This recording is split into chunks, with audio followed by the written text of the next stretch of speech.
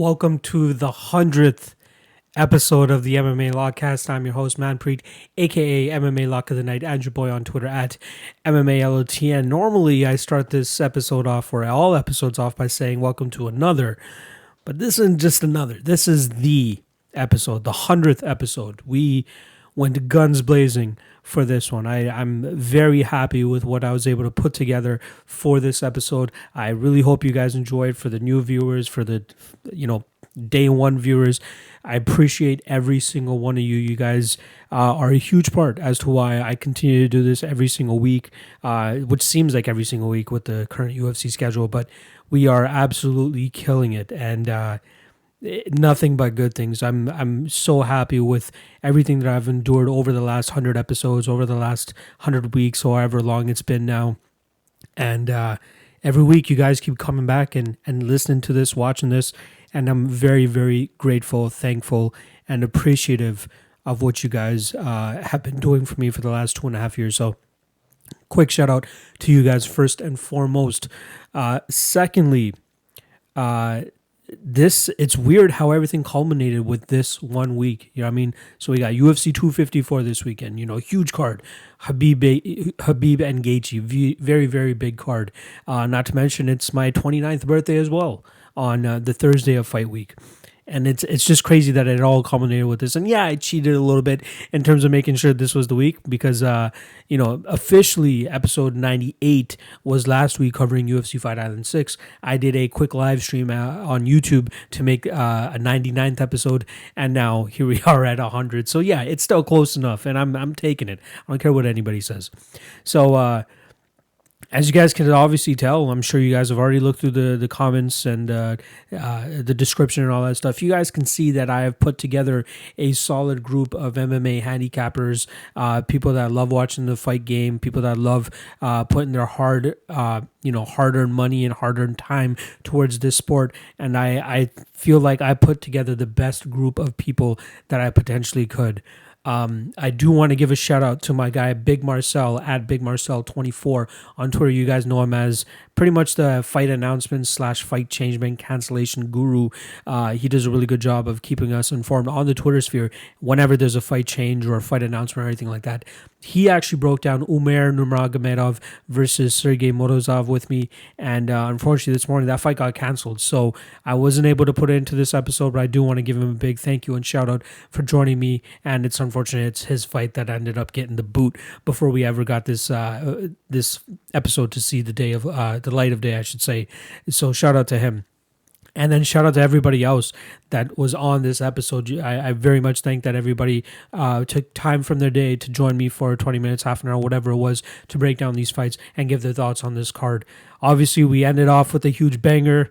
I'm not going to say it unless, if people want a little bit of a surprise. So I won't say it off the top here. But I'm truly thankful that he came on to give us his thoughts on this event. So yeah. That's me just teeing up this event. What I normally do is go over my last week of betting, which I will do now. It would have been nice to go into this UFC 254 fight week, this 100th episode fight week, with a nice one, even if it was a little bit of profit. Unfortunately, everything goes to shit last week. Nothing comes to fruition. Pretty much nothing comes to fruition in terms of what I had predicted and bet on this past week. But yeah, let's go through it. Let's go with the lone win first. You know what I mean? So I got James Krause. I had 1.5 units on him at minus 137, and he did the damn thing. He crippled his leg or his knee, it seems, I believe, in the first or second round, and he just played it super safe and just pretty much picked apart Claudio Silva from the outside. I did have a small little play on him to win inside the distance and win by KO as well at plus 450-ish, close to plus 450. But unfortunately, that didn't come to fruition, again, due to that mangled knee of his. But I'm very happy that I was able to call the right side on that. That was one of the more heavily debated fights on the card, and I felt very strong and convicted with my James Krause side, even when he was up at that minus 200 range earlier in the fight week. A lot of money and love came in on Claudio Silva. I didn't see it. And thankfully, I was right on that side. Let's talk about other fights. Dog of the night play. I had the under 2.5 on the Matthias Gamrot and Guram Cutelaba fight. I'm trying to hammer that name. I promise you guys, I'm trying. I had 1 unit plus 180. Some solid exchanges. Didn't end up playing out the way that I thought it would. And big ups to anybody that took the shot on Guram at those heavy odds. Good win for him there. That's minus 1 unit. Then we had the 2.1 units on the fight to not go to decision against Poliana Peteno and Jillian Robertson. Robertson is a finisher or a get finished girl, and she even, said the same type of sentiment in her post-fight interview. She goes, "I want to go out there and get the finish." She wouldn't. Poliana Peteno, when she was on the ground, she did nothing in terms of trying to get up, and those are the exchanges where I expect Jillian Robertson to go out there and get the finish. Take the back, get the rear naked choke, whatever it is. Peteno was just happy off of her back. It didn't seem like she had any urgency to get back to her feet, just as most fighters would want to. So that was a really tough loss there. That's minus 2.1 units. Then we had our Team Korea parlay. It started off great with Jung Park, and that was actually a play that I was looking at to make my lock of the night play earlier in the week when he was around that minus 220 range. I thought it was a shoe-in that he was going to go in there and win against John Phillips. Did I think he was going to be this successful in terms of continuously getting down and just holding him down without much resistance? No, I expected there to be a little bit more stand-up and him kind of just picking apart John Phillips from the outside and then mixing in the takedowns. But he showed off his cauliflower ear. We saw what he was dealing with. And solid win for him there for Jun Young Park. Then it came time for Chan Sung Young, Korean's Army, to go out there and finish off this Team Korea parlay. And we got introduced to Brian Ortega 2.0. Apparently he has striking now. He did a great job in terms of picking apart Chan Sung Young from distance. Great understanding of the striking game. He uses jab to perfection, uses footwork to perfection. He had some feints and misdirections in there as well too. That really threw off Chan Sung Young. So that was very impressive from Brian Ortega's part. A lot of people thought he needed to get this fight to the ground to hook on a submission, but not a lot of people thought that Brian Ortega was going to win this fight via decision, and that's exactly what he did. He looked phenomenal. I'm really looking forward to seeing what he looks like against other top featherweights, but to throw him right in there with against Alexander Volkanovski, in my opinion, it's a little bit too early. Let's get another fight out of him. And I would love to see what Brian Ortega continues to look like with this newly acquired striking game that he has. That crashes our parlay, minus 2 units there. And then obviously the lock of the night play, Gadzhimurad Antigulov goes out there and does nothing in round 1. Completely uncharacteristic of himself. Even the commentators were commentating on it, saying the same exact thing. And Max Grisham, was willing to wait for Antigulov to go out there and do what he does. Grisham is the type of guy that waits for his opponent to give him or let him know what type of pace this fight's going to be fought at. And Antigulov was just completely okay with doing nothing in round 1. Round 2, turn it on immediately. And if we got that Antigulov in round 1, that under was hitting, no doubt about it. That's minus 5 units on minus 122. And I got a little greedy here because I was more than happy with what I saw, and especially that line. I did get greedy. I did say in the past episode that, in these spots when we get these minus 120s, minus 130s, maybe go 3.5 units. Maybe go 4 units. There's no need to go the full 5. But I truly believe that this under 1.5 was going to hit. No doubt about it. Very, very convicted on that play. Just as convicted, if not more, than I was on that James Cross play. So it was a bummer when I saw that, that under miss, and then it ends up hitting 2 minutes and 47 seconds later. A little bit too late, Mr. Grisham. A little bit too late, but more so I would place the blame on Antigulov, who was the main ingredient for this under 1.5 to hit. So that was a bummer. All right, so all in all, very, very a complete bloodbath of an event for me. Very uncharacteristic, but minus 9.26 units. I don't hide from my losses whatsoever. I'm more than happy to take the heat in the comments below. Hit me with that, but your boy definitely is this is an anomaly. If anything, this was a very, very unfortunate event. Nothing went to what I thought it would be. But I'm here to own it, and I'm not going anywhere. Y'all are getting familiar with this face regardless. All right, so one thing I do want to touch upon before we get into the actual breakdowns itself, I will be doing a live stream every fight week. So every Friday, the day before the fights, I will go live. I'm still trying to hammer out the exact time. I'm thinking either 5 p.m. Eastern or 6 p.m. Eastern. I'll go live for about 45 minutes to an hour. I tested it out last week and it was great. A lot of people had fun on it. I had a lot of fun too. I did not expect to see the turnout and get the amount of numbers that I did by going live, and I fucking killed it. So right after that, I went on to StreamYard, bought a subscription, and now we're going to be StreamYarding every Friday over on YouTube. I'll obviously tweet out the link whenever it's live, but I would love for you guys to join me. You guys hit me in the comments, and it's more of a free-flowing show. I'm not going to, sit here and go through all 12 fights every week again. I will go through the comments, address any questions that anybody has, give my thoughts on more things, maybe even talk about my bets whenever they're free, but it's more so for you guys. It's for the viewers. So if you guys want to tune in every Friday, again, either 5 p.m. or 6 p.m. I'll obviously tweet it out once it happens, Eastern time. And I would love to hang out with you guys, answer any questions, maybe get some guests on too. We'll see. But very early workings of that live show. I'm really happy to get that going. All right. And last thing before we get into the breakdowns and my guests and everybody that's on this episode, the Patreon is the best way you can support your boy. It's $5 a month, super cheap. You guys get all the picks, all the breakdowns. So all the breakdowns that you're about to see, all the videos I've already recorded are already available on the Patreon. So everybody on the Patreon already knew about all the guests coming on. You could be one of those people too if you hop on the Patreon. So they get early access as soon as I'm done breaking down a fight and doing my research. I normally record the breakdowns and then I drop it right on the Patreon, whereas the public needs to wait for the podcast to come out. So sometimes that's 4, 5, 6 days in advance where I actually get to breaking down these fights before the public gets to see them. So you guys get it nice and early. You guys get all the picks. And then lastly, on the Friday before the fights, you also get a best bets and props article where I go over every single bet on the card, every single fight on the card and give you my best bet, which is normally either an over under or a straight pick, and then the best prop, which is what I find the most value in for each fight, and the best prop there. So check that out. A ton of content on there, and it's booming over there. Currently closing in on 120 Patreon members.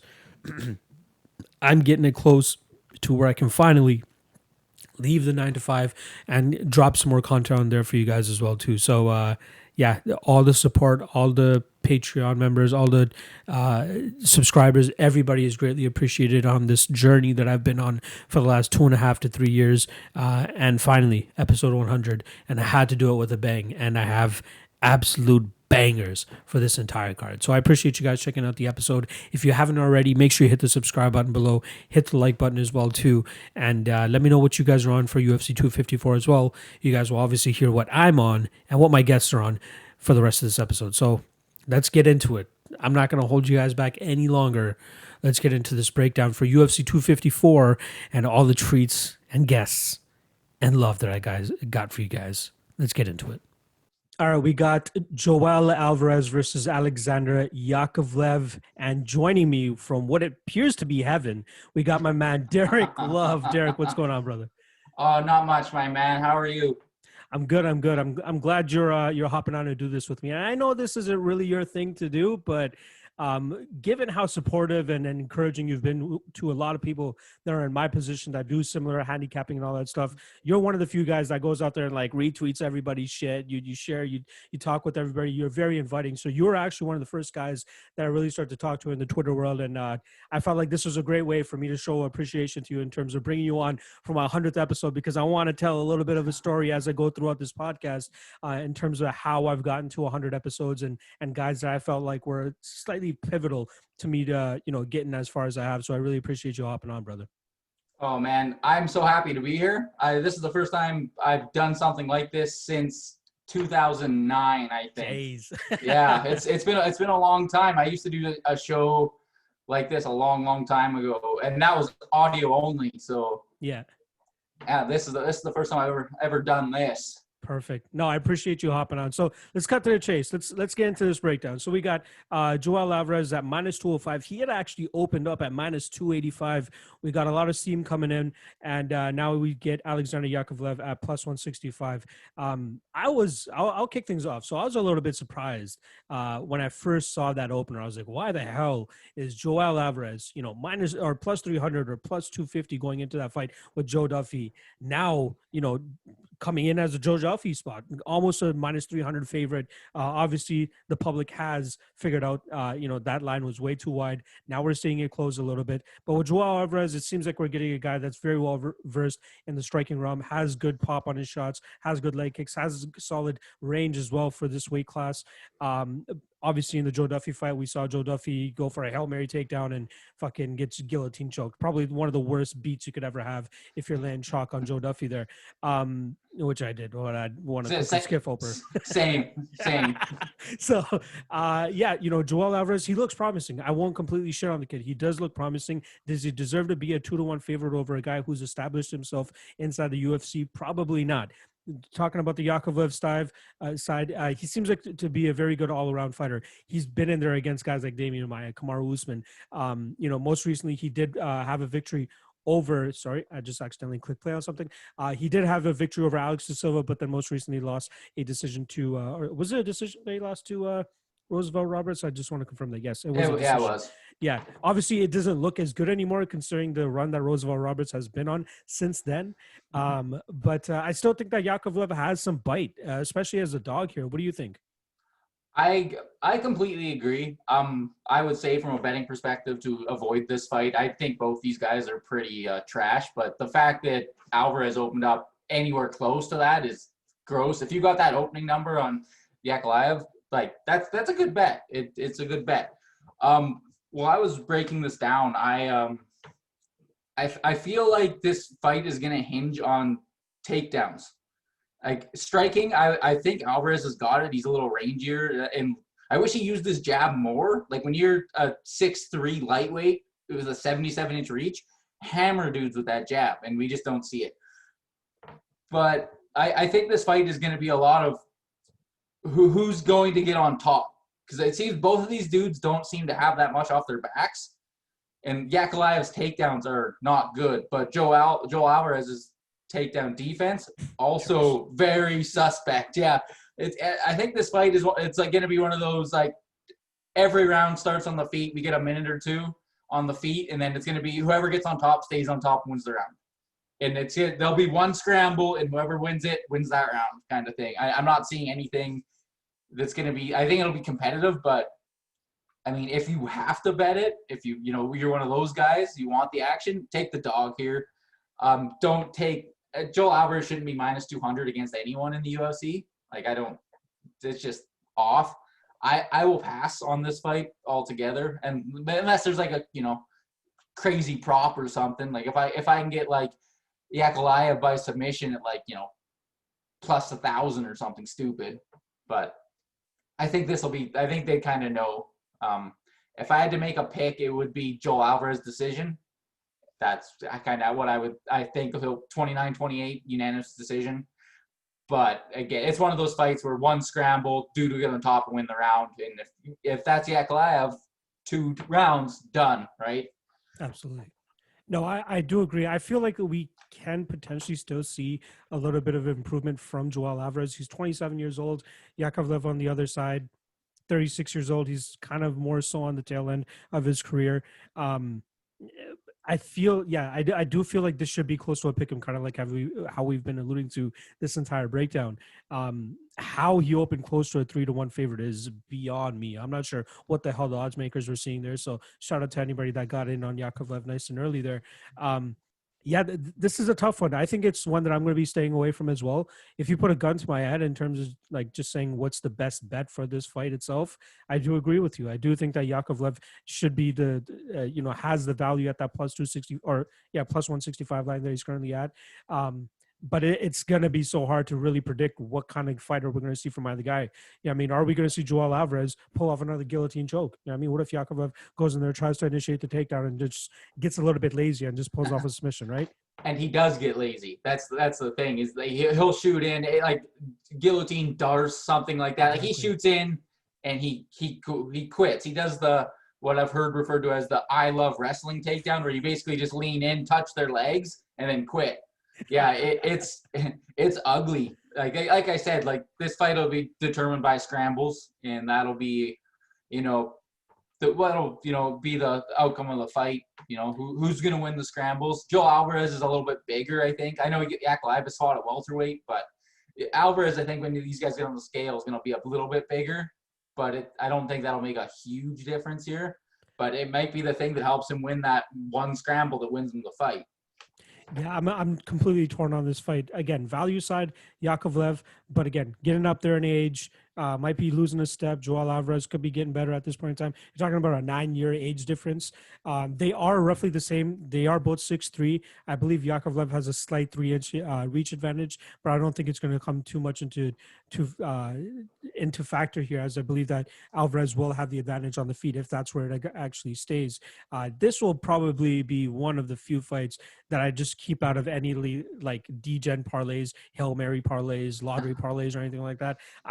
I'm so torn on it. But again, when you're torn on a fight, that initially means that you're 50-50 on it. And if you want to go against the percentages and talk about the odds here, you got to give the slight edge then to the dog here in Alexander Yakovlev.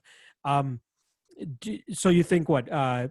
Alvarez decision, solid prop, or Yakovlev inside the distance, solid prop? I would go Alvarez decision. That would be assuming I don't think those numbers are out yet. So all we got is fight doesn't go to decision at -185, which kind of makes a little bit of sense, but I could actually see this going the distance as well. +145 on the distance is not too bad of a shot there. But again, there's just so many fucking unknowns in this fight that you have no idea which way to truly go. Agreed. And Ankalaev, like you said, he's 36 years old. We know what he is. Where Joel Alvarez might come out this fight and just look like a goddamn stud. Like he might just all of a sudden make that big turnaround and look like a UFC fighter.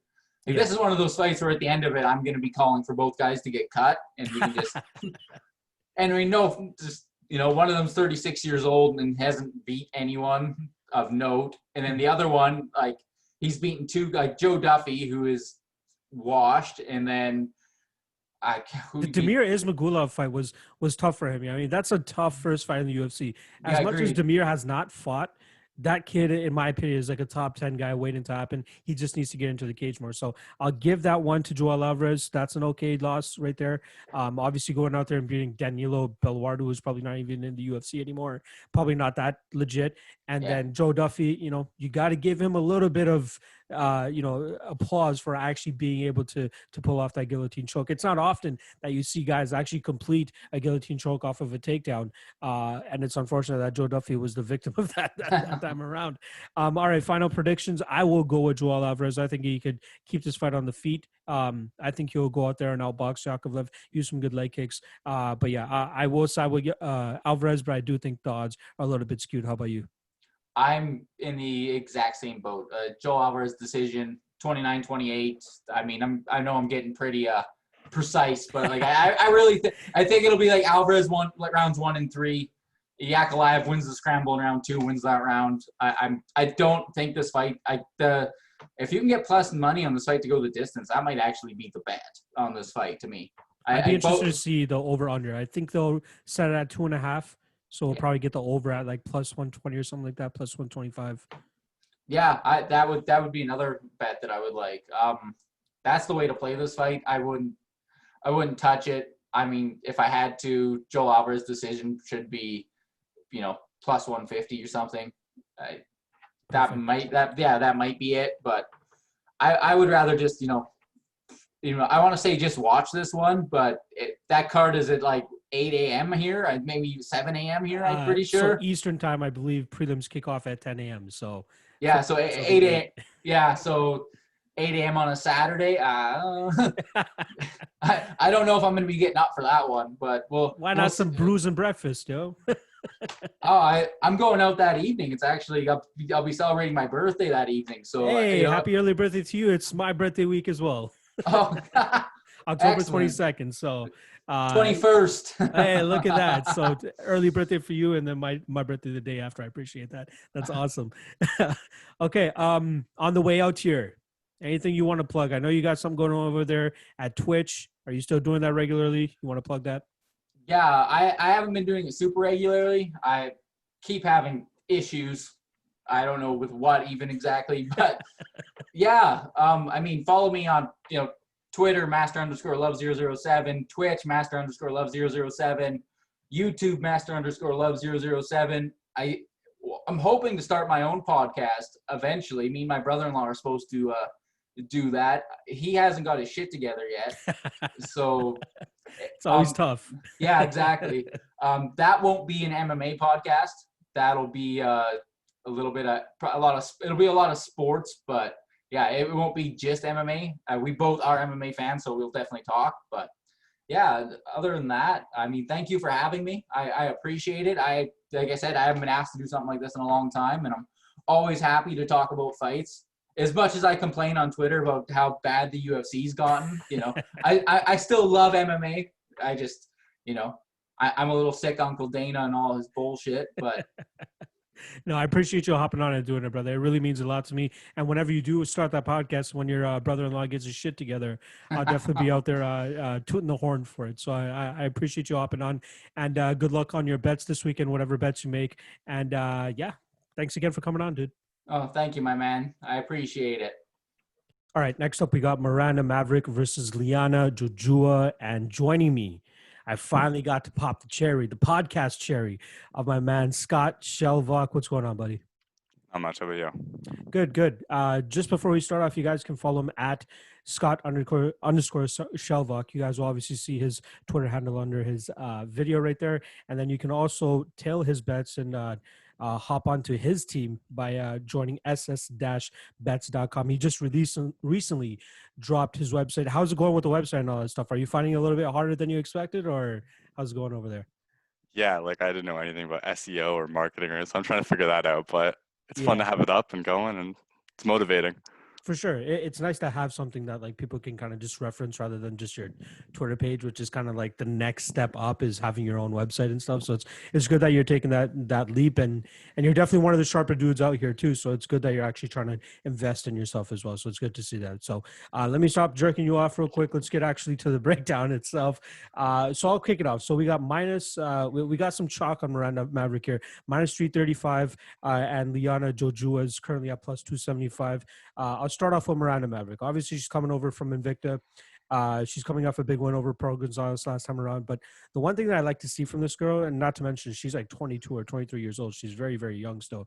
But one thing that I like to see from this girl is the fact that we've seen comparable improvements. And what I mean by that is that we saw her go out there and lose to Deanna Bennett. That was her second ever loss. And then she comes back 2 fights ago and beats Deanna Bennett. Not only beats her, but finishes her. And she knows the types of improvements that was required to get that finish and get that win. Deanna Bennett did a good job of stifling her up against the cage. She seemed like the stronger woman. She was really able to just hold her up against the cage, and Miranda Maverick didn't really have a solution in terms of how to get out. In the second fight, we did see we saw a little bit more success from Miranda Maverick on the feet. Her striking looked decent. It looks like it's ever improving. And Deanna Bennett did have her moments in terms of pushing her up against the cage, but the difference in this time is that we really saw her starting to dig for underhooks, trying to change positions, really attacking as well with elbows to keep Deanna Bennett uncomfortable and not really just strictly pushing her up against the cage. And then we saw her last time around go out there against Pro Gonzalez and put on a solid grappling performance as well too, against a girl in Pro Gonzalez who's known to be going out there and doing grappling tournaments and competitions herself. So we see a fight to fight improvement from Miranda Maverick, and again, she's like 22 or 23 years old. She's very, very young. She can continuously improve on a fight to fight basis, and that's exactly what we're seeing. Liana Jojua, I'm sure everybody remembers the highly debated fight last time she had against Diana Belbita. It kind of reminds me of this past weekend with James Krause and Claudio Silva. You know what I mean? You have a striker versus a grappler. Who is going to be the one that's going to go out there and implement their game? But luckily for Jojua backers, Diana Belbita just posed the stupidest thing you could ever do and just play right into the game of Jojua. She finds herself, in the full guard, and we get an armbar in women's MMA. You know what I mean? This first round as well, too. So no surprises there. But I think in this fight, Jojua is a little bit outmatched when it comes to the grappling realm. You know what I mean? We have seen her be successful in the past, and her best performance to date, in my opinion, was obviously her 5-rounder over there in Fight Nights Global. But we saw what happens when she deals with a girl like Sarah Moras. And one thing that I do want to point out also is that Liana Jojua has pretty much fought at bantamweight for the majority of her career, and her last fight, I believe, against Belbita was at 125, and now this is going to be her second fight at 125 as well. So maybe she felt a little bit of strength difference between the 135ers and the 125ers. So if she's able to make 125, why not go out there and do it? Unfortunately for her, it just seems like Miranda Maverick's going to be the stronger woman in this fight as well, and obviously better in the grappling realm. So what are your thoughts on this fight? Are you liking the progression that you're seeing from Miranda Maverick? And do you think the 125 division is much better suited for Liana Jojua? Yes, I think you hit the point, like, right, like you hit the biggest point of the fight with that Jojua is going down to 125. You know, she's only 25 years old. She's training out of Ackman Fight Club. She's 8-3 as a pro, 1-1 in the UFC, and she won that Fight Night Global Championship that you talk about against Makatina. Makatina was billed as like the next Ronda Rousey. She was very highly touted. Now she did go off and lose her next fight after the Jojua loss, so we'll call it overrated, but it was still a very impressive win. Yeah. It's still a very impressive win. You know, she showed very underrated striking in that fight too. You know, she has good kicks, good knees in the clinch. She has underrated wrestling as well. I believe she has really good double leg from open space, and it was a big win for her. Now that win actually got her into the UFC, like you said, against Mirage. She opened as a -200 favorite, and I believe that fight is where the public turned on her. I think that fight is, like you said, the reason she's a +265 favorite underdog here. And to me, I actually don't think that fight was as bad as we thought. You know, going into that fight, we saw weaknesses with her size. We saw weaknesses with takedown defense and fight IQ. And we saw the same weaknesses in that fight, but it was really just all size that cost her that fight. You know, when you look at that fight, she won every single striking exchange. She had 100% takedown defense, and she was the one that hit the only 2 takedowns of that fight. You know, the first round she lost, like I said, due to size, she got pushed up against the cage, lost the round. The second round, she hits the takedown, and Moras puts her feet on the hips, pushes Jojua over, and gets on top. It's the kind of sweep that you only see against girls that are way bigger than another girl. Like it wasn't technical, and I really don't want to take away too much from Jojua based on that. Now the third round, she gassed out a bit. She hits a takedown. She gets stuck in the guard. She makes the boneheaded fight IQ decision as usual, stands up, and she then shoots a sloppy takedown due to the fact she's gassed. It was a UFC debut, UFC jitters. I don't want to take too much away from her from that. She got her back taken, submitted. It is what it is. But like you said, after that fight, she moved down to 125 pounds. And against Belbita, what we saw in the clinch was that for the first time in her entire career, she wasn't totally outmuscled. Now, she still did get taken down. She's got poor takedown defense. It's going to be a constant concern. But she reversed position, and she looked decent in the 2 minutes in the clinch that we saw. And to me, that's a really big deal. Now, fighting Miranda Maverick is going to be a tough task, as you mentioned. Maverick is only 23 years old. She's 7-2, making her debut. She fought her pro debut in Invicta, and then has fought 8 of her 9 fights in Invicta. So she has a ton of experience. She's fought good competition under the bright lights, and I think she'd be ready for a USA debut. She also won the Phoenix Series tournament. She's a tank of a girl, Brazilian Jiu-Jitsu purple belt. Knockout power, good push kicks. Her only fight outside of Invicta, she hit a beautiful hook and followed up with punches to get that knockout. My problem with Maverick is that she doesn't fight in the areas that she's going to have the most success. She's a good striker, good grappler, but she just always chooses to grapple. And you talked about that first Bennett fight, and that's what we saw. We saw her continue to engage in an area where she wasn't going to have the most success in that fight, and she got taken down multiple times and controlled. Now, like you said, she did avenge that loss in the Invicta Phoenix tournament in the finals. But we saw a lot of the same things. We saw her get taken down and controlled the entire first 2 rounds. She had very little success in the first 2 rounds. And it was once again because she continued to engage in an area where she wasn't going to have the most success. Now, in the third round, they were both a bit tired. It was actually their 5th round of fighting due to fighting 2 one-round fights earlier.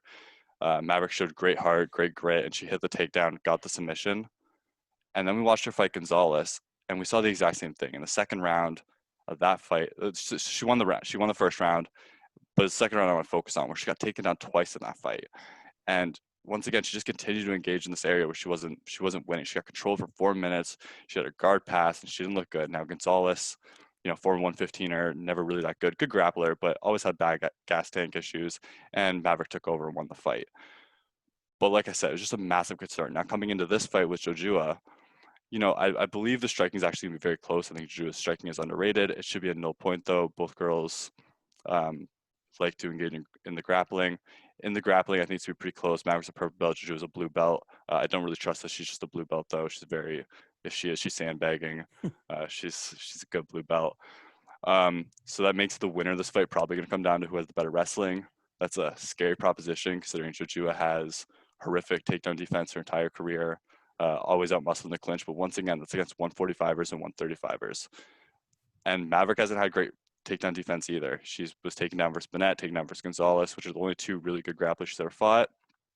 And on the flip side, somehow, despite having bad takedown defense, they both have good takedown offense. Jojua showed great double legs in open space, and Maverick's had great takedowns in the clinch. So it makes it really tough for me to decide who's going to win. But I think when you consider that's Maverick's UFC debut, Jojua's already fought twice in Abu Dhabi, once at Fight Island. She's used to the experience. She has great momentum coming off a big win in a new weight class. I'm actually going to pick her to win, but I do consider it about a 50-50 fight. Interesting. So considering that it's 50-50 fight, you think there's a ton of value currently on Liana Jojua, right? Yes. Interesting. With Jojua as well, I'm glad that you touched on the fact that, with Maverick, I'm glad that you touched on the fact that she does have poor takedown defense. That's one thing that I did really take from that, most of her fights, actually. Obviously, Diana Betta had a little bit of a harder time when she's clinching her up against the cage, going for a double leg when Maverick already has her legs spread out and she's doing a good job with digging on hooks. But I felt like the Diana Bennett fight was it wasn't as bad as I believe that you were breaking it down to be. Like it seemed like that first round, it was most of it was contested on the feet, and we did see a little bit of output from Maverick, and then we did see Diana Bennett start to engage in the grappling near the 1.5 minute mark at the end of the round. But it wasn't like anything crazy where Bennett was just smashing her or anything like that. Like she's not getting demolished in these grappling exchanges, and that's kind of where I find the hope for Maverick. I mean, again, she is very young. She's only getting better, in my opinion. And I do like the fact that, her grappling does look good. Like, it's not horrible. And I do like the fact that you are bringing up the fact that she's willing to engage in those realms. But she might be better suited off in the striking ranges. Yeah, I mean, she does hold that range pretty well. Her kicks are good. Like you said, she has a good front kick. Her combinations work well with it too. I feel like I do believe Muay Thai is actually her base. I might be off on that, but I feel like Muay Thai is her base. Yeah. And she's slowly starting to work into the jiu-jitsu room. And again, having wins over girls like Diana Bennett and Pearl Gonzalez who, try to tout their grappling abilities, and she goes out there and chokes out Diana Bennett in the last round. And then she goes out there and pretty much out grapples Pearl Gonzalez for the majority of that fight. It leads me to believe that we will get a better Miranda Maverick in this UFC debut. But I do also like the fact that Jojua is, I believe, at the weight that she's supposed to be at now. At 125 pounds, she should be able to do her best work. And yeah, you are correct that most of her losses have come to her just being physically outmuscled. But I also do think that Maverick is a pretty strong woman herself. It looks like she's growing into her body. You know what I mean? Like she looks like a big woman. I mean, I'm curious to see what they look like at the face-offs. You know what I mean? Like who looks like the actual bigger woman, but like Maverick looks like a little bit of a unit. You know what I mean? At 125, I think she has some growing to do still as well. But I think we only see a better and better version. But I do agree with you in the fact that the line does seem a little bit wide at this point in time. I think a lot of people are drinking that juice on Miranda Maverick because she's coming over from Invicta. She's on a, whatever you want to call it, a 5-fight winning streak, technically a 3-fight winning streak if you consider those Phoenix Series fights as exhibition bouts. And then Jojua, you know what I mean? Everybody was just shitting on her just recently, you know what I mean? Like, everybody had Belbita. Oh, not everybody, but like the vast majority of people had Belbita in that fight. She pulls off the submission victory, you know what I mean? And then obviously losing to Sarah Moraes the way that she did, I think a lot of people are overlooking the fact that, again, that was at 135 pounds. So, I do believe that this fight should be lined closer, but I am going to side with the Maverick side here. I do think she does end up getting the better of the striking exchanges. She will be the stronger woman as well too. So I wouldn't be surprised if she's the one that goes out there and pulls off the takedown and tries to, hover on top and have good success from there. All in all, given this fight is 50-50 in your mind, what side do you actually, like if it was lined at a pick'em, what side are you actually leaning towards? I'm actually picking Jojua, and I think I'd go the other way if it wasn't for Maverick being it's her UFC debut, never fought on Fight Island, and like I said, Jojua's had 2 fights in Abu Dhabi, 1 on Fight Island, and I just think that in a fight this close, that could be the deciding factor. For sure. Okay, that sounds good. I'm glad that we do have somebody that's actually willing to back Jojua here, because I'm surprised. Like there's a lot of people that I've talked to about this fight, and a lot of people are unanimously on Miranda Maverick, and obviously showcases in the betting line and the fact that it's trending even heavier towards Miranda Maverick as well. So I think a lot of people would like to hear your side of it, and happy that you're actually going out there and picking the dog here. So yeah, experience for Jojua in the UFC is big. You're definitely right. Going through that experience of being on Fight Island is already big for her, that she's already had that under her belt. And yeah, she does have decent jiu-jitsu as well too, just as we saw that armbar off of her back. She's active. Yeah, this should be a fun fight. I think it's going to be a really fun grappling. If it does get into the grappling exchanges, it should be a fun back and forth scrambling type of fight. But I think it's going to be Maverick that still ends up getting her hand raised. But you can't knock anybody taking the value on Liana Jojua, especially if it's going to continue to get worse. I wouldn't be surprised if we saw her in the like plus 300 range come fight time, because everybody's just so big on Maverick. I hope you haven't pulled the trigger officially yet on Jojua, because I do think that that line is going to get better here. So on the way out, is there anything that you want to plug, or anything you want to end off with this the breakdown itself? You think you got everything else? Yeah, no, I think you brought up some good points. You know, Maverick is very strong, and like you said, they're both very young, like 23, 25. So we will see improvements. But yeah, I think that's perfect. About it. Well, what do you want to plug on the way out here? Yeah, check out my site, ss-bets.com, and my Twitter @Scott_Shelllock. Perfect. I'm glad that I got you on for this freaking breakdown, dude. Now I can claim that cherry of yours. But dude, you should definitely do some more audio and video breakdowns. I'm sure a lot of people would appreciate that, seeing your face and hearing you actually just talk out your predictions, all that stuff. I think people would greatly appreciate that. So hopefully we see a little bit more of those of that face. For sure. Perfect. Thanks for joining me for this takedown, buddy. I really appreciate it. All right, man. Have a great day. All right, for this next matchup, we got Sam Alvey versus Da-Un Jung. And joining me, we got my man Adam Martin, who is a writer for MMA Oddsbreaker, BJPenn.com, and MMAratings.net. Adam, what the hell is going on, dude? I'm good, man. I'm good. I'm glad to be here, bro. Happy 100th episode, man. That's pretty impressive. You know, you're killing it, man. I remember I came on your show. I can't remember if it was like last year or early this year, but it was pre-COVID era. And I think you had 3 Patreons at the time. You got like over 100 now. So I'm watching you, bro. You're killing it, man. I appreciate it. That was the Combative Swords episode. That was more like a casual type fun. of thing. And yeah, that was earlier this year too. I actually started that up in 2020. Unfortunately, COVID had other issues, so I had to put a halt to that for a little bit. But once things start picking back up again, I'll get you back in the studio. We can have a couple more drinks and have some more fun times and talking about MMA. All right, so let's cut to the chase. Let's get into this matchup. So we got minus 370 on Da-Un Jung and plus 310 on Sam Alvey. The fight doesn't go to decision, just dropped. It's at minus 385, kind of expected. But I was a little bit surprised regarding the betting line here, because let's not forget, 2 fights ago, Da-Un Jung was like a plus 200 underdog going in against Khadis Ibragimov, who is now on the outside looking in from the UFC. Sam Alvey went out there and had a decent performance. He had a Sam Alvey type performance against Ryan Spann at UFC 249, I believe it was. I believe it was the first event back from the whole COVID thing. To me, initially, that seems like a wide line. What about you?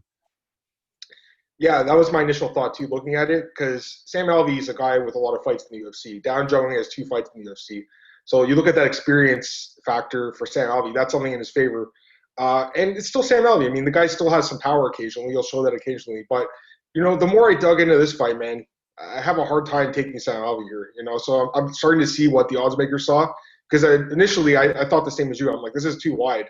And I'm looking at it. But the more I looked into this fight, man, it's a tough fight for Sam Alvey. I find it hard to believe that he'll go out there and win a decision. So I do think it's going to have to come down to him actually like knocking Da-Un Jung out. So I think the play here, if anything, would possibly be Sam Alvey inside the distance. You'd probably get plus 400 on that, depending on what the betting line is once those props come out. But like Sam Alvey, we know his type of game. He's always like moving backwards and he's throwing bombs. His takedown defense isn't too bad. Even when he does get taken down, he's pretty much right back to his feet. His gas tank is decent enough. I mean, it seemed like slightly better than Ryan Spann, whatever Ryan Spann had to do in that third round. He was like holding on for dear life. He almost lost that fight in the third round as well. Da-Un Jung, on the other hand, he seems like the guy that's willing to, march forward, trade bombs with you. And I truly believe the reason he's a minus 270 favorite in this fight is off of that Mike Rodriguez knockout. And considering how good Mike Rodriguez looked in that Ed Herman fight leading up to that controversial finish, people are really putting stock into Jung. But that was a 1 minute fight. You know what I mean? And he just went out there, bombed on him, landed that bomb, and finished him. I find it hard to believe that he's going to be able to do that to Alvey. I don't think he's going to be able to get Alvey out of there. I believe in the durability of Alvey still. He ate some bombs from Ryan Spann and was still in that fight. Never really even got dropped in that fight either, right? Obviously, he lost to Jimmy Crute a couple fights ago, but I believe in the durability of Alvey, and I wouldn't be mad at anybody taking a small shot on Alvey. I think all he needs to do is land a bomb or two, maybe once a round or something like that, once for 2 rounds, and he could steal the fight, or obviously even just get the finish himself, right? I think if you're going to lay money on this fight, you got to go on the Alvey side. There's no way you're laying that type of chalk on a guy who's one, unproven in the UFC, in my opinion, still. Only 2 fights, not to mention the second one only being 1 minute. And that fight against Ibragimov was kind of close too. Yeah. And we know what to expect with Ibragimov and what we know about him, right? So again, I find like, you can take the narrative of, okay, Jung probably has a little bit more tools to go out there and get this done. I mean, he kicks a little bit more. He actually has a little bit of method to his madness, whereas Sam Alvey is just smiling, looking at you, waiting, and then just throwing bombs. I mean, but again, this is light heavyweight. This is these bigger guys. One of those shots could actually pull one of these guys out. So you're not going to even look at playing this fight any way at all? Well, I have to wait for the props to come out, I think. Because at this point, all we have is fight doesn't go the distance, which I mean, I don't think it goes the distance, bro. I'll be honest. I think Jung probably knocks Alvey out.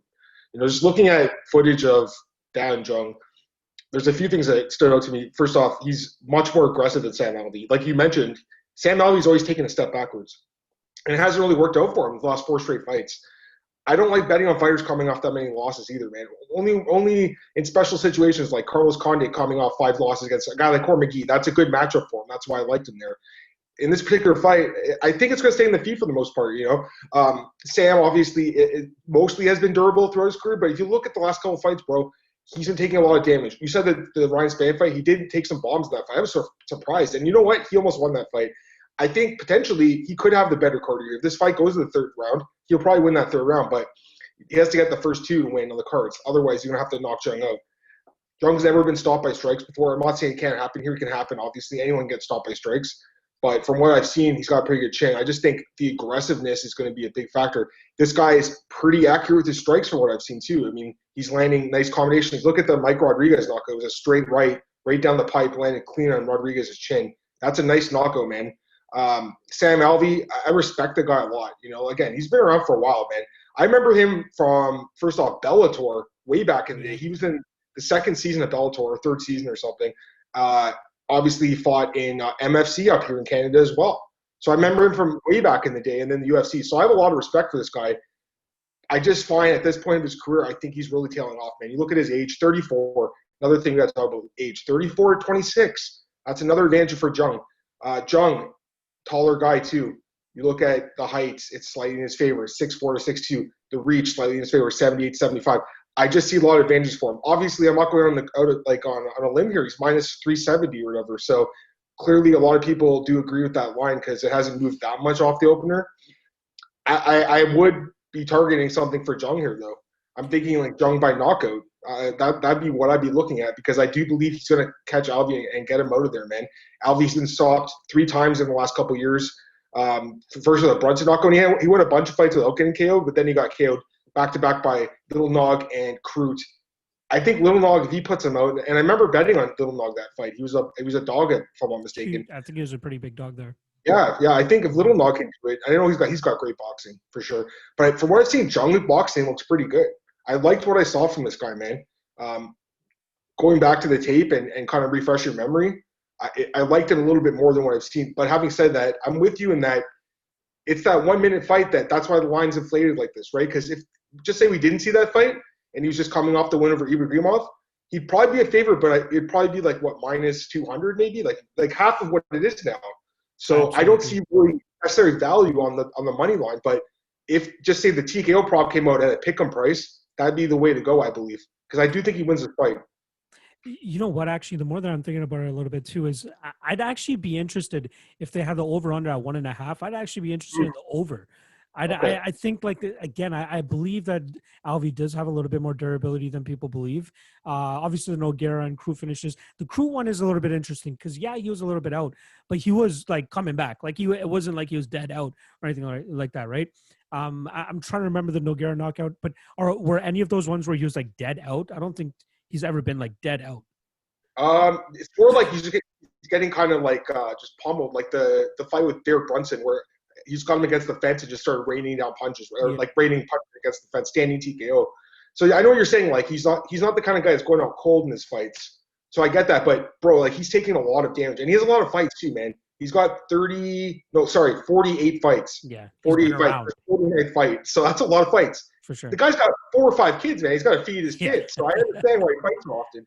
Like I said, I got a lot of respect for the guy. Clearly, UFC likes him too. I mean, they gave him another fight, 4 straight losses. They could have sent him packing. They could have said, "You're out of here, man. Back to Bellator for you." But they give him another chance here because I think the Span fight was competitive enough where you could say this guy is still like hanging on there. But again, man, I'm one of these guys that, if I'm laying down my hard-earned money, right? I work pretty hard for money. You work pretty hard for your money. You want to lay it down on like guys that are consistent, And to me, a guy on a 4-fight win streak, I wouldn't even touch it because I don't like the matchup for him.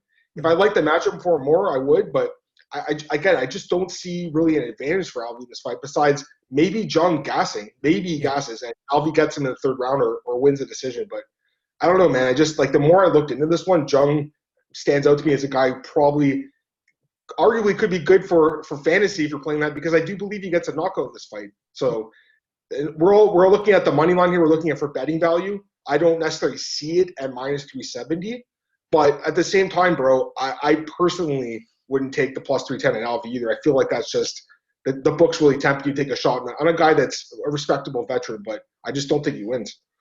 Again, I said it off the top. I think if you do look to back Alvey here, it's got to be inside the distance.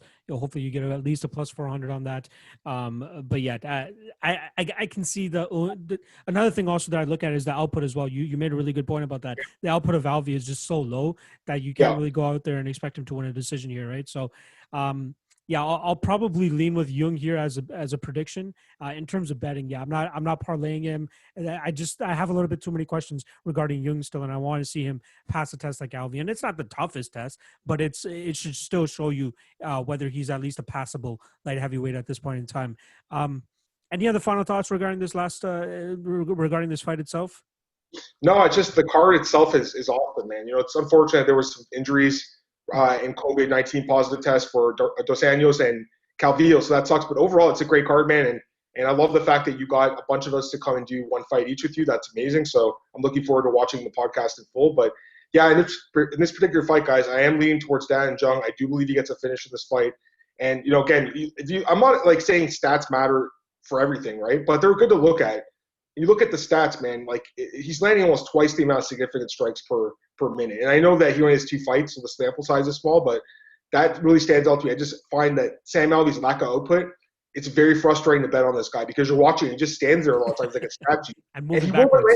and he will land the occasional bomb. Like that's a lot of his knockouts came from him walking backwards and landing on a guy. But in this particular fight, I feel like a guy 8 years younger, a guy's on an 11-fight win streak in Jung. Forgot to mention that. Tons of momentum coming in this fight. 11-fight win streak for his 4-fight losing skid.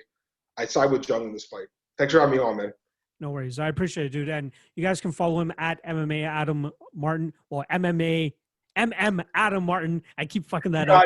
I know we had a joke about that on the podcast as well in terms of how you came up with it, but it will be under him in the video as well. So you guys can see that too. Yeah, Adam, I appreciate you joining me, and I hope you enjoy the episode when it comes out. I can't wait, man. All right, brother. Take it easy. See you. All right, next up we got Cowboy Oliveira versus Shavkat Rakhmonov. We got my man Rockstar Z helping us out to break this fight down. What's going on, Z? Not too much, man. I've been taking a little bit of a hiatus from MMA. Got a little distracted as of late, but I'll get back to it soon. And, of course, when you asked me to be on this very special show, I had to say yes, so did the work for you, bud. I appreciate you doing this for me. When I was putting together this 100th episode, I'm like, there's a select group of dudes that I need to have on this show, and you were obviously and a lot of them bailed, so that's why you got me. Oh no, trust me. When you see this full episode, you're gonna be like, "Holy crap, you got all these guys! God damn!" But no, you were definitely on that short list of guys I wanted to make sure I reached out to first. But let's just get into this breakdown. Let's get into this fight. So we got Cowboy Oliveira coming in at -175, and Rakhmonov coming in at +155. And just for reference, we're recording this on October 15th, which is the Thursday before UFC 254 fight week. So this episode drops on Monday of fight week. So if the odds are a little bit different, are bad. But regardless, let's get into this a little bit. So I'll start it off. Alex Oliveira, I've always looked at this guy as a little bit of a wild card. I mean, you don't really know what you're going to get whenever he steps into the cage. Like a lot of people thought there was a ton of value on Peter Sabota last time around. What does he do? He goes out there and absolutely fucking works him. He works him on the feet. And then even the Max Griffin fight, very close fight. You could make a little bit of an argument that Max Griffin actually deserved that victory there. But we saw, the cardio issues of Alex Oliveira kind of plaguing him, just like it did in the Nicholas Dalby fight, which is a fight that he took an L in. But we don't know what we're going to get with Oliveira. Sometimes he comes out there, looks like the Peter Sabota fight. Sometimes he goes out there, looks like the Yancy Medeiros fight, or even the Nicholas Dalby fight. We don't know what we're going to get with him. But Shavkat on the other side, I'm intrigued by this guy. A Kazakh fighter. He has another fighter from his gym. Sergey Morozov was going to be making his debut on this card as well. They got Zalgas Zumagulov, who's already in the UFC. So these Kazakh guys are really starting to make a name for themselves in the UFC. Obviously, Zumagulov coming off a loss to a highly touted Raulian Paiva, so not too bad of a loss there. But I'm liking what I'm seeing for Rakhmonov. 6'1" welterweight, has some decent ground and pound, some heavy ground and pound, especially when he's able to get on top of some of these guys, even from guard. Like, he's just so long that he can generate such devastating power that he's just putting these guys out from guard alone. His jiu-jitsu seems to be good. He previously in his career, he fought a middleweight right now who's also fighting on the card, I guess, the week prior, once this airs. He fought Jun Park, and he went out there and submitted him. Has decent judo throws, has some good hip tosses, some solid takedowns. At +155, I think this guy actually holds a little bit of value, but I'm not always the most keen on betting guys that are making their debuts in the UFC. But one thing you really got to give to these guys over there on the Russia scene and the Kazakhstan, they're not fed tomato cans on the regional scene. They're fighting top-level competition. It's not like the LFA or TKO where these guys are just being fed tomato cans. Like, they're fighting legitimate guys. And I'm liking what I'm seeing from Shavkat so far. What do you think about this kid? Yeah, one thing about Shavkat Rakhmonov, and such a fun name to say, right? I know, right? But one thing about him is he really reminds me of Korean Zombie with his style of fighting. He's kind of flat-footed, maybe not as aggressive as Zombie or like as high level, but just the archetype is very similar in my opinion. Likes to play that kind of technical striking game, good left hook, likes to kind of feint guys out and bait them to counter them, but he's not moving a lot, right? Like I said, kind of flat-footed, a little bit stationary, a little bit upright, decent head movement, decent hand position. And again, he's playing that really technical kind of striking game, but he's not really the most explosive or athletic guy. He's just trying to use these like crisp punches primarily. Good knee up the middle. Like I said, likes to probe guys and then counter them. So he's got a good 1-pull-3. Outside low kick is pretty good. Does throw that spinning back kick I saw and a spinning hook kick as well. So he mixes those up, which and he doesn't spam them, you know what I mean? Like, but he is capable of throwing them. And yeah, he's just a really interesting character. He's going to be 26 when they fight. He's 25 right now. I think his birthday is on weigh-in day, so that's a fun birthday present. You know, here go fight this savage, Brazilian straight out of the jungle. But yeah, he's an interesting character, and I think he's going to have a lot of fun fights. I think his style, it bodes well for entertainment value. Like, he's going to go in there, he's going to exchange with guys, he's looking to engage, he's not being evasive or moving around or anything. And like you said with Oliveira, wild card is the best way to describe this guy. You know, he can go in there, starch people in the first round. We've seen that versus Ryan LaFleur and versus Carlo Pedersoli. He can go tooth and nail with guys for 3 rounds like he did versus Dalby and versus Griffin. Or, there's also been cases where he's winning handedly early, like in the Yancey fight, and then he kind of falls apart. But on the flip side, we've also seen, like in that Max Griffin fight, he drops the first round and then he can rally down the stretch. So you really don't know kind of what you're going to get with him. But if he can keep the range on the outside, like he did versus Zobata, and that might have been in part due to the mirrored stance, but when he gets that range, he can really catch guys off the mark. You know, it's that explosive commitment style striking where he's not looking to set you up. He's just looking to boom, blast shots in, usually down the pipe with the front kick or the straight right. And if guys do pressure him hard, he has that uppercut on the counter. So he's a very dangerous fighter, very experienced at this point. He's got 31 total fights opposed to 17 for Rakhmonov. He's 12-0 as a pro, but he had a 3-2 amateur career in which he lost to the same guy twice, both by decision. So not a terrible look for Rakhmonov, you know, but at the end of the day, Oliveira has fought much higher level competition and a lot more of it, you know, so you got to give the experience advantage to Halboy, especially UFC experience. But yeah, I mean, the way the fight plays out, I think, again, if Halboy can keep it at range and bomb down the pipe, I think it's going to bode very well for him, because I think that's the type of striker that will get to a Rakhmonov, because Rakhmonov's looking to slip a few shots or counter shots or be in that type of, you know, timing, you know what I mean? That like that rhythmic striking, whereas Oliveira just explodes into stuff and you can catch guys like that. But if the fight does get grimy, and like you said, Rakhmonov has really good ground and pound, and I don't know if it's heavy power as much as it is like he doesn't abandon his striking technique when he's standing over guys. You'll see a lot of the times these MMA strikers, when they get on top of someone, they just start wailing away, whereas Rakhmonov keeps it very crisp, very down the pipe, and he's throwing real punches just in that not like standing over you. He's like throwing like right. punches down. Right, he's snapping straight shots down onto the opponents, and that's how he's finished. You know, I believe his last 3 fights like that. So, what I'm getting at is, if the fight does get grimy and Halboy kind of gets tired, I could see a situation where Rakhmonov kind of beats him down because that's his style. But like I said earlier, if they're standing at range and striking, I think Halboy is kind of a bad stylistic matchup for a striker like that. You know, and then you factor in, well, Rakhmonov is 6 years younger at the time of the fight, but Oliveira is closer to his prime. Oliveira has a lot more experience. Rakhmonov's a little bit taller, but again, it's Halboy who likes the range game. So it's a very intriguing fight, and I think you hit the nail on the head when you said that there might be a little bit of value on Rakhmonov right now, because where I've got this fight capped is a 60-40 for Halboy. That's tentative. It could change. We could see them during fight week, or news could come out, this or that. Maybe I watch a few more fights. But as it stands right now, I think it's going to be a very entertaining fight. And I wouldn't put it past Halboy to finish Rakhmonov early. But I could also see Rakhmonov taking over the fight late. So not much of a prediction for you, just kind of the way the fight can go. Maybe a live bet on Rakhmonov might be something to look at if you suspect the tides to be turning, maybe after the first or second round. But yeah, as it stands right now, I think the bookies got this line pretty accurately. And I think Halboy either finishes him or wins a close decision. I'm glad that you brought up the ability that these guys can both go for the finish and get the finish, because I truly think that they're actually set the total of this at 2.5. And if it's under 2.5, you know, if you give me solid plus money there, I wouldn't mind taking a shot there, because both guys do have finishing capabilities. And it's kind of what both of us have been alluding to in regards to Rakhmonov seems a lot more comfortable on the ground. Like, once he's able to ground his opponents, he can get his jiu-jitsu going. Not just his ground and pound. His jiu-jitsu is not that bad either. He uses his length very well. He takes guys' backs. Like, he looks good when he's on the ground.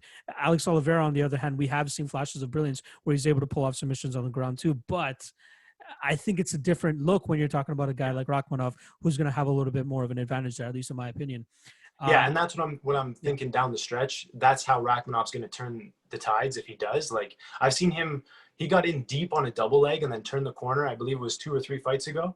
And it was nasty. But again, but Oliveira is strong as shit. So I think, and I'm not the best at gauging this skill set, but I think Rakhmonov might be a little bit of a better technical grappler and wrestler, but Halboy could just outmuscle him, you know what I mean? And the experience ties into that too. It's not like he's just a strong guy. He's a strong guy who's been in a lot of fights, so he knows how to dig the underhook. He knows how to, you know, hit the switch and stuff like that. But we've also seen him get stuck on bottom, and we've seen in 2 of those 2 close decisions versus Dalby and versus Griffin, he ended the fight on his back. You know, he gave up the position at the end of the fight, and sometimes a fight boils down to that. So again, we come back to the wild card for Oliveira. He's got so much potential, but then he has red flags and he has he is tough to trust. You know, he's a guy you kind of want to bet him as a dog, just generally. I absolutely agree. I will look into this a little bit deeper and see where the line goes as the fight week progresses. But I do like the Rakhmonov line, at least plus 155. It's not too bad. I'm just interested to see if there's actually going to be money coming in on Cowboy here. And again, I want to see what the under 2.5 looks like. If you give me solid plus money there, both of these guys are willing finishers. And even Shavkat, he's never seen the judges' scorecards. This guy has gotten a finish in pretty much all 12 of his pro MMA fights. So he's going out there looking for the finish pretty much every single time. Yeah, and that's one more point I have here, because I like to rank their hardware, and I've got Shavkat's gas tank as a 3 out of 5, but that's with a little asterisk because I haven't seen him go the 3 rounds, but he's winning. Like he gets through a tough moment and then he's taking over in these fights. So I do think his cardio is pretty good, and especially if there's a guy in Oliveira who we have seen him fade. You know, he can fight tooth and nail for 3 rounds, but we do see him fade late. So, yeah, that is something. And I just wanted to highlight, too, that he has gone to decision, but it was in the amateurs. So it wasn't the full 15 minutes. So true. Fair play. That's why I said pro. But either way, no, right, I appreciate you bringing that up. Check the transcript. I don't know. So give me a final prediction. If you truly have to go on one side, what side are you picking? Just for the fans here that are watching the show, what side are you going with? Just to make a prediction, I will say that Oliveira actually knocks him out. We saw Shavkat get rocked pretty bad. Again, I watched all these fights. I forget exactly which one it was, but I have seen him get rocked pretty bad up over his left hand. And that could be something that Cowboy snipes him with. But again, I see openings on both sides, so it is really tough because Cowboy likes to fight with his right hand really low, right? He's got like that side-on kind of low-handed style. And Shavkat has a really crisp left hook. Like that's probably his best weapon. So I could see, it's kind of like a yin-yang situation. It's either going to be Oliveira's right up over Shavkat's left or Shavkat's left over Oliveira's right. The size of Shavkat could actually throw him off a little bit too. I mean, he's 6'1". I want to see them square off. 5'11". That's the one thing. So once we get the face-offs, I think it'll be really interesting to see how big of a difference we actually get there. Metrically, it says about 2 to 3 inches. So we should see a little bit of an advantage for Shavkat there. In the reach, I'm not 100% sure yet, though. But I do like, personally, I like Shavkat here. I like him as a dog. I think I've just never been a true Oliveira believer. I think that you can't bank on a dude, especially at minus 175, who's known to go out there and just stumble. You know what I mean? It's a little bit too much juice for a guy that I don't believe has the chops of, living up to that minus 175, especially against a young, hungry up-and-comer now in Shavkat, who's been fighting just legit competition over there on the regional scene for M1 pretty much. I believe he's a champion over there as well, too. I got to get my fact share on that too. So yeah, he's a champ over there as well. So I'm really looking forward to his UFC debut. Like this guy should be some fun. Have some good scraps in the UFC. But hopefully he can start, at least on my end. I hope he starts off on a W here. Not 100% sure if I'll actually be pulling the trigger, but we'll see where the line goes as fight week progresses. All right, I'm going to wrap this up. Is there anything on the tail end that you want to plug? We know we can follow you at Z's MMA on Twitter, at Rockstar Z. Sorry. ZsMMA.ca is the website. Apologies. Anything else you want to plug there? Yeah, just Z's MMA on YouTube. I'll probably get back to doing prediction videos here soon. Like I said, my passion for this, we need fair play back. I think people really enjoyed that. Man. It's the whole package, man. My passion for this just seems to it comes and goes. When there's fights week in and week out, it's tough, man. It's a grind. And that's why I do respect guys like you and like a whole bunch of content creators who do grind it out, every fight week in and week out. It is a lot of work, and it's a lot of mental cognition to be focused on and interested in so many fights. So props to you for keeping it going. But just follow me at Rockstar Z, subscribe Z's MMA on YouTube, and I'm down to talk fights with anybody. Perfect. I appreciate you joining me, Z. It means a lot to me. Thanks for hopping on. Yeah, anytime, dude. All right, next up, we got Kenney versus Nathaniel Wood. We got minus 190 on Kenney and plus 165 on Nathaniel Wood. But joining me, we got my man at Jay Schiffy on Twitter. Jonas Schiffman joining me. How's it going, buddy? It's good, man. I'm excited. Long-time watcher, first appearance on the show, so I'm excited to be here, man. Dude, I appreciate you hopping on. I know we got a plethora of guys on the show, so I wanted to make sure that you were a part of it to help spit some of your game and your knowledge and let these people know what you're all about. But let's just cut right to the chase. Like I said off the top, we got -190 on Kenney and +165 on Wood. Kenney's coming off a pretty quick turnaround. You know, we saw him go out there and just batter the ribs of Haile Yalateng for 3 straight rounds. Solid look there. I know a lot of people that had Casey Kenney via decision and probably even the over in that fight. And they were on the edge of their seats. They're like, Kenny's going out there to murk a dude right now. He wants to go out there and get the finish. And luckily for us, Haile Yalateng was able to sustain all that damage, saw the full 15 minutes out, but it looked really impressive from Kenny's part. And personally, I had Kenney heavy in there. I was willing to suck all the juice on that -280 that I got on him because I knew that was pretty much a lock of the night. Yeah, I mean, that was my main play. But personally, I thought he was going to go the grappling route. Like, I thought he was going to go out there and try to, just be 2, 3, 4 steps ahead of Haile Yalateng when they got into the grappling exchanges. However, it just showed he decided to show off his striking, and it worked out pretty well for him. In this fight against Nathaniel Wood, though, I think he needs to be a little bit more careful. I believe Wood is slightly more polished on the feet, has a solid jiu-jitsu game too, but the ground game is truly where I believe Kenney has him, even with the solid BJJ that Wood has displayed in his UFC career. I like Kenney. Like, I like the dude from top to bottom. I think the fact that his striking game is growing, and we got to see it last time, is positive. But he needs to be very sharp this time around going in against Nathaniel Wood. I believe he's going to go the grappling route this time. I think we'll see him attack the takedowns, try to be a little bit ahead of the game, like kind of like the Ray Borg fight, but not as scrambly as Ray Borg is what I'm expecting from Nathaniel Wood. But -190. A little bit higher than I would like for Casey Kenney against a guy like Nathaniel Wood. I know a lot of people are backstepping because of the John Dodson loss, and he has come back and obviously beaten John Castaneda in that time. We saw him just completely pick him apart for 3 rounds there. But what do you think of the line, and where are you sitting so far?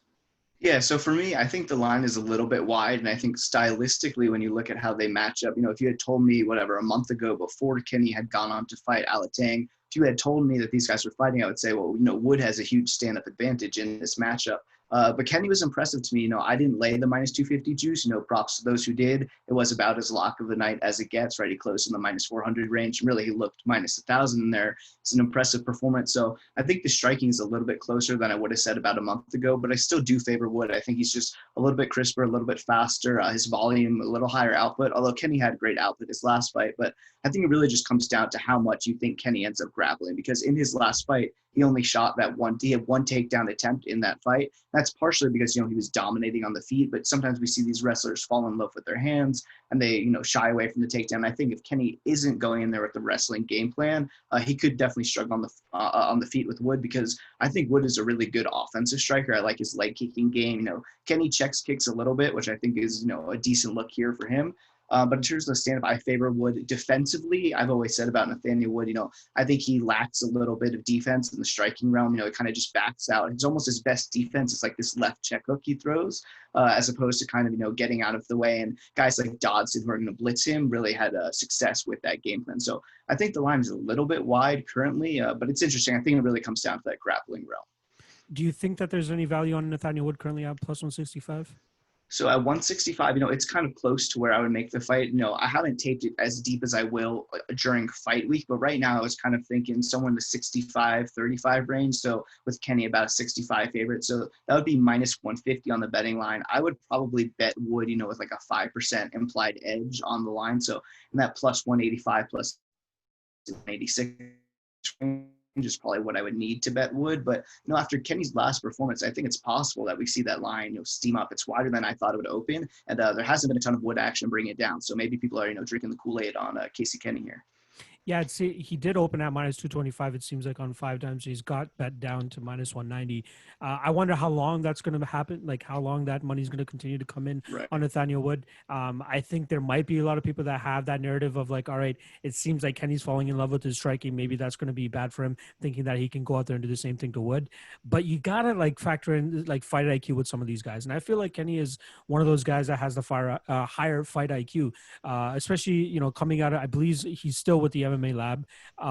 Or is he with Fight Ready? I keep forgetting the guys that made the split over there. I can double check it while you're talking. I feel like it's MMA Lab. I don't know why I'm stumbling. Yeah, I know most of his training has come with Chris Carriasso, who is also at the MMA Lab. But yeah, smart crew over there. They got to know that he's outgunned on the feet. They got to know that. So maybe go out there, throw his kicks a little bit, look a little pretty, and then start to change up the game and really start to attack that wrestling. And man, I love his wrestling. Like his fight against Brandon Royval is probably one of the funnest fights I've ever watched. Right. I mean, seeing those guys exchange, scrambling, grappling and wrestling exchanges and all that, it was very, very fun to watch. And even the Kenney and Borg fight, just another fun fight to watch, right? It's hard for me to believe that Wood is going to be able to go out there and match that type of pace. Like, I truly believe that, Wood's cardio isn't horrible. I'm not saying it's dog shit or anything, but Kenney has this next level of gas tank that a lot of fighters, strive to achieve. So I think that's something that he's going to have to work on. He's going to have to really go in there, set a pace that's going to be too much for Wood, and make sure it is happening in the grappling realm as well. So I'm hoping that he goes out there and grapples. Personally, I'm hoping that the line comes down a little bit more. I'd be more comfortable playing him around that -150 range straight, as you're saying. -190, I'd probably parlay him, but I'm just not sure what else on the card that I'm currently looking at that would make me want to pull that trigger. Somebody that I am actually looking at is Miranda Maverick. I think that's a solid spot. I know she's heavily favored in that matchup. I think that she's a solid spot. And even at -325, I think she's a proper. She opened -140 on a soft opener on some books offshore, and I almost pulled the trigger. Yeah, I don't know. I don't want to name the site, but someone should have lost their job over that. I know it's like $100 limit, so I almost hit it untracked. Of course, I'm not trying to like tout out something like that, but I went to go from my phone to the laptop, and the line was gone. She's -300 everywhere. Exactly. Yeah, I think she's a good look too. I don't know if I'm laying that chalk, but I think her opponent, I think Jojua is sub or bust in that spot, armbar or bust, really. Yeah, exactly. Women's MMA, right? Like yeah, exactly. But yeah, I think she's a solid spot to go out there and parlay with Kenney if we don't see Kenney drop any further than -150. I love Kenney. You guys already know. Like, I was willing to pay the juice on him last time. I don't mind doing it this time, but I do think that Wood poses a little bit more of a problem than Haile Elatang obviously did. But I do love Kenney in the spot. I think he. Again, as long as he goes for that grappling, as long as he goes for that wrestling, he should definitely go out there and look like the -200 guy that the line is currently at. He has a clear game plan to get to -200, I would say. Like, if he wrestles, goes in high IQ, I think he looks -200 here. If he doesn't, it's a little sketchier. I would say closer to that -120 range. But so line somewhere in the middle. I do want to get your thoughts lastly, just on the fight doesn't go to decision prop to actually just drop. So we got -215 for it to go to decision, +165 for it not to go to decision. Do you see a finishing route for either guy here? Right, so I've had some success with totals recently. I saw that drop before we got on here, so I looked at that a little bit. I think that Wood is a guy we might want to target with unders in the future, just because I do like his offense, and I think he's a little bit defensively challenged, not just because he got finished by Dodson. Just in all his fights, you kind of see him take some clean shots, and he grabs for the hands a little bit defensively. But Casey Kenney's not really that type of finisher. On the feet, I think he has 2 knockouts, once by Dr. Savage in his career. That's just off the top of my head. So I don't know if he gets a standing finish. If they get really scrambly on the ground and Wood gasses out, I could see Kenney getting a submission. But I trust the BJJ game of Wood to kind of keep him out of trouble there. And I kind of trust the positional wrestling of Kenney to also avoid the submission from Wood. So I think that's probably about right. I lean that this fight hits the scorecards, but I think Wood is an under target in the future at least. I absolutely agree. He gets hit a little bit too much for my liking. We've seen him get hurt and rocked in the past and actually come back and pull off the victory, but we've also seen him hurt and get finished. So that's something definitely to keep track of. It would be some shit if we saw Kenney go out there and one punch knock him out, right? Like, that would be some crazy shit. Like, if he just kicks him for the majority of the fight and then we see him just open up the head eventually and just land a huge bomb, that would be pretty cool to see. But I truly think that we're going to see a Casey Kenney decision here. Is that where you're kind of leaning now too? Yeah. So if I had gun to my head, I have to pick one of the 4 methods for this fight to end. I think Casey Kenney decision is probably the most likely outcome, at least at this point, before I dive too deep into the tape. Perfect. Any other thoughts you got on the fight itself? No, I think we covered most things. I think we covered the path that Kenney needs to take to win. I really think that's the X factor in this fight. They stay standing. I favor Wood, but I think that Kenney has the IQ to know that he needs to get this fight to the ground. The one thing I would say we didn't touch on is just whether Wood is going to defend takedowns. I feel like we're kind of talking as if Kenney is 100% going to get him down. I think he gets him down a few times. Wood has shown decent takedown defense, but nothing I've seen on tape that makes me think like, oh, he's going to be able to keep this standing for 15 minutes. So I think that's all I got on the fight. Perfect. Yeah, I think it's pretty clear that we're both on Casey Kenney here. On the way out, is there anything you want to plug? We know obviously they can follow you at JShiffy. I'm going to have your Twitter handle just below you so people will be able to see that. Anything else you want to plug off the top? Yeah, so I'm at JShiffyDFS on Twitter. I'm doing work over at FTN. We're doing daily fantasy MMA. I know a couple betting guys are getting into the DFS DraftKings game, so it's a lot of fun. John Kelly and I at John Kelly DFS. On Twitter, we do like a weekly show talking about DraftKings betting each week over there. You get a 10% discount if you use the code Shiffy at checkout. So good group of guys over there. We're just getting started, but it's a lot of fun. So come hang out if you're getting into the DFS game. Shout out to my guy, Big Marley, who I know is over there with you guys. Right, as well, he's too, doing some betting stuff as well. Shout out to Kyle Murray. He's a monster in the game as well too. So good work you guys are doing over there at FTN. Make sure you guys check him out. And yeah, thanks for joining me for the breakdown, buddy. And good luck this weekend. You too, man. And for this next matchup, I have another special guest. This whole episode is filled with special guests.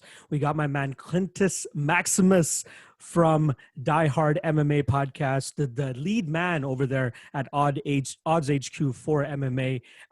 If you guys are watching my show, you already know who the hell he is, so I don't even need to say anything about that.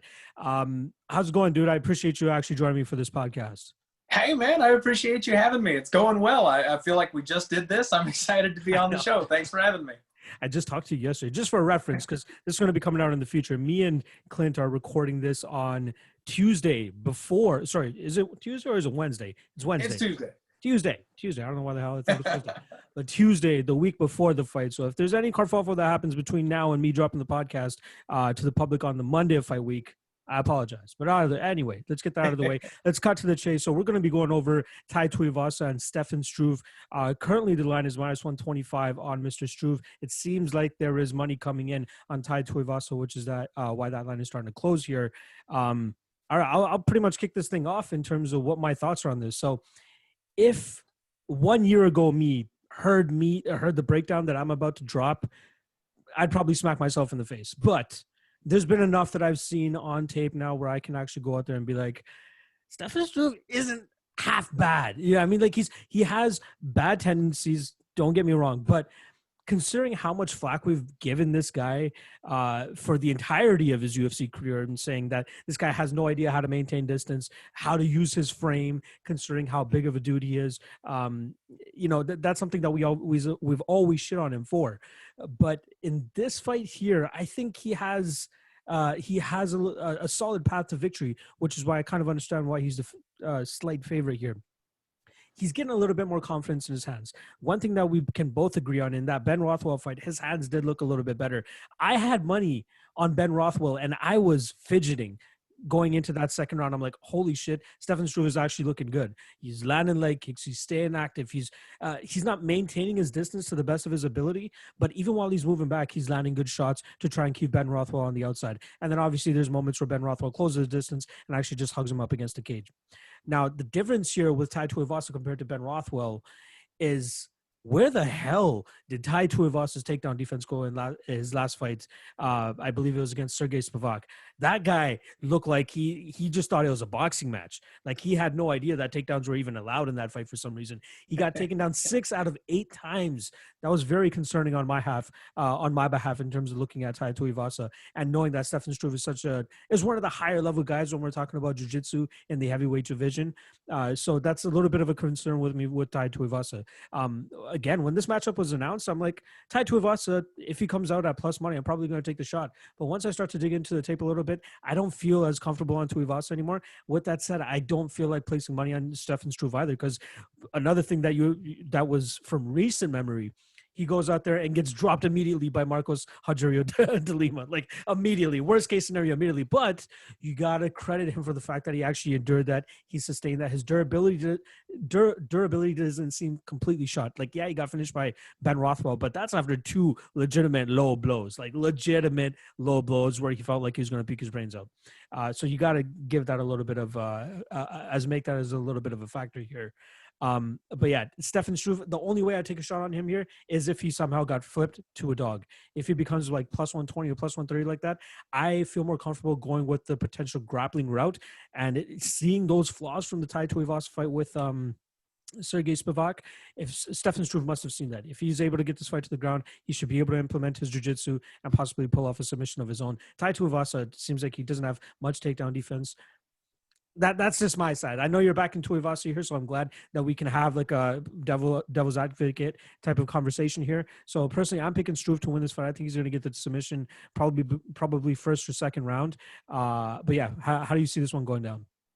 I hear you, man. I totally hear you. But honestly, this is a spot that's got it's dog or pass for me. And again, this is Clint from the past saying this. So if you're listening to the podcast and Tai Tuivasa is a -125 favorite at this point, it's not dog or pass anymore. It's still Tai Tuivasa. Let me tell you, man, I feel like this is a perfect setup fight for Tai Tuivasa, stylistically speaking. You brought up the Sergey Spivak fight, and I want to talk on that. The main way Sergey Spivak got that fight to the ground was catching those low calf kicks. Stefan Struve is too damn big to catch those low calf kicks. He's not going to be able to reach all the way down there to get that foot and then dump him off. So Tai Tuivasa is going to be able to kick those long-ass legs all day. And then on top of that, we know Stefan Struve, like you mentioned before, he's got issues with the range control. He's got that tall man defense. He leans back with his chin up. That overhand bomb is going to be there for him all day. Now, when Big Ben Rothwell fought against Stefan Struve, you might want to compare the two, but Tai Tuivasa and Rothwell aren't even on the same planet when it comes to striking. Big Ben Rothwell lumbers forward. He's slow. He attacks with straight punches right down the middle. That's the kind of guy that Stefan Struve can kind of stick and move and stay away from. Tuivasa, leg kicks, overhands. Those are the two worst things for Stefan Struve, possibly. And then on top of that, like I said, with the takedowns, you've got Sergey Spivak that's catching the low calf kick, dumping him, and then hitting hip throws. I don't think Stefan Struve is going to be able to do either one of those. Now, if he gets in on Tuivasa, maybe the hip throw happens. But if you've ever done a hip throw, you know that your hips have got to be lower than your opponent's. And once again, he's going to have a damn tough time with that because Tai Tuivasa is going to be so much shorter than him. If Stefan Struve gets this fight to the floor, obviously he can submit Tai Tuivasa. But don't forget, we haven't seen Tai in over a year, man. This kid's 27 years old. He's taken a full year off to train and get better and improve. And Stefan Struve is a broken 33-year-old man. He's been knocked out so many times. He's already hung him up and retired, and now he's back looking for a second shot. I think there's one dude that the UFC is saying, you know what, let's get him a win. Let's get him back on track here. And I think that's Tai Tuivasa. I think the wrong guy is favored, personally speaking. Stefan Struve has a legitimate path to victory with the ground game, with the submission, but he's out of place on the feet. I think Tai Tuivasa is going to wreck him with leg kicks and land a bomb on him and eventually put him out. My concern with Tuivasa striking is sometimes he seems a little bit too hesitant to actually pull the trigger. And that's kind of what's leading me away from him too, in terms of like, he's not a renowned like kicker. Yeah, I mean, he kicks, but he's not like he doesn't have, we don't refer to him when we're talking about guys that are legitimate kickers. You know what I mean? He throws it out there, but it's nothing crazy. Obviously, it might be a little bit easier to succeed with the leg kick against a guy like Stefan Struve in this situation. So I can see that angle as well. However, he's got 4.5 foot legs. They're there to be kicked. That's totally true. Yeah, no, I can see absolutely both sides, which is why I'm like, I would only pull the trigger here on Stefan Struve at dog money.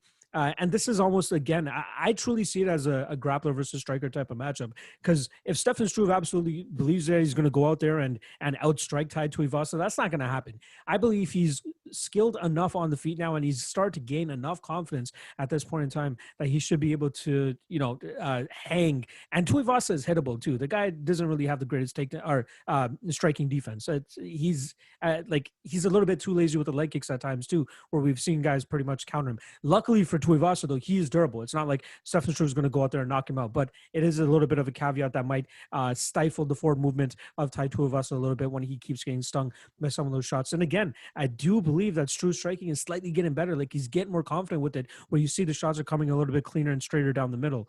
But I think, again, it's going to come down to the takedowns. If he doesn't get this fight to the ground, it's a Tuivasa fight, no doubt about it. But again, if he gets it to the ground, then it's probably a Struve fight. So it's a little bit of a coin flip. You're going with the striker. I'm going with the grappler.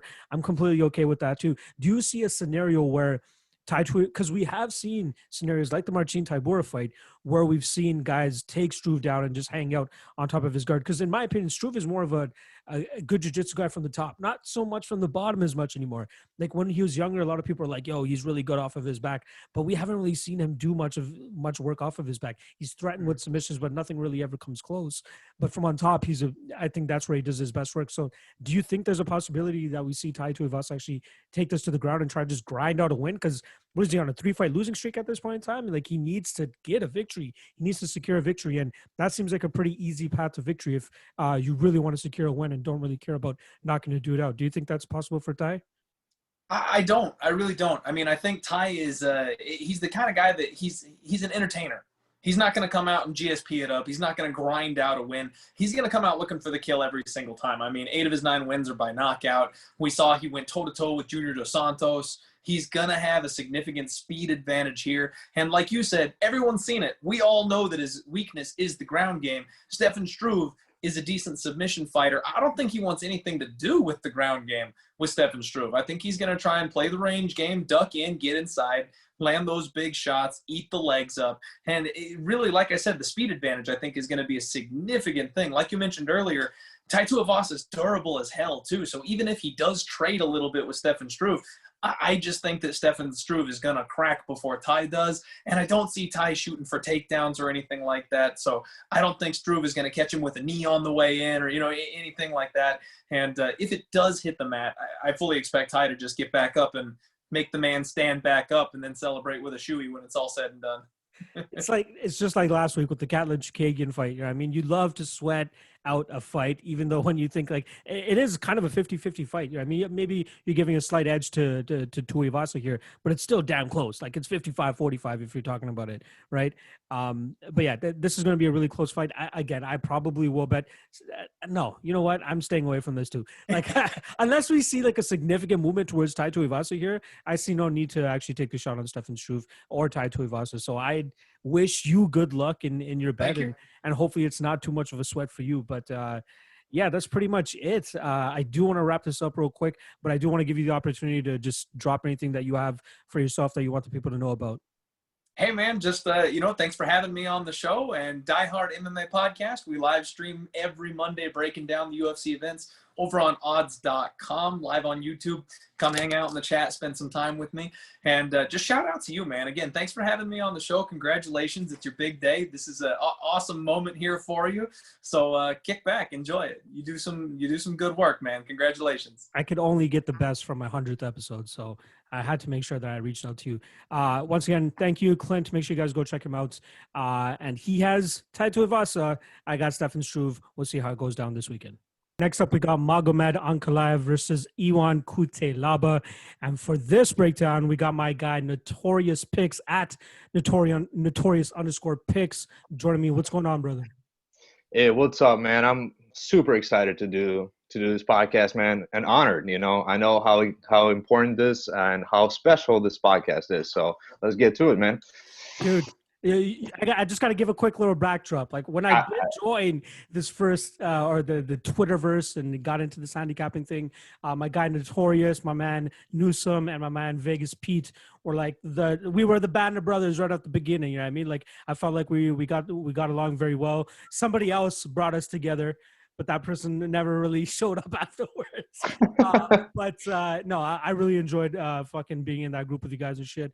And I feel like we're all better for it anyway. So shout out to you for, being one of the day ones. Let's put it that way. Yeah, absolutely, man. I feel the same way. It was one of the first, groups that I had, and you guys are always special to me, So, absolutely. I knew once I did a show like this, I need to have your ass on here. So let's get into it. We got minus 270 on Magomed Ankalaev and plus 230 for Ion Cutelaba. The first time they fought, I believe Ankalaev closed as a minus 220 favorite. So we have seen a little bit of money come in on Ankalaev in that amount of time. In terms of actually where it opened, it opened at minus 285. It's now at minus 270. We're seeing a little bit of money coming in on Ion Cutelaba. But we got less than a minute of footage from that first fight to really dissect dissect anything. You know what I mean? We got an Academy Award winning performance from Iwan Cutelaba to make it look like he was rocked. He got Kevin McDonald to jump in there real quick, and he just protested immediately. So we saw instead of actually being rocked, he was doing the rope-a-dope. He was hoping to get Ankalaev to overcommit and probably hit him with a counter or something like that. So I highly doubt we see him do that this time around, because we know Ankalaev is probably going to be looking at that. But breaking down this fight, I've broken it down maybe 3 or 4 times at this point in time. It's pretty much our Ferguson Gaethje or our Ferguson Khabib. But in terms of the styles that we got here, so we got Ankalaev, who likes to fight at range. He has a very disciplined striking approach. Can take the fight to the ground if he needs to, but I believe he prefers to really have it in the striking realm, likes to fight at distance. Very, very proficient striker. He's not really looking for the one-punch knockout shot at all times. He's looking to build to it eventually, as we've seen in the Dalcha Lungiambula fight, which is one that sticks out to me when you're trying to look for a comparison here, because Dalcha and Iwan Cutelaba, almost similar fighting styles where they're just a ball of energy. They want to go out there. They want to knock you out as soon as possible, try to catch that performance of the night check. Nothing has changed for me from the first fight to this fight. You know what I mean? I still like Ankalaev here. I probably won't be playing him compared to, the last time where I had him at minus 220, where he's at minus 270 now. Maybe a possible parlay piece for me, but I think he's got this in the bag. There's no way you're going to tell me that a guy with a one-punch knockout power type of game plan is going to go out there and, beat a guy who, in my opinion, could potentially be a light heavyweight champion in Magomed Ankalaev. What are your thoughts on this fight? Yeah, man. Obviously, Magomed has a lot of good things going for him compared to a Cutelaba, right? If we compare just the two guys, I think Ankalaev, he keeps his game for the whole duration of the fight. He doesn't get worse as the fight goes on. In fact, I think he actually gets stronger in terms of he gets your timing and speed in the first 2-3 minutes, and then he opens up, And then from there, a lot of guys don't make it to second and third rounds. I don't think it's the issue of Ankalaev trying to get in there and get these guys early, out of there, in the first round. I think a lot of guys just don't make it. Whereas Ian Cutelaba, I think his whole game is trying to bully you from the beginning. Even at the weigh-ins, we know what kind of shit he likes to pull, and yeah, Hulk, or bringing Glover Teixeira's photo and ripping it. Well, that shit didn't work on Glover, right? And then trying to get in people's faces right before they about to fight. It might work on the guy like Khalil Roundtree. He even didn't even look at Cutelaba. He wasn't about that. And maybe it's because of that day that Khalil came. Or maybe it's because Khalil is just mentally weak. But Magomed, he's not scared of Cutelaba. In the first fight, Cutelaba tried that shit, and he got the double underhooks and almost swept him to the ground, And so from that perspective, Magomed is not already intimidated, And I think it's almost like half of Cutelaba's game. A lot of those guys that he beats, they get intimidated right away, and they don't want to be there with him, So I think Ankalaev has that advantage on Cutelaba, which is mental, which is huge, and he's already been there. He's seen the guy. It was 1 minute and a half. It was a completely horrible stoppage. Obviously, I don't think anyone's gonna try to say that was a good stoppage. Maybe the ref trying to explain his actions, but other than that, I think everyone can agree that was a horrible stoppage. But besides that, he did clip Cutelaba with the first right hook. As Cutelaba was coming in, he was able to catch him, and that's when Cutelaba started doing that shit, And then after that, Magomed, he didn't rush into the boxing range per se. He was actually trying to land the high kicks, and that shows you the intelligence, because he realizes that Cutelaba, in that first 2-3 minutes, that's the most dangerous Ian, right? So you can't just bull rush him, and that's when you can get caught. So he was on the kicking range, trying to finish him with the kicks. And then he actually was able to land that last left uppercut hook-ish, and that's when the ref stopped it. Horrible stoppage, but whatever. I still do think that Ankalaev was going to put him away in the next minute or so. I think that Ian, his whole shtick wasn't working, honestly. But going into this fight, one fight that I want to bring up is the Khalil Roundtree fight, where I saw a little bit of a different Ian Cutelaba in the beginning of that fight. He was actually using more over his footwork, and he was actually waiting to counter a kick that Khalil threw, and then he took him down, and then he was able to, land elbows and just stop him, So it was a different Cutelaba versus the one that just gets in your face and tries to, knock you out. So if that Cutelaba comes in and tries to play the counter game, I think this fight could go longer than the first round. And the bet that I would actually be sort of interested in, depending on what kind of odds I get, is over 1.5 rounds. Because I expect it to be 1.5. I don't think it's going to be 2.5 because of what happened, right? And I don't remember what it was last time. Do you?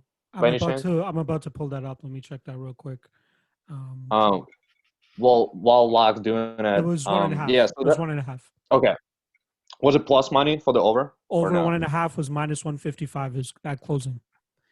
Okay, so I expect that to be closer to pick'em or even plus money for the over. So if I get a good plus number, maybe I will be interested in that, and I might just hedge it with some Ankalaev in round 1, something like that, So that's from the betting perspective. That's what I'm looking at, because I don't think I want to play that straight, the line that is currently Ankalaev, because that's the guy I'm picking, if in case you guys were couldn't tell. But yeah, I mean, I do think that Cutelaba could do some things that maybe could prolong the fight, and that's where, maybe I could bet it live, after round 1. Maybe he looks okay, he doesn't look terrible, he doesn't get wobbled, maybe it's a pretty close round, But, we all know that the later it goes, the better it is for Ankalaev. I think that's what the consensus would be, because Ankalaev is a sniper. He doesn't get worse, and Cutelaba is a bull, and he just gasses out. And so yeah, that's kind of my thoughts. To start with. So I kind of want to bounce it back to you. What do you want to say? Honestly, in terms of Iwan, he does show flashes of brilliance. Like you said, the Khalil Rountree fight is a perfect example of what he looks like at his best. And that's one of my proudest moments, where I actually had Cutelaba in that fight at plus money, because everybody was all over that Tyleel fucking guy that we saw against Eric Anders. Yeah, I mean, we saw him go out there and just absolutely pick him apart. But what people weren't seeing was, Eric Anders, he's an okay fighter, but he doesn't have like the greatest striking. He doesn't have the greatest wrestling or anything like that. Iwan Cutelaba has a little bit of a background in wrestling, if I'm not mistaken, not to mention he has, power in his hands too. So, and we still know that Khalil Rountree is like the weakest part of his game is definitely his takedown defense and his ground game. So the fact that Iwan was able to go in there, stay patient, wait for his moments, get the fight to the ground, and just elbow his face into the core of the earth, it was great for Cutelaba there. But this fight is just, it shows you the difference in levels of these light heavyweights. Like Ankalaev, if it wasn't for that Paul Craig finish, that last second finish, he'd probably be out there right now fighting for a title. You know what I mean? He would be up there in that top 3, top 5. And what kind of like threw me off a little bit is they didn't have any rankings beside any of their names in their first fight in Ankalaev and Cutelaba. So the fact that they were not ranked in the top 15 makes me like, what the fuck are these guys even thinking at that point in time? We know that Ankalaev is a top 5 talent, especially with the landscape of the current light heavyweight division. I mean, with John Jones gone, we got Blachowicz that just recently won the title. I feel like that title is going to start switching hands a lot, and Ankalaev could find himself definitely with that strap. Do you think he has a championship potential? Yes, absolutely. Actually, I do see him right now already as a top 5 guy. Absolutely. So if we run down the whole top 5, right, we have Jan Blachowicz, obviously. Then we have, is Dominic Reyes number 2, I guess. Must be. Then we have Rakic. I don't know if he's ranked that high, but in my mind, Rakic is top 5.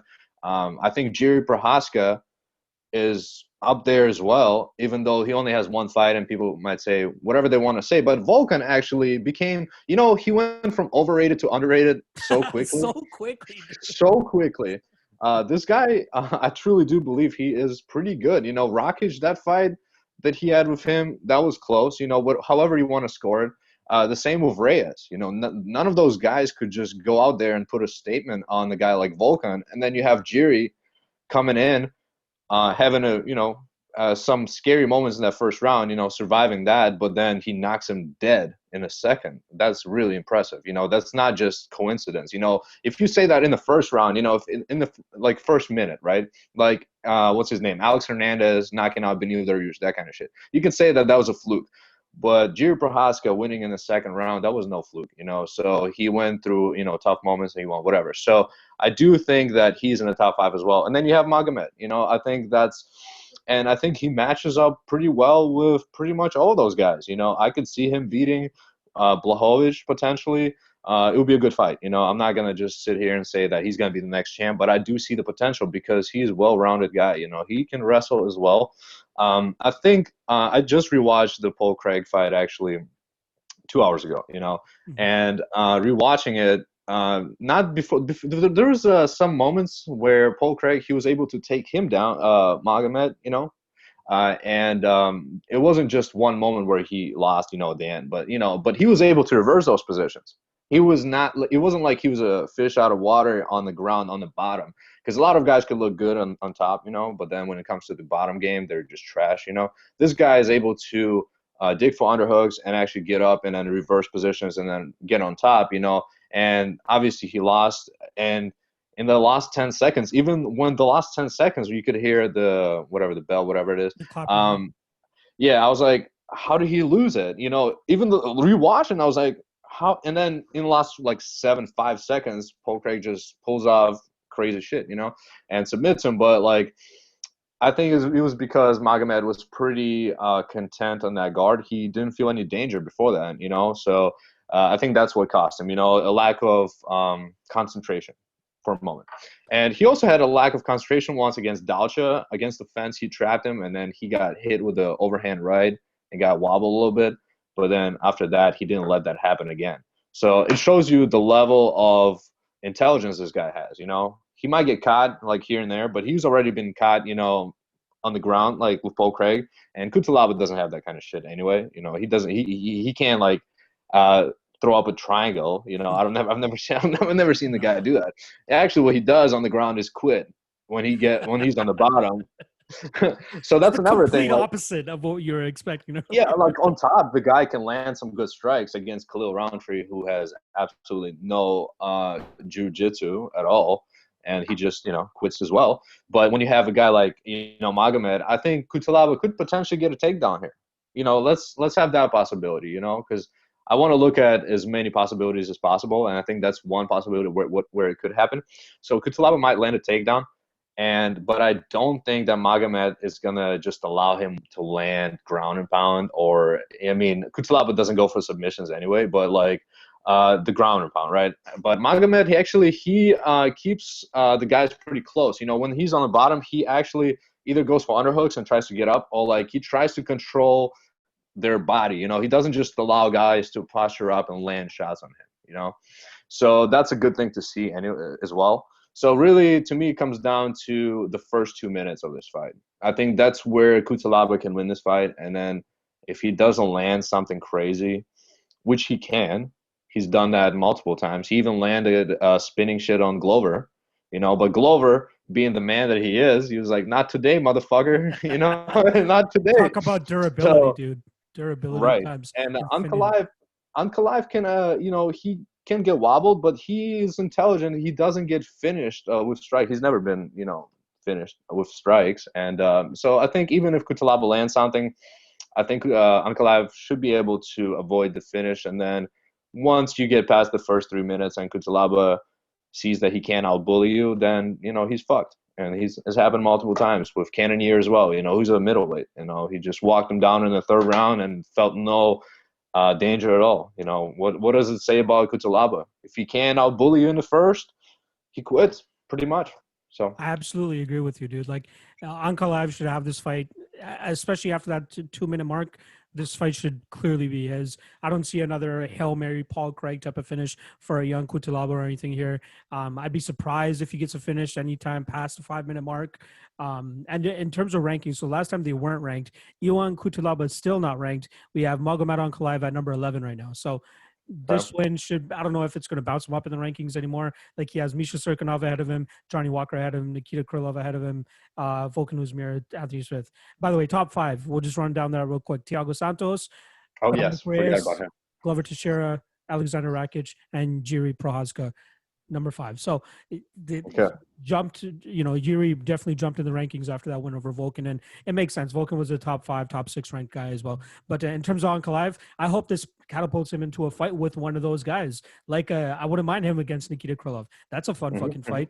Yeah, I mean, against Volkan Uzmir, against Yuri Prohaska as well. I think there's a ton of potential for Ankalaev here. I'm really looking forward to him to finally put the stamp on this chapter of fucking Ion Cutelaba, because this feels like it's been going on forever.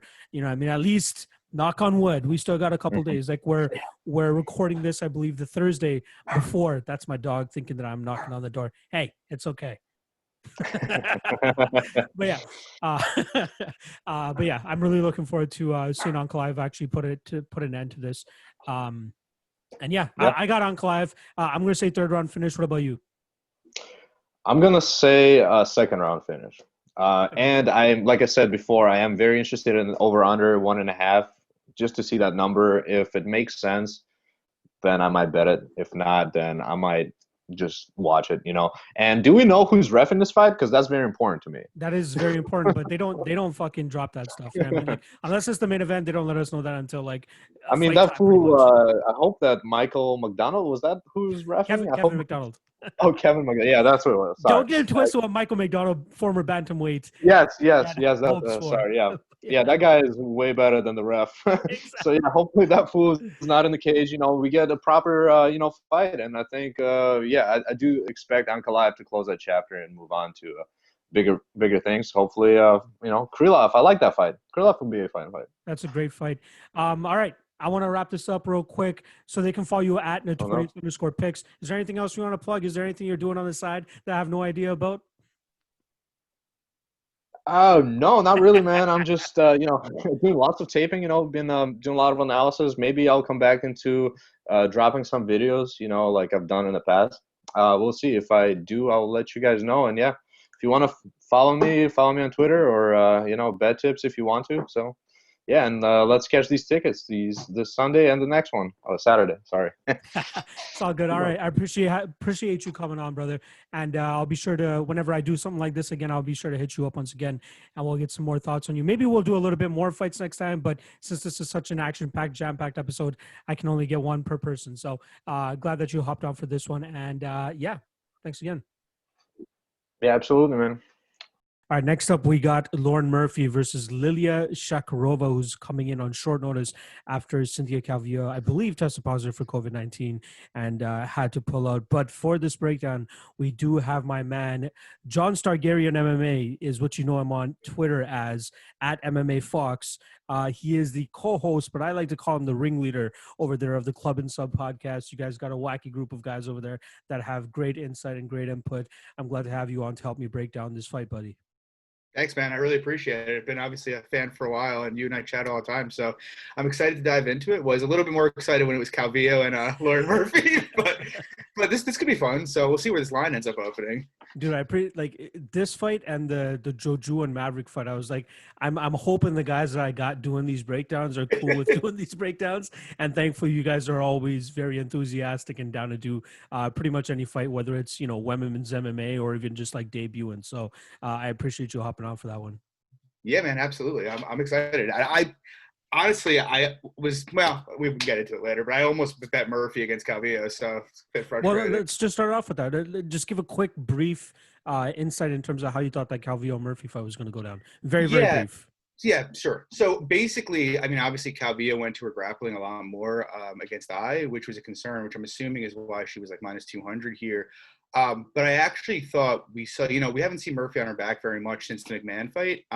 But we did see it briefly against Modafferi, and she just looked like, and briefly against Andrea Lee, and she just looks like she's made significant strides there. And Modafferi's got a pretty strong top game, and she couldn't really hold her down. I wasn't really convinced Calvillo would. And on the feet, we'll talk about it on this breakdown, but I actually think Murphy's serviceable there. Yeah, so let's get into the actual breakdown for this fight. So I'll kick things off in terms of what I've been seeing off the tape. We'll start off with Lauren Murphy, who, she did have that extended layoff between, I believe, 2018, 2017 and 2018, where she was coming off a foot injury and she had to undergo surgery for that. And then since coming back, she's gone on a 3-fight winning streak, which is very impressive. We got Mara Romero Barella, a split decision over Andrea Lee, which I'm still kind of questioning up until this day. And then most recently, she won, I believe, as a close to a pick'em against Roxanne Modafferi last time around. So shout out to anybody that got on Murphy for that fight. But she's joined up with that Derek Lewis team down there in terms of with Crew Bob Perez, I believe his name is, solid Muay Thai coach, and it seems like it's really working out for her in terms of being a little bit more confident in her hands. We are seeing her, trudging forward a little bit more, throwing those hands, throwing those kicks, and it's very satisfying to see if you're obviously backing Lauren Murphy in those spots. She's 1 of 7 in terms of, or people are 1 in 7 in terms of taking her down as well too. So it seems like she's working on her takedown defense a little bit. And you did allude to it in terms of the Roxanne Modafferi fight. When Modafferi did get her down, she didn't do the best job in terms of like keeping her down and all that. And if you even want to go all the way back to the Sarah McMahon fight, that was a split decision victory for Sarah McMahon because Lauren Murphy was doing some solid damage off the bottom as well. So that's something to keep in mind too. But with this Liliya Shakirova chick, she seems, let's give her a shout out for that hairstyle though. I mean, she looks like that chick or the villain from what's that movie? Fuck. No Country for Old Men. Yeah. Javier Bardem. Yes, exactly. She's rocking that to a T. But in terms of her striking style, she seems to be. It almost reminds me of Lauren Murphy a little bit. Like she moves forward. She doesn't really cut angles or anything like that. Earlier in her career, it seemed like she was a little bit more hesitant and gun shy, especially in her most recent loss. It seemed like she really had this light bulb moment at like the 30-second mark of every single round where she's like, all right, let me just take this to the ground. And we saw her go to it a little bit more towards the takedowns more in that third round, and she was a little bit more successful there. And then in her preceding fights, obviously she hasn't lost since that. It seems like she got an understanding where she was just like, I need to get fights to the ground and not just rely on my striking, especially with the fact that I have low output. You can't just rely on the striking. And I think that's where she's very successful, is when she gets the fights to the ground. I would like to see her have a little bit better control on the ground, but she has gotten 2 ground and pound finishes as well too. So I might be asking for a little bit too much at that point by saying that. But this fight's a tough one, especially since we don't really have odds to look at, and in trying to really judge it from that. Just for reference, we are recording this on Sunday before the fight. So and this fight, I believe, was just announced on Friday. Yeah, so we didn't have too much time in terms of getting odds out for this. I'm not sure where we'll see the odds. Like, I'm horrible at predicting odds. I wouldn't be surprised to see Lauren Murphy open as a favorite, maybe like -140, -150 or something like that. But I believe the extra gear that Shakirova shows in terms of getting fights to the ground. Obviously, I'm a little bit questionable with the types of opponents she's had in the last 2 fights, but like, if she's able to get Murphy down, she could slowly, slightly edge this fight away. So if you're getting solid dog money on Shakirova, I don't think it's a bad spot here. Obviously, I'm not the highest on betting UFC debutantes or anything like that. But it kind of seems even on the feet almost. I mean, now that we're seeing more confidence from Shakirova, but her ability to get fights to the ground and possibly do some damage from there should be able to get her some judges' nods. So I'm liking Shakirova here from what I'm seeing thus far. What about you? Yeah, so I actually don't think Shakirova is bad, kind of to what you alluded to. I mean, the first thing I see is her throwing straight punches in combination. You see that in WMMA. That's number one. Yeah. And I think to kind of your point, early in her career, she was a bit low volume. But, she has – I actually think technically on the feet, she's probably a little bit more technically sound than Murphy is. Just seems to have a better process in terms of her approach to striking than Murphy does. And yeah, like you said, I think at her best, is when she's looking for takedowns. And frankly, who knows where she can go in women's 125? It's such a shallow division. But I think she'd actually be, a real threat to win a lot of fights if she was reliable to attempt 5, 6, 7 takedowns a fight and didn't just kind of save it for the back end of it. The issue I kind of have with her is kind of twofold. At first, it's partially the volume thing, like what you mentioned. If you can rely on Murphy for anything, it's going to be go forward, throw a lot of strikes, really not be at all, afraid of the damage coming back at her. Lee was landing some heavy stuff against her. And, while I agree that the decision was not great, she just kept marching forward and marching through it, though. And that's impressive. So that's a bit of a concern for me, because it's like, if she does wait to get takedowns, I do sort of think just kind of power of Murphy and physicality plus the volume is probably going to would probably give her a slight edge on minutes there. And then in terms of the grappling itself, like you mentioned, she gets reversed a fair bit.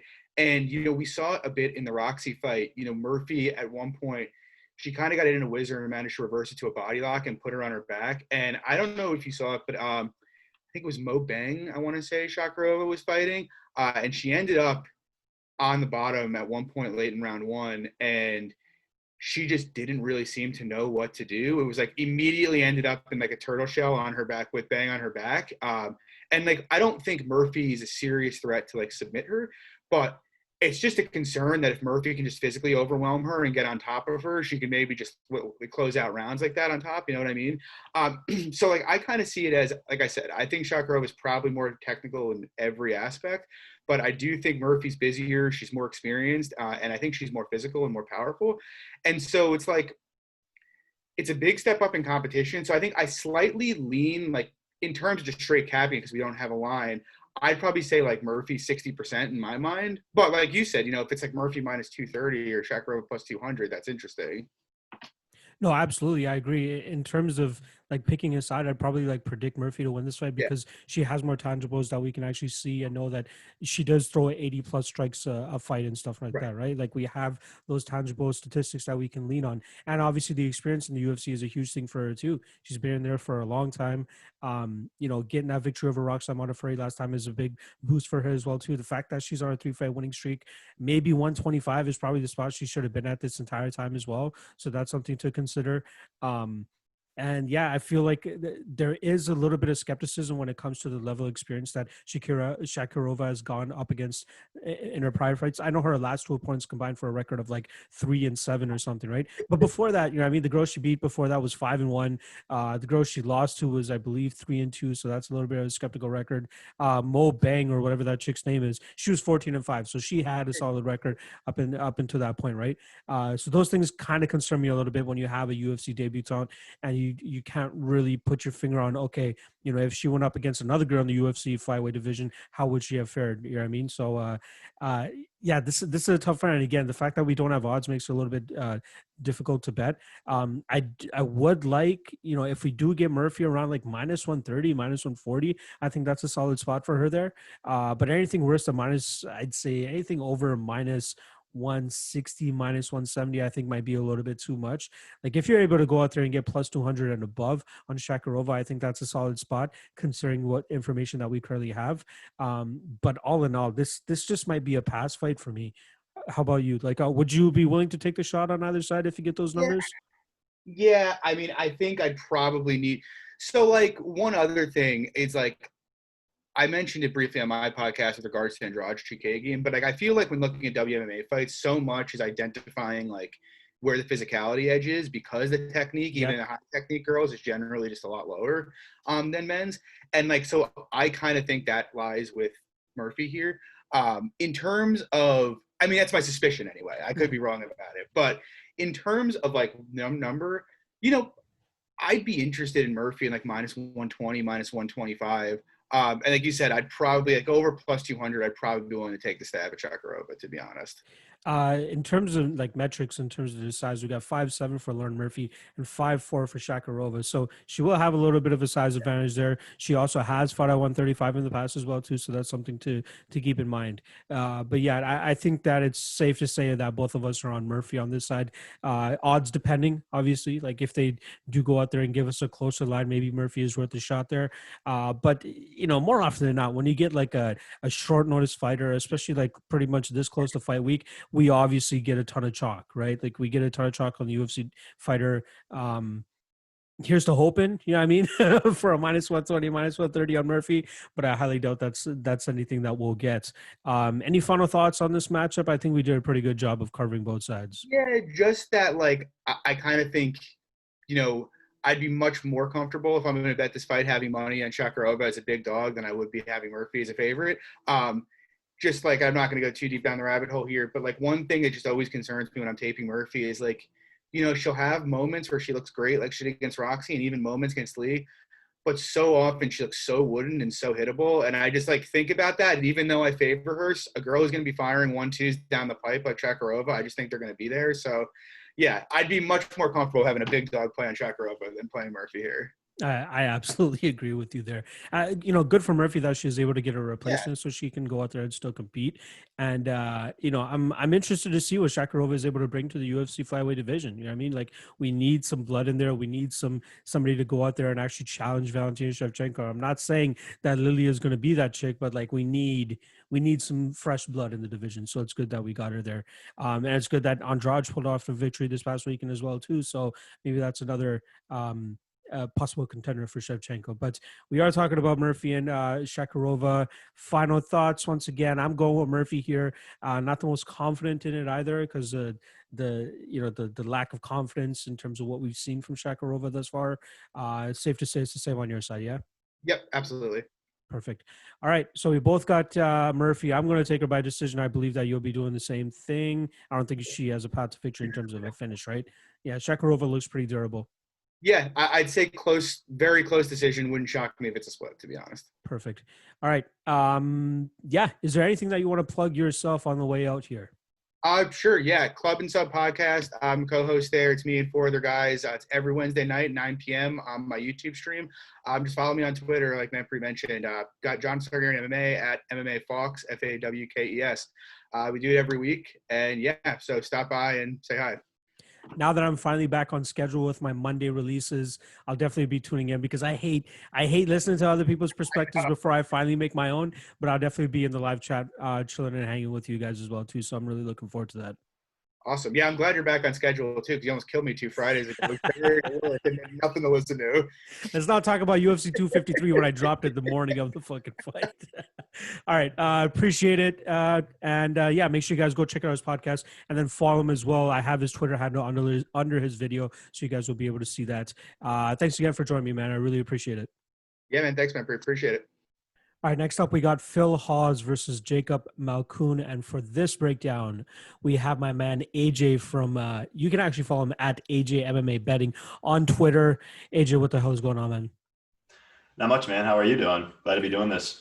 Good, man. Good. I'm glad to have you on board again. I had to be very selective with the guys that I want to bring on for this 100th episode, and you were definitely on that list as well.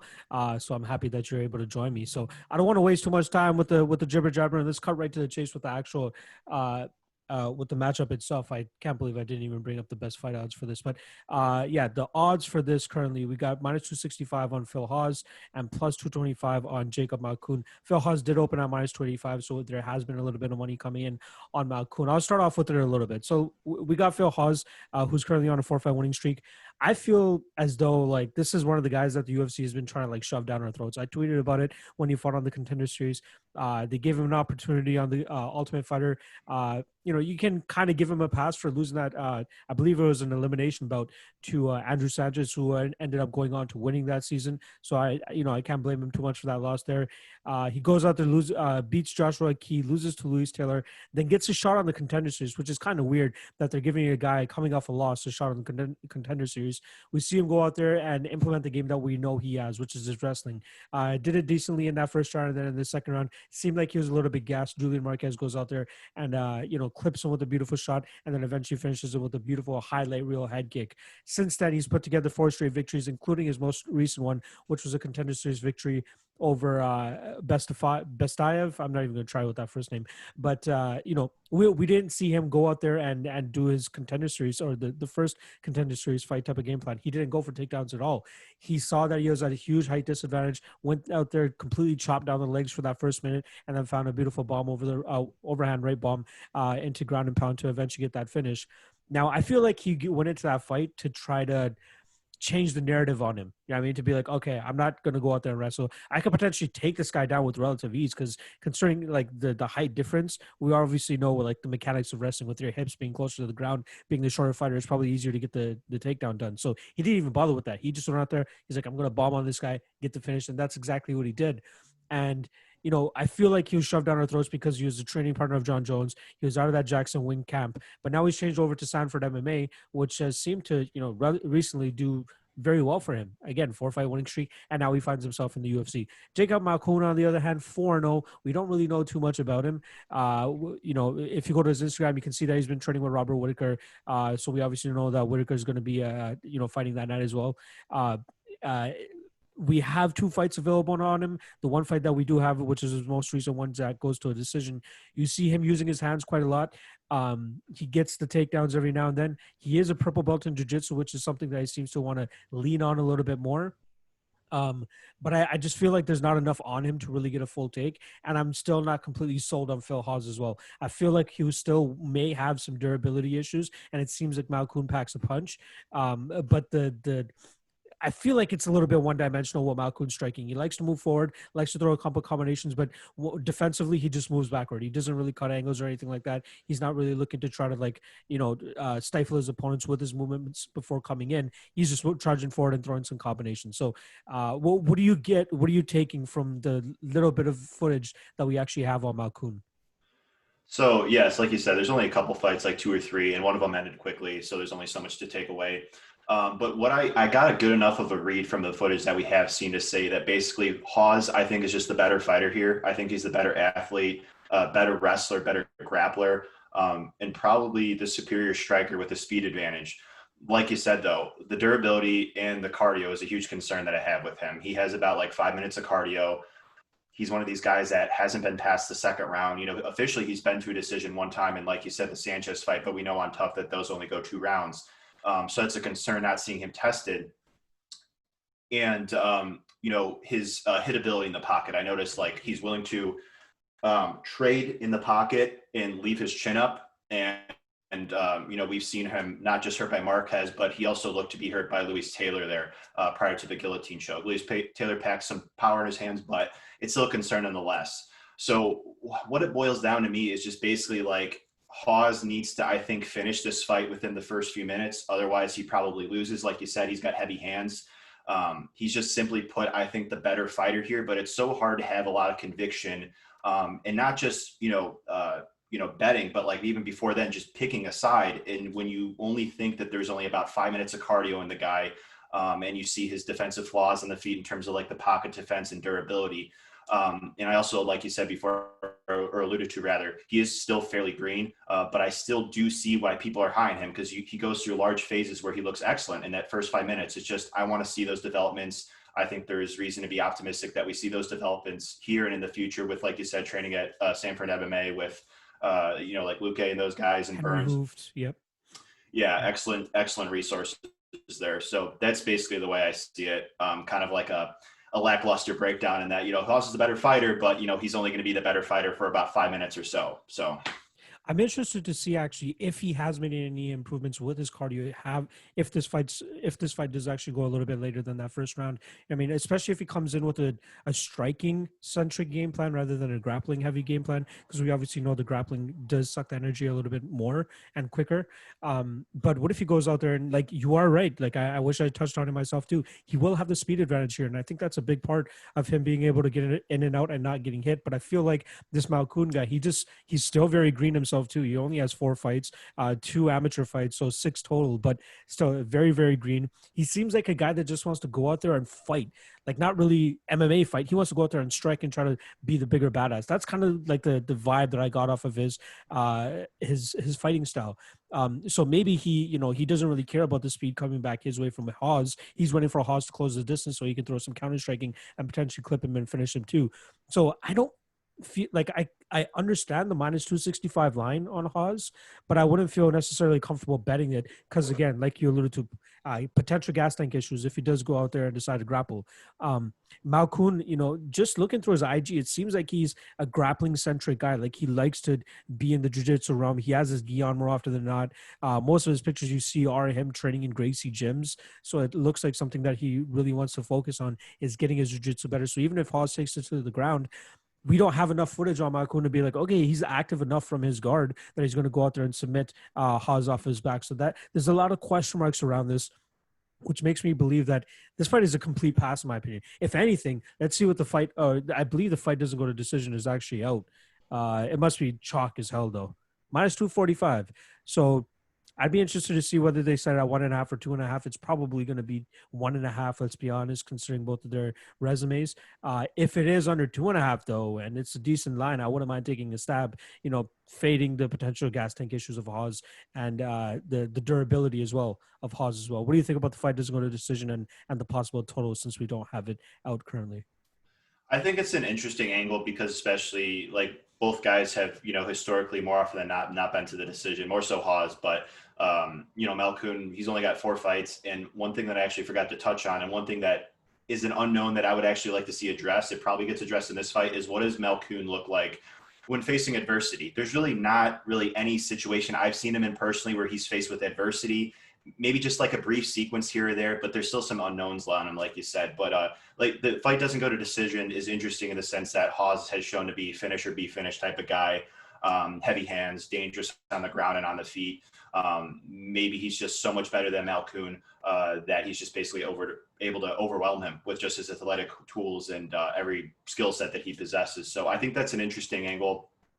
But yeah, from a betting perspective, it's, for me personally, I know everybody's a little different, but I want I want some clarity. I want some unknowns, not so floating out there as much when placing a bet. I want to see fighters in there, what they're like in a similar stylistic matchup, and I don't really have that with Malkoun here. So from a betting perspective, I personally think it's a pass, but we'll see how it goes. Is there a certain line that you would potentially be looking for? Like, is there one, like whether it's on Hawes or Malkoun, where you'd be like, okay, you know what, I got to take the shot here. Like, what if we somehow get Phil Hawes down to minus 200 where people just start to splurge money on Malkoun? Or if the everybody goes out there and parlays Hawes and we see more money or Jacob Malkoun go up to like plus 280 or plus 300 or something like that? Because there is still a lot of time between now, which is we are recording on Saturday, so a full week before the card. There's a lot of time for a line to move. Is there a line that would sway you either way to actually place a bet? To be honest, no, because it's still like, even if we get like plus 300 Malkoun, I still have to come in with the mindset of he's the inferior fighter, I think. It's not to say he can't improve. Like you said, he trains with Whittaker, which is awesome. And he's got the grappling and the boxing background. But I would like to see these developments out of these guys that with only 10 or so pro fights or less, that I think they're going to be significant each and every time out. So I'm just going to wait back and see a couple prospects here in a UFC octagon and potentially make some decisions going forward, but don't feel compelled to place a bet here either way, personally. That's kind of how I felt the other week with Nasruddin Imamov. There was just not enough film on that guy for me to like go out there and be like, okay, I think it was Jordan Williams that he was facing. I can't remember the kid's name, but there's just not enough tape on some of these guys that you can be like, all right, I'm confident enough to put my hard-earned money on this guy or against this guy because I feel confident enough, right? I mean, so I think that's where people really need to be careful. Some people just want to gamble, you know what I mean? But if you want to do this in a long-term mind frame and try to do it and profit long-term, you can't be going out there and betting guys where you have like 2 fights on them and they only have 4 total fights in their career and there still are questions about them. So it's unfortunate that he is stepping in the UFC with not as much experience. Maybe that's not a good thing long-term for these guys.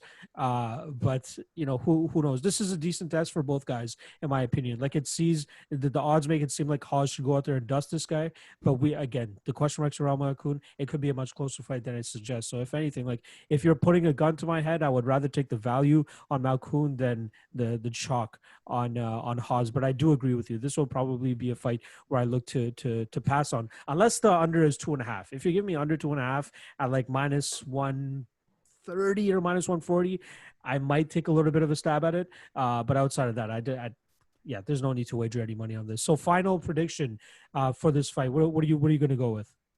I'll pick Hawes by TKO in round 1. Okay. Yeah. I'm going to go with Malkoun to win by TKO in round 2. I feel like he might be able to withstand what Hawes throws at him. But yeah, again, a lot of question marks regarding this fight. All right, on the way out, is there anything that you want to plug that you want the people to know about? Well, if they'd like to, like you said off the top, Twitter at AJ MMA Betting. I contribute to MMA Oddsbreaker.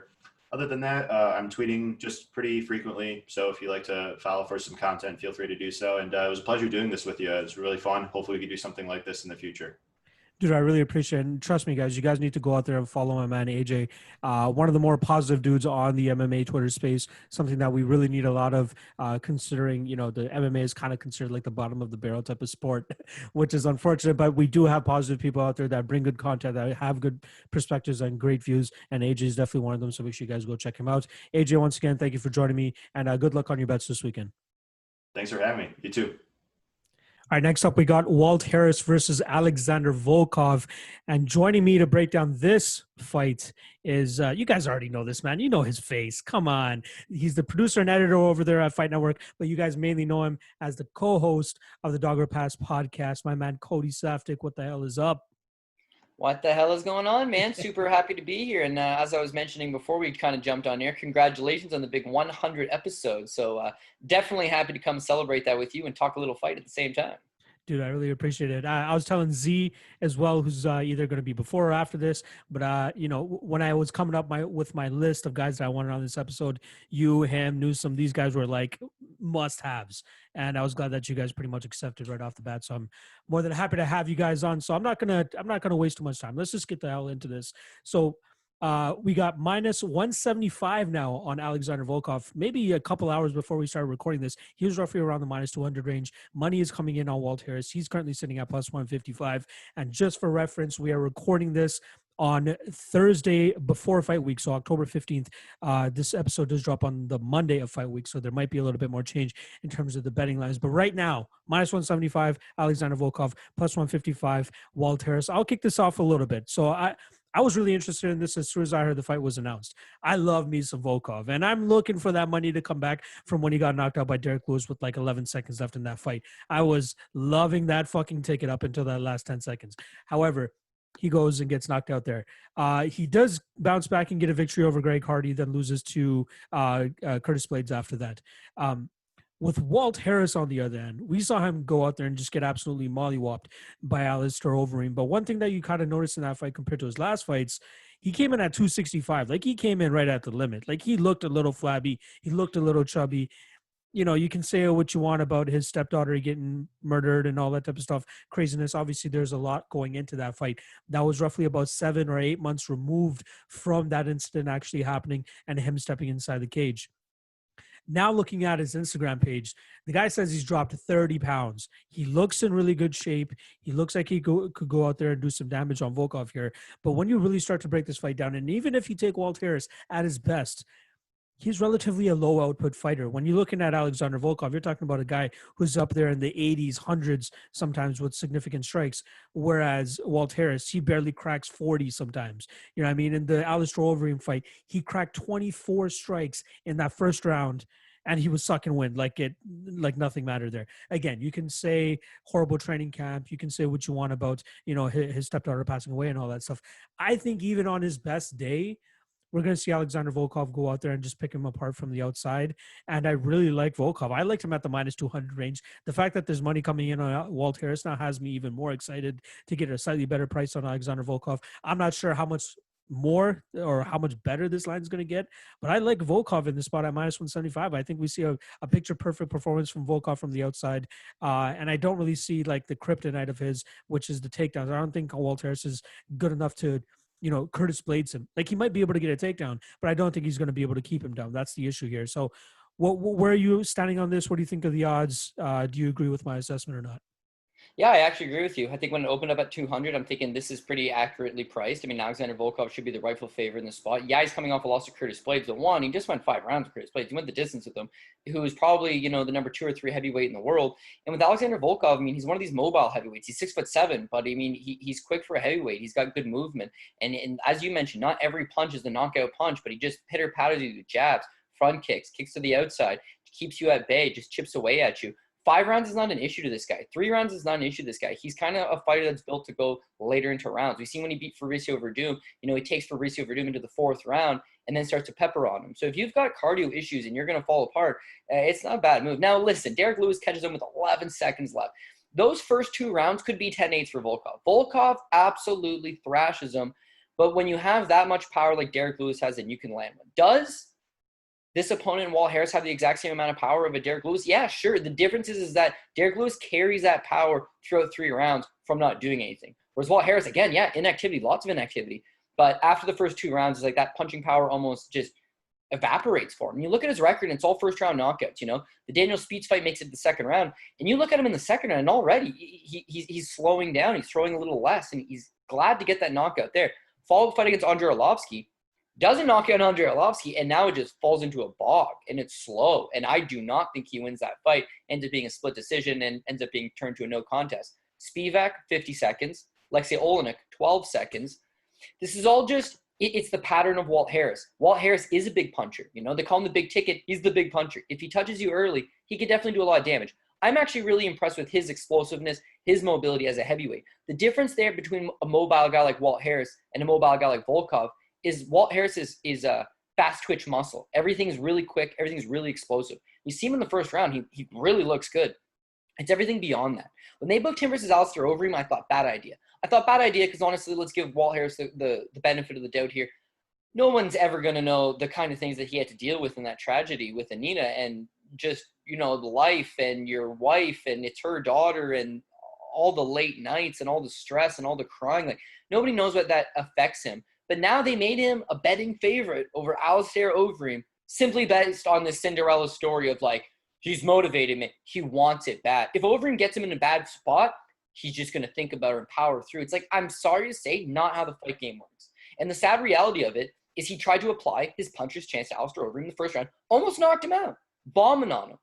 But it's not just him 30 pounds overweight. It's not just him not looking like he had a great camp. He did the exact same thing in that Overeem fight that he's kind of been doing throughout his career. If he doesn't get that first round knockout, he falls off the mat pretty hard. Could he knock out Volkov? Sure. Volkov's been knocked out once in the first round in the last 7 years. It was Vitaly Minikov back in 2013. Outside of that, you got to take this guy later rounds. You want to beat him, you got to go to 3, 4, 5. You want and you could take him down and submit him. That's a great path to victory here. I don't think that Walt Harris has the takedown game. I know Walt Harris doesn't have the submission game. And taking a guy down takes a lot of energy, You got to exert a lot of energy in shooting for these takedowns. Blades trains at altitude. Blades has got the best cardio at heavyweight. He can shoot takedowns all night if he wants to. That's not something Walt Harris can do. Walt Harris's best chance is to go in there and play to the gifts that God gave him. Those hands. Throw those hands, throw them early, try to knock this guy out early. If you don't get that first round knockout, then you're going to see his output start to wane in the second. And if this thing does go 3 now, that's when you'll see Volkov start to take over and just chip away at him. So I honestly do have Volkov. Minus 200, it's heavyweights and one guy's got a lot of power. It kind of makes you a little bit nervous, but I agree with the price. Minus 175, I see it's on minus 170 on some sites. Even better. You want a more playable odd. I would normally be a little bit worried. Why is this money coming on Walt Harris? What are they seeing that I'm not seeing? But I honestly chalk it back up to the Overeem situation. I think people really like Walt Harris. I think Walt Harris has an incredible story. I think Walt Harris is a very likable guy. He's very soft-spoken. He's educated. I think he's the kind of guy you'll want to root for. You want to see him win. Unfortunately, want doesn't necessarily translate into victories in the UFC. And for Volkov, they've literally fed him murderer's row, and he's lived to tell the tale. He's fought a lot of good guys. He's always given a very good count of himself. And, I honestly just think that he'll be able to use that reach, slow this thing down, get out of that first round, and then take it to Walt Harris. If anything, if I'm looking to get even a better price, maybe I look to bet Volkov live after round 1, knowing that Walt Harris is going to bring him hell in that first round. But beyond that, I don't think Walt Harris is going to be able to snag 2 and 3. Either gets put away sometime late in the second or early in the third, or ends up dropping at 29-28 after a good first round. I'm glad that you brought up the Blades fight because, Blades was able to get that fight down pretty consistently over that 5-round period. But remember the post-fight interview with John Anik? It looked like Blades was just about to fall over, and he was really sucking when it takes a lot to hold a big guy like Alexander Volkov down. Volkov is a brown belt in jiu-jitsu as well. That's something to take note of in case he does hit his back. And I think he'd be more successful with his jiu-jitsu against a guy like Walt Harris than he would against a guy like Curtis Blades or anybody else who's taken him down in the past. However, I don't think it's going to stay on the ground that long, even if it does hit the ground. If it does hit the ground, I wouldn't even be surprised if it's Volkov Volkov being the one on top and running down some elbows and getting him down later in the fight when it is round 2 or round 3 where we see Walt Harris sucking some wind.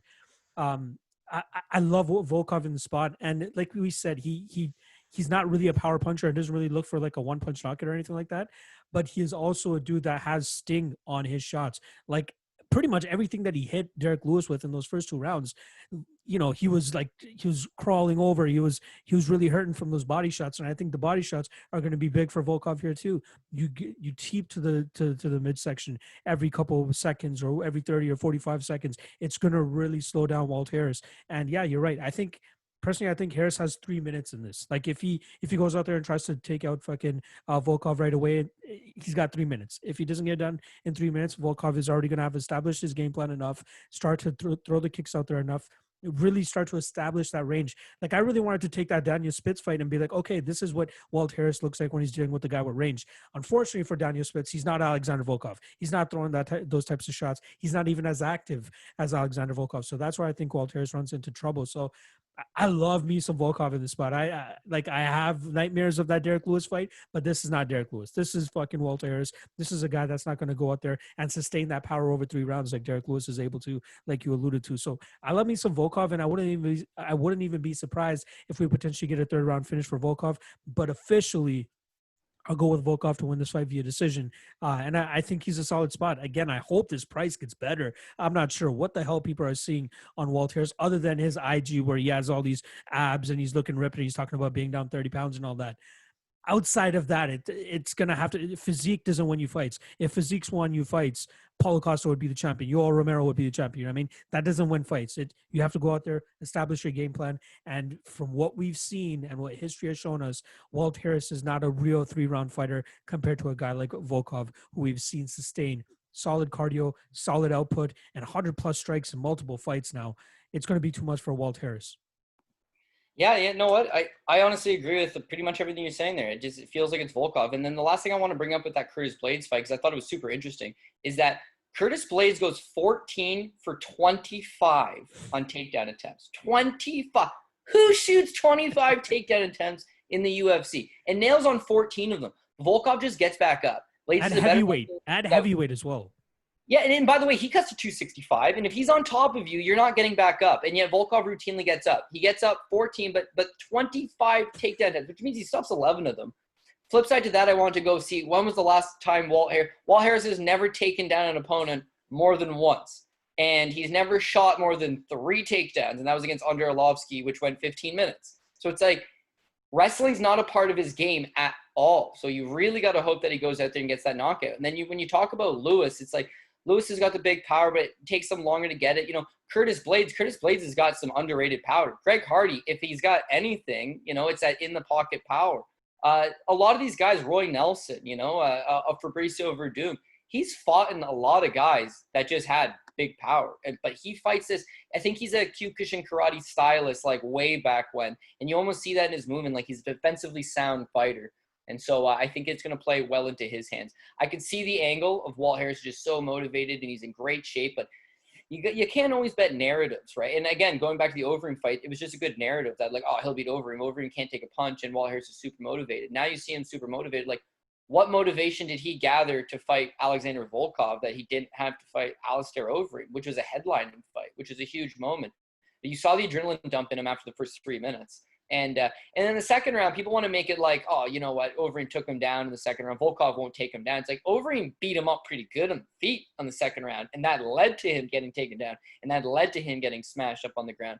And Overeem, I mean, he's got good cardio for a heavyweight, but it's not like Volkov. So if this is a 5-round fight, it would be Volkov, absolute no-brainer. In a 3-round, there's that little bit of maybe Walt wins the first, maybe Walt gasses out after 3 minutes, but lands the more telling punches and holds on in the third. But you don't want to bet on a guy holding on in the third. And Walt Harris has not really shown a propensity to hold on. Like, if he loses, that's it. He's losing. So I got Volkov. I like it at 170. We'll see if it gets back to 200 range. I don't see it getting much lower than this. But again, maybe Walt Harris has got a lot of fans out there and people that are combing over his Instagram and like what they see.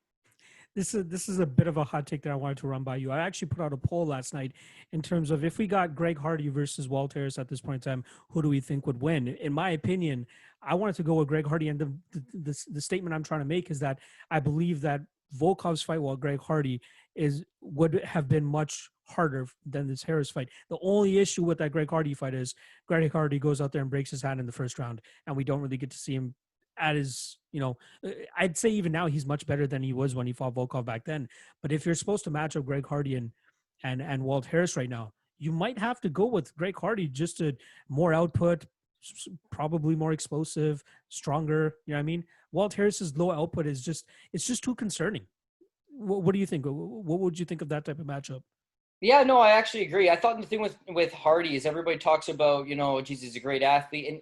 And his coaching staff at ATT have really drilled it into him. Don't have to go out there for the knockout. Go there and play to your skills. And his skills are 6'5", 80-inch reach, very mobile because he's an athletic fighter. When he fought Volkov 6'7", 80-inch reach, he couldn't figure out the distance management because he's always got that advantage over anybody he fights. Last time out, they gave him Jorgen De Castro, for Christ's sake. He's 5'10". I mean, with Hardy, he always has that advantage of just like that length, that reach, stay to the outside, and let you come to him. He doesn't have to march you down. He doesn't have to be the aggressor. You come to him, he's going to touch you, he's going to move out of there. Well, I thought when he fought Volkov, he could not gauge it. If he was to fight Walt Harris, and mind you, Walt Harris is a big guy as well. Don't get me wrong, big guy as well. But I think that Hardy would have a better time. And then, yeah, it goes back to the punch output. Harris tries to line you up, knock you out first round. I think he realizes he's got cardio problems, and as a result, he's looking to get you out as quick as he can. Hardy may also have cardio problems because he's got that asthma, right? We all remember his infamous no contest due to the puffer mid-fight. Ridiculous. But at the same time, here's a guy that goes with the opposite approach. You know what?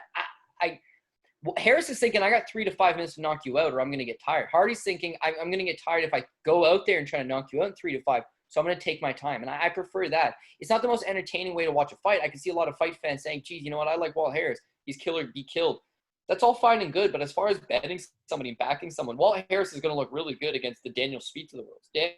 Walt Harris will look good against the Alexei Oleniks of the world because he's just so slow. And the Mark Godbeers of the world, he looks good against those guys. You try to give him an upper echelon top 15 talent, he struggles, and he's always struggled. And this goes back to him fighting Fabricio Verdum, where he steps up at short notice and he jumps in there and he gets submitted in 1 minute and 4 seconds. Like, not in this league, not even close to this league. And he's at ATT at the time. He's since left ATT. He's back in Alabama full time.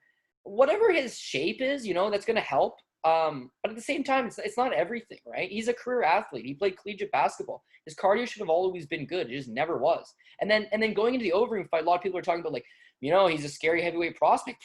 He's 37 years old. Like, that's one of the things you and I actually even haven't brought up. He's 37. At what point do you start to slow down? Now you want to talk about shape. You know who was in the best shape of his life when he was right at the end of his career? Chuck Liddell. I never seen Chuck Liddell in better shape than when he was 38, 39 years old and couldn't take a punch. Shape's no problem. He's a career athlete. This is what he does. Going to the gym, running on the treadmill, lifting weights, being physical. The guy's an athlete. Sure, no problem. It's timing, it's pressure, it's stress, it's the takedown game. And honestly, I mean, why wouldn't Volkov go out there and shoot a couple takedowns on him? Like, he actually took down Curtis Blaydes, right? Yep. Which is just crazy considering Curtis Blaydes is one of the better wrestlers in the division, and the whole fight is just Blaydes shooting on Volkov. But Volkov's got an underrated ground game. You just don't get to see it a whole lot because he's normally standing at range and striking with guys. But if you're fighting Walt Harris, why not try to take him down in the first round? Just tire him out. Just lean on him. Just clinch with him. Lean on him. In the second round, he's going to start to drop his hands. In the second round, he's going to throw less punches. In the second round, those punches are going to hit less hard. It's like, why not just try to slow this guy down in that first and then try to take it over from there? So outside of Walt Harris, Hail Mary, right hand over the top, I like Volkov. And I get Volkov just lost to Blaydes, but honestly, Volkov's a top 10 heavyweight in my books. He's still only 31 years old. He still figures to be in the prime of his career, maybe even get a little bit better. And I could definitely see him factoring in against a lot of the guys in the heavyweight division and moving on. With Walt Harris, I don't see him being a contender to any of the guys in the top 10. He's there to have some fun fights. Love it. I wish they maybe would have booked him with an easier fight because, I mean, it's hard to go through all that personal tragedy and then it's just like, you know what? I'm back in the game, boys. I'm back in there. It's like, okay, go fight Alistair Overeem. It's like, ooh. All right, I'll give it a go. You lose. Less than 5 months later, it's like, all right, go fight Alexander Volkov. It's like, man, like, come on. Like, give him a softie. Could have given him. Come on. Let's bring back Cyril Asker or something. You know what I mean? Let's get him a W. and hopefully that brings back some confidence, because I think he's going to go 0-2 here. This is not a good matchup for him at all. Is it safe to say that we're going to see Alexander Volkov in the first ingredients of your apple pie parlay this weekend? Yeah, for sure. I think that he's I never like putting heavyweight unless it's just like an absolute rickshaw of a fight, like he's going to run right through him. But this is a spot that I like just because I honestly, it's no discredit to Walt Harris. It's just, there's a pattern here that we've seen him do it time and time again. And now to all of a sudden think he's in great shape, he's going to turn it around. He's had 12 fights in the UFC to turn it around. He had 12 fights in the UFC to show something different, and he never has. And he's fought in big names. He's fought Andrei Arlovski, and he gassed out after 5 minutes. He's fighting Alistair Overeem in a headlining fight, and he's gassed out after 3 minutes. It's just a long history of it. So yeah, as far as adding heavyweight to a parlay, like I'm always a little bit iffy on it, but Volkov actually does have a look of somebody on this card that feels safe, feels good. 170 is actually a really good price to get on him right now, so I feel like he'll definitely be some parlay material. I knew it. I fucking knew it. All right. I just put a bow on this right now. We both got Volkov. Do you think he gets it done inside the distance, or are you taking him to win by decision? You know what? Volkov, to me, seems more like a decision guy because he's not really a power puncher per se. He's more of just like an output guy, kind of pick away at you. But it seems with Walt Harris, if he gets in a bad spot, I mean, that's it. He mostly just covers up. Alistair Overeem's on you, and he couldn't get up. He could not move. He couldn't get up. And then you can try to give him the benefit of the doubt here, right? You can try to think to yourself, geez, you know what? He's got Alistair Overeem on top, who's a scary guy with vicious ground and pound, who weighs 260 pounds. Yeah, see, the difference here is that Volkov had blades on top of him for a long period of time and got back up. There was no point where he was just trapped and defenseless. He always knew what he had to do to improve his position. Walt Harris did. Walt Harris was lost. Walt Harris was just a guy that didn't quite have that ground game down pat. Now, is Alistair Overeem a great grappler? Good grappler, not great grappler. But his wrestling's pretty spotty, right? And once you get Walt Harris down, that's when you can have your way. So my gut feeling is honestly that Volkov ends up turning the heat up on him in the third round, gets him out of there late. I'd be looking at Volkov inside the distance, Volkov by TKO more specifically. But yeah, just because Harris kind of drops his output off and Volkov just stays at the outside and jabs away at him, like maybe it turns into a slower paced fight. There's also that small chance that Harris goes into this fight and doesn't decide to try to empty the clip in the first 3 minutes and just decides to hang back. That'll lead it to being a very slow and dull fight. But ultimately, I think Alexander Volkov goes out there, gets his hand raised. I'm going to say inside the distance, but I'm still a little wishy-washy on that one. Yeah, personally, I'm going to go with third round stoppage. I think even if Walt Harris goes out there and tries to play it safe, you're going to allow Volkov to start getting that kicking game off, and it's just going to be just sign it off right there at that point. I think Volkov's got this in the bag. I love the minus 170. If we even get him to like 160 even, I'd be singing praises at this point. I mean, so we both got Volkov. We both think he gets it done inside the distance. Before we get on out of here, anything you want to plug? We know to follow you at CJ Saftik on Twitter. Anything else? Yeah, did I get that wrong? Yeah, all good. Yeah, that's about it. CJ Saftik. I know people are like, man, you should hop on Instagram. It's like, dude, those days have passed me by. But I don't mess with Instagram. Definitely got myself a Twitter. And yeah, I mean, we've got a lot of Bellator weird, like Thursday night cards, Friday night cards. Like they're doing this European series. LFA, they've been dropping a lot of these Friday events. If odds get released for it, you want to talk about it, you want to pick my brain, or you want to even just throw in a point, have a discussion, and let's figure out who's going to win together, then I'm always for it. So you can definitely hit me up at CJ Saftik on Twitter. And yeah, honestly, it's a lot of fun always jumping on these shows with you. I really hope that this virus kind of fucks off at some point and we can jump back in studio, have a drink, and kind of just talk about anything. Talk about fights, talk about the game, talk about the landscape. It's always a good time. So I really do appreciate you thinking of me on your 100th episode. You got a great lineup of guys right here. I know this is going to be a really good one. I cannot wait to watch it. So good luck on everything. And again, thanks for taking the time and talking some fights with me, buddy. Appreciate it, Cody. And I don't know how else to wrap up this one other than thanks, man. I really appreciate it. And yeah, make sure you guys go check him out. If you guys are already watching me, you guys already watching this shit. So I don't really need to say that. Anyway, Volkov on both sides here. Thank you, Cody. And we'll get on to the next breakdown for you guys.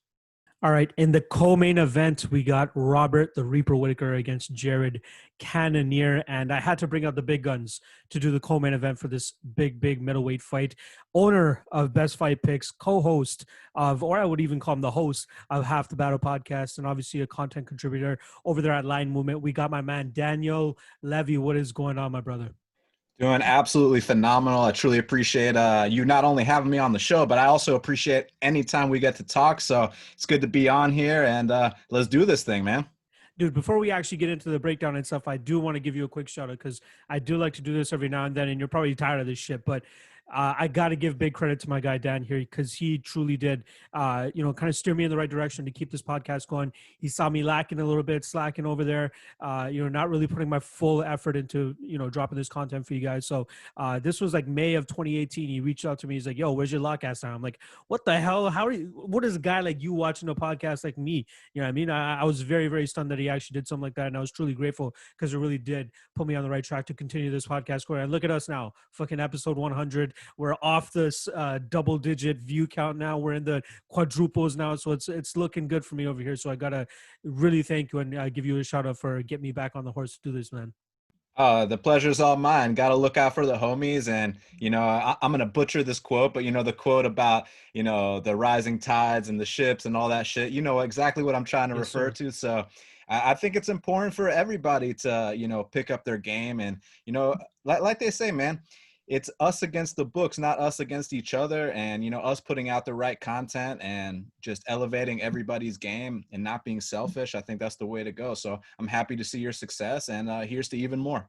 I appreciate it, brother. You know what? Everybody gives each other a little bit of a rub, and it's always good to like collaborate on some things, just like we're doing here. So, yeah, I really appreciate it. But let's cut to the chase. Let's get to the breakdown. Let's get to what people are here for. Once again, like I said, we got Robert Whittaker. He's at dog money now. We got plus 100 on him, minus 120 on Jared Cannonier here. It seems like a lot of people are buying into the punching power and the knockout power of Jared Cannonier since he's come down to middleweight. He's on a 3-fight winning streak. He has finishes over Anderson Silva, Jack Hermanson, and obviously the fight before that against David Branch. I'm not as big of a believer here. I still think that Robert Whittaker overall is a better fighter here. We did see him last time go out there and, turn the tide. Obviously, he had that loss to Israel Adesanya where he lost his belt, and then he hops in and gets a solid victory over Darren Till in a fight that a lot of people thought that he was probably going to get knocked out in that fight too. Obviously, in that first round, it was a little bit sketchy. He did get dropped by a beautiful elbow by Darren Till, but after that, he bounced right back to his feet. He looked fine to me. He didn't look like he was rocked or anything like that. And he went out there and he won the next couple of rounds, and he was able to come away with a decision victory. We did see him kind of lean on his wrestling a little bit, not too much. Like obviously he dropped Darren Till, followed up with some solid top pressure, was able to get some good shots off from there, but he didn't really have too much success in terms of getting Darren Till down in the future. But we did see him kind of flashing the takedown, kind of feinting the takedown. So it's good to see him kind of using the full MMA game, as he kind of alluded to before that Darren Till fight that he needed to do to get the victory there. I think he's going to need to do the same thing here against Jared Cannonier. He has 2 less rounds that he has to worry about, but it could get a little bit sketchy if he gets dropped again in that first round. He's really going to have to rack it up for rounds 2 and 3. But again, I kind of like his style. He's very bouncy. His movement is very good. When he does blitz in and try to get his shots off, he is quite successful with it. He doesn't really get caught too much. Obviously, he got caught by Israel Adesanya, but that guy is a freaking technician when you're talking about the striking game.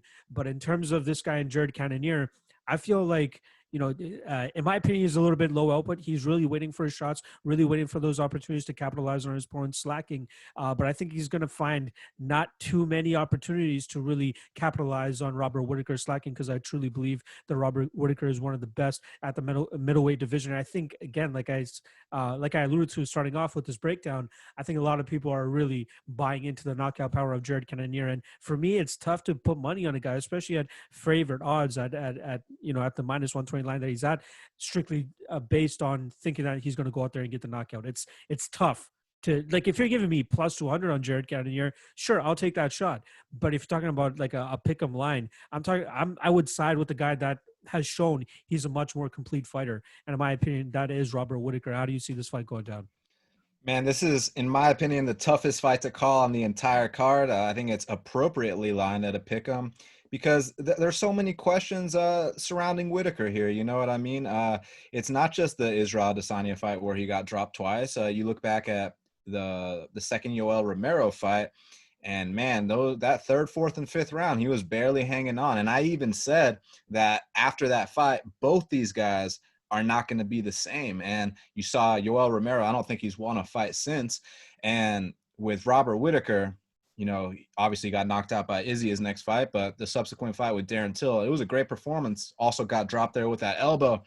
So it's one of these things where it's like Robert Whittaker definitely has and I hate to call, a guy who's knocked out so many people a point fighter, but he's got the point fighting style or the volume style to come out here and win the decision. No doubt about it. And he's also got some wrestling in his back pocket too. But the thing I'm worried about, man, is that, the kind of karate style that Whittaker has kind of fights with his hands down. And Jared Cannonier is a guy that we've seen him at heavyweight. He knocked out Cyril Asker. We've seen him at light heavyweight. He beat Iwan Cutelaba. And we've seen him at middleweight, defeating a top 5 guy like Jack Hermanson. And he survived the early onslaught on the mat. He even got his back taken by Jack Hermanson. And oftentimes when Jack Hermanson gets on top of someone, the fight's probably going to be over shortly after. So the fact that he was able to not only keep his composure, but work his way back up to the feet, and then not just beat Jack Hermanson, MJ, destroy Jack Hermanson in Jack Hermanson's backyard. I thought that was a big statement. I thought he earned this fight. So the reason I agree with it being pick'em is because, look, obviously, like we said, the volume and the output has to go to Whittaker. And look, I'm not going to be surprised if Whittaker wins by knockout either. I mean, Whittaker definitely hits hard. He's got a beautiful left hook, mixes in the high kicks really nicely. It's just what I'm worried about is what happens if Jared Cannonier touches Whittaker. I think the durability edge has to go to Cannonier in this spot. Because, again, it's not just the Izzy Adesanya fight. It's the Yoel Romero fight. It's the Darren Till fight, which he's been dropped in. And I'm not going to bring up a petty example back at 170 and talk about when Court McGee dropped him. But these last 3 fights, he has been dropped. And that's just facts. So that's what I'd be most worried about. But if no one gets dropped in this fight, then I would favor Whittaker, because I do think that Jared Cannonier is a little bit more on the plotty side. And I do think that, Whittaker has the better footwork here. However, man, I think it could be a case where, Whittaker is kind of outpointing him a little bit. And then when he decides to kind of commit onto something, that's when Cannonier can catch him with a counter coming in. So I could see this fight going a variety of ways. And that's why I agree with it being a line to pick him at this point.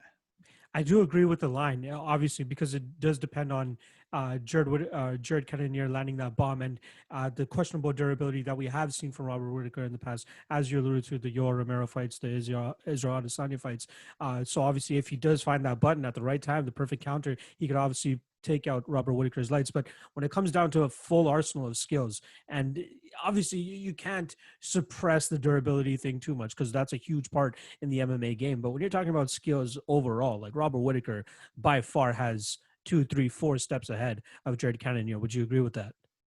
Yeah, I mean, you can't disagree with that. It's just that, if he gets dropped and rocked, then what, And also, yeah. I don't think it's just a puncher's chance for Jared Cannonier. I think that he's got some very underrated kicks as well. I mean, you saw the Anderson Silva fight. I know it's easy to discredit that win because Anderson's in his mid-40s, but when you go out there and you kick someone's leg, you chop that tree down until they can no longer stand up. I mean, that's got to count for something. And he does come out of a gym that's known for calf kicks. So he's got a very underrated kicking game. And if you want to make the case for Cannonier winning this fight, some other way than a knockout, what you would say is that he'd start off with the kicks, start to slow down the movement of Robert Whittaker, because Whittaker's got fantastic movement. He's always bouncing on his toes. And it like I said, it's the opposite of Cannonier, because Cannonier is kind of plodding. He's kind of flat-footed.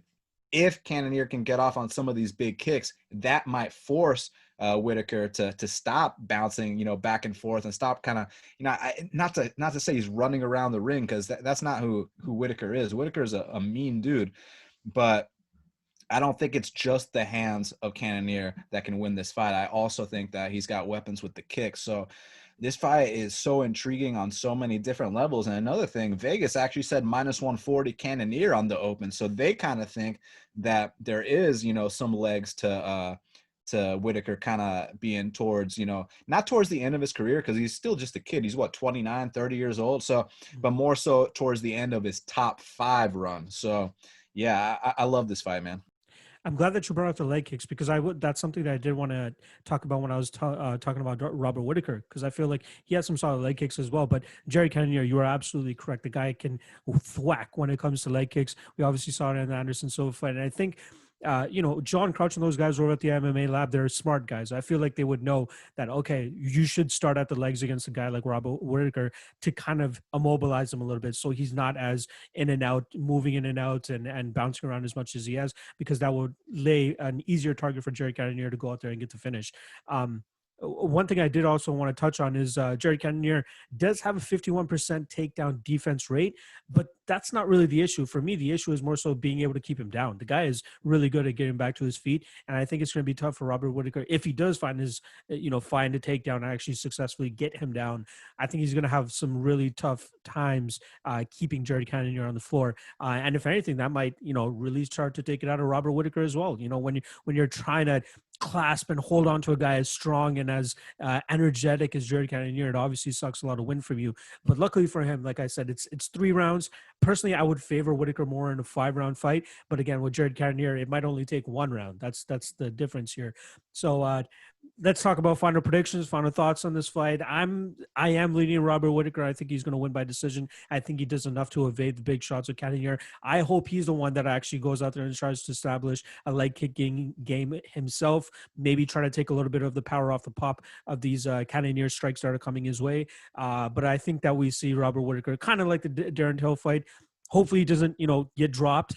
That's one thing that's obviously to worry about. But personally, I would feel like I don't want to lose 5 years off my life putting money on this fight, hoping that Robert Whittaker doesn't get knocked out here.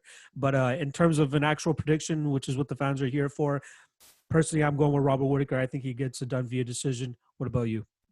So real quick, I just wanted to say that you made an excellent point about how, look, on paper, it says he's got 50% takedown defense. And if you just look at that and you think, oh, he's going to get taken down easily, I think that might be an accident waiting to happen. The reason why is you look back at some of these fights, and I think those numbers are skewed from his past fights at light heavyweight. Yeah, when he fought Glover Teixeira, he didn't the wrestling hadn't caught up yet. Whereas you see the fight against Dave Branch, and while Dave Branch did go out there and score some takedowns, Jared Cannonier made him work for every single takedown, and he got back up to the point, like you said, where Branch was gassed out. Then he knocked him out. Even in the Hermanson fight, Hermanson had to work so hard, not just to take him down, but to hold him down. So I think that stat is extremely misleading because, like I said, if someone thinks that Whittaker is just going to come out here and take him down and hold him down, they might have another thing coming. So, yeah, I think the improvements in Cannonier's game, his get-up game now, is, I mean, like I said, we've seen him at heavyweight, light heavyweight, and now at middleweight. So now you're seeing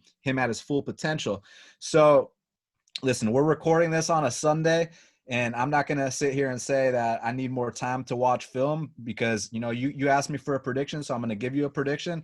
But what I will say is we're going to put on a show for the fans and go on the opposite way here because that's what the fans want to hear. They don't like it when everyone agrees. So I'm going to go with Jared Cannonier here. I think that Whittaker might get off to a good start with the points, but eventually he's going to try to commit to something, and that's going to be the time when Cannonier counters him and knocks out the great Robert Whittaker. So I'm going to go with Jared Cannonier here to finish this fight.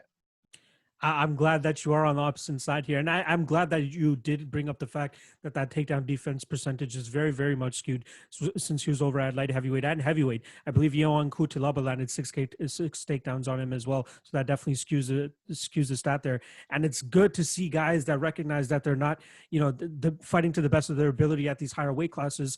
Let's go down. Let's tighten up the diet or whatever it is that Jared Cannonier did to get down to 185, and he's looking like an absolute beast. So I could absolutely see the outcome of Jared Cannonier going out there and getting the knockdown or the knockout, I should say. But I truly believe in Robert Whittaker's skill set still. I'm hoping that his durability is still there so that he could possibly take any type of shots that are landing. But yeah, I do like Whittaker by decision. My man Daniel Levy likes Jared Cannonier via knockout. Are you saying first round or second round? You want to get that in depth? I don't know, man. I mean, at some point in the fight, let's go with second round. I think that, listen, I think that your pick is perfectly valid. I think that that's totally a path to victory for Whittaker to come out here and, kind of just outpoint him. He does throw more volume. That's statistically proven. I'm just curious to see if, Cannonier can kind of make the volume wane, start chopping him down with those kicks, eventually kind of make it an even playing field, and then go in there with the power and put him down. So sometime within the first or second round. But I do think that if it goes all three, that favors Whittaker. But the fans don't want to hear us agree, so we'll go with Cannonier under 1.5. All right, hopefully you can bring that same fire I know you will, that same fire for half the battle that's going to probably drop later on in this week as well. So I will give the stage to you in terms of plugging anything that you want to on the way out here. The stage is yours, brother. Firstly, thank you very much for having me. I truly appreciate it. Also, thank you very much to all your fans for listening to this. I appreciate all you guys as well. I'm available on Twitter at Best Fight Picks. My website's bestfightpicks.com, and my podcast is Half the Battle, and it's available anywhere that podcasts are found. So thank you guys again. Everybody stay safe and enjoy the fights. Last thing I actually do want to plug for Daniel, make sure you check out After the Battle. Sometimes he goes on live on YouTube and just talks about the media reactions following a fight. So make sure you guys hit him up for that as well too. All right, Dan, I appreciate you hopping on, and good luck this weekend, brother. I appreciate you, my friend, and we'll speak soon. All right, time for the main event. We got Khabib Nurmagomedov versus Justin Gaethje to unify the titles. And I could only think of one person I wanted to do this breakdown with. Probably my best friend on MMA Twitter, business partner, director and MMA analyst over there at MMA Play 365. He's a manager for fighters now too, over there at Heavy Duty Fight Management. My man Newsome, what the hell is going on, dude? How's it going? Thank you very much, Lock. Privileged to be here for the 100th episode. I know you've got yourself a water. I've got something a little bit stiffer. So 100 episodes, baby. Let's go. Cheers. And the main event as well. So, yeah, I'm privileged to be on. I'm privileged to be on the main event. I'll be looking for that performance of the night bonus. Those pay-per-view points as well, send those all my way also. We've got this. We've got this. Dude, so just to give you guys a little bit of backstory, me and Newsome have been trying to do a breakdown about Khabib. It was supposed to be for Ferguson Khabib. We were going to have a nice heated little debate because I was going to have Ferguson in the fight. He's a Khabib nut hugger, as we all know by now. But now we got Justin Gaethje. So this is a little bit of a different fight compared to what we were expecting to go over with Ferguson earlier last year, whatever the hell it was. But I'll kick things off in terms of my thoughts on this fight. So when we think about Khabib, there's pretty much one thing that we always thinking about. It's when he gets the guys to the ground, it's his takedowns, and it's his heavy top pressure, his ground and pound. Not a lot of people are able to survive that, and nobody has survived that in 28 or 29 fights, whatever he's at right now. In terms of the things that we don't see in between or are not talked about as much in between, it's the time that he's not able to get fighters down. Like, more often than not, he gets fighters down. But one statistic I want to throw out there for you guys, in 5-round fights, in rounds 1 and 2, he's 13 of 19 in terms of getting takedowns. In rounds 3 to 5, he's 3 of 11. So we see a significant decrease in his ability to get fights to the ground. However, since he has such an intimidating game in terms of like taking guys down, and people are pretty much always afraid of that, he's so successful with his hands. Like, he's allowed to let his hands go a little bit more. He has a great jab. He busted up Alaquinta for 5 rounds, even when he was not able to get that fight to the ground. Edson Barboza, that's a leg kicker. That's obviously very important in this fight. In that fight with Edson Barboza, he didn't give Barboza any room. He suffocated him from bell to bell, whether it was with the takedowns or just with the striking pressure just staying in his face. So that's obvious. We understand that type of stuff. But when it's the Alaquinta fight, a guy that's not willing to really pull the trigger with Khabib kind of standing there in front of him.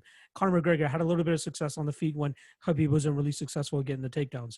Dustin Poirier is the one fight, obviously his most recent fight, where we didn't really get to see Poirier get to do much. He landed maybe 1 or 2 good shots on the feet, but before we knew it, Khabib already had his back and he already started taking him down. And we didn't really get to see Poirier get to pull this fight off from a distance.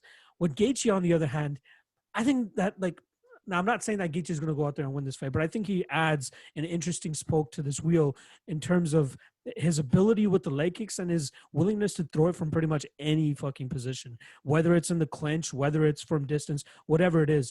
He's always throwing that leg kick, and he's not shy to let his shots go either, which is what I find most of other Khabib's opponents were they were just a little bit too gun shy in terms of letting their hands go, letting their kicks go, whatever it is. Obviously, when you're throwing kicks, you're a little bit more vulnerable to getting taken down.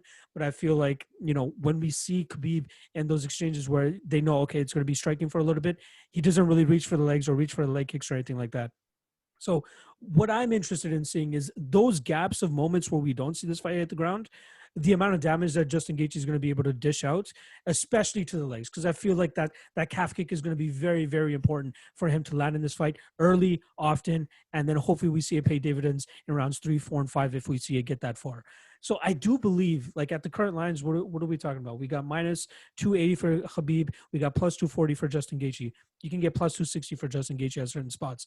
But the different dynamic that Justin Gaethje brings into this fight is kind of leaning me off of Khabib. I still believe that Khabib wins this fight, but I was hoping we was going to have an argument there. No. I still believe Khabib wins this fight, but I'm not willing to put money on Khabib. I'm not willing to parlay him either here.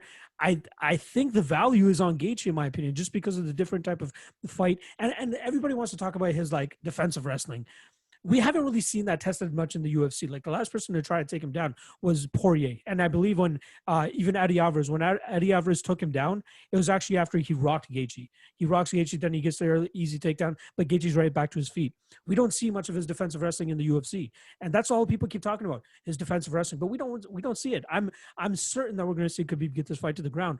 But for me, it's more so of Justin Gaethje getting back to his feet and doing the work with his striking, with his leg kicks, and how much that accumulatively will do for the full 25 minutes. Floor is yours. What do you think?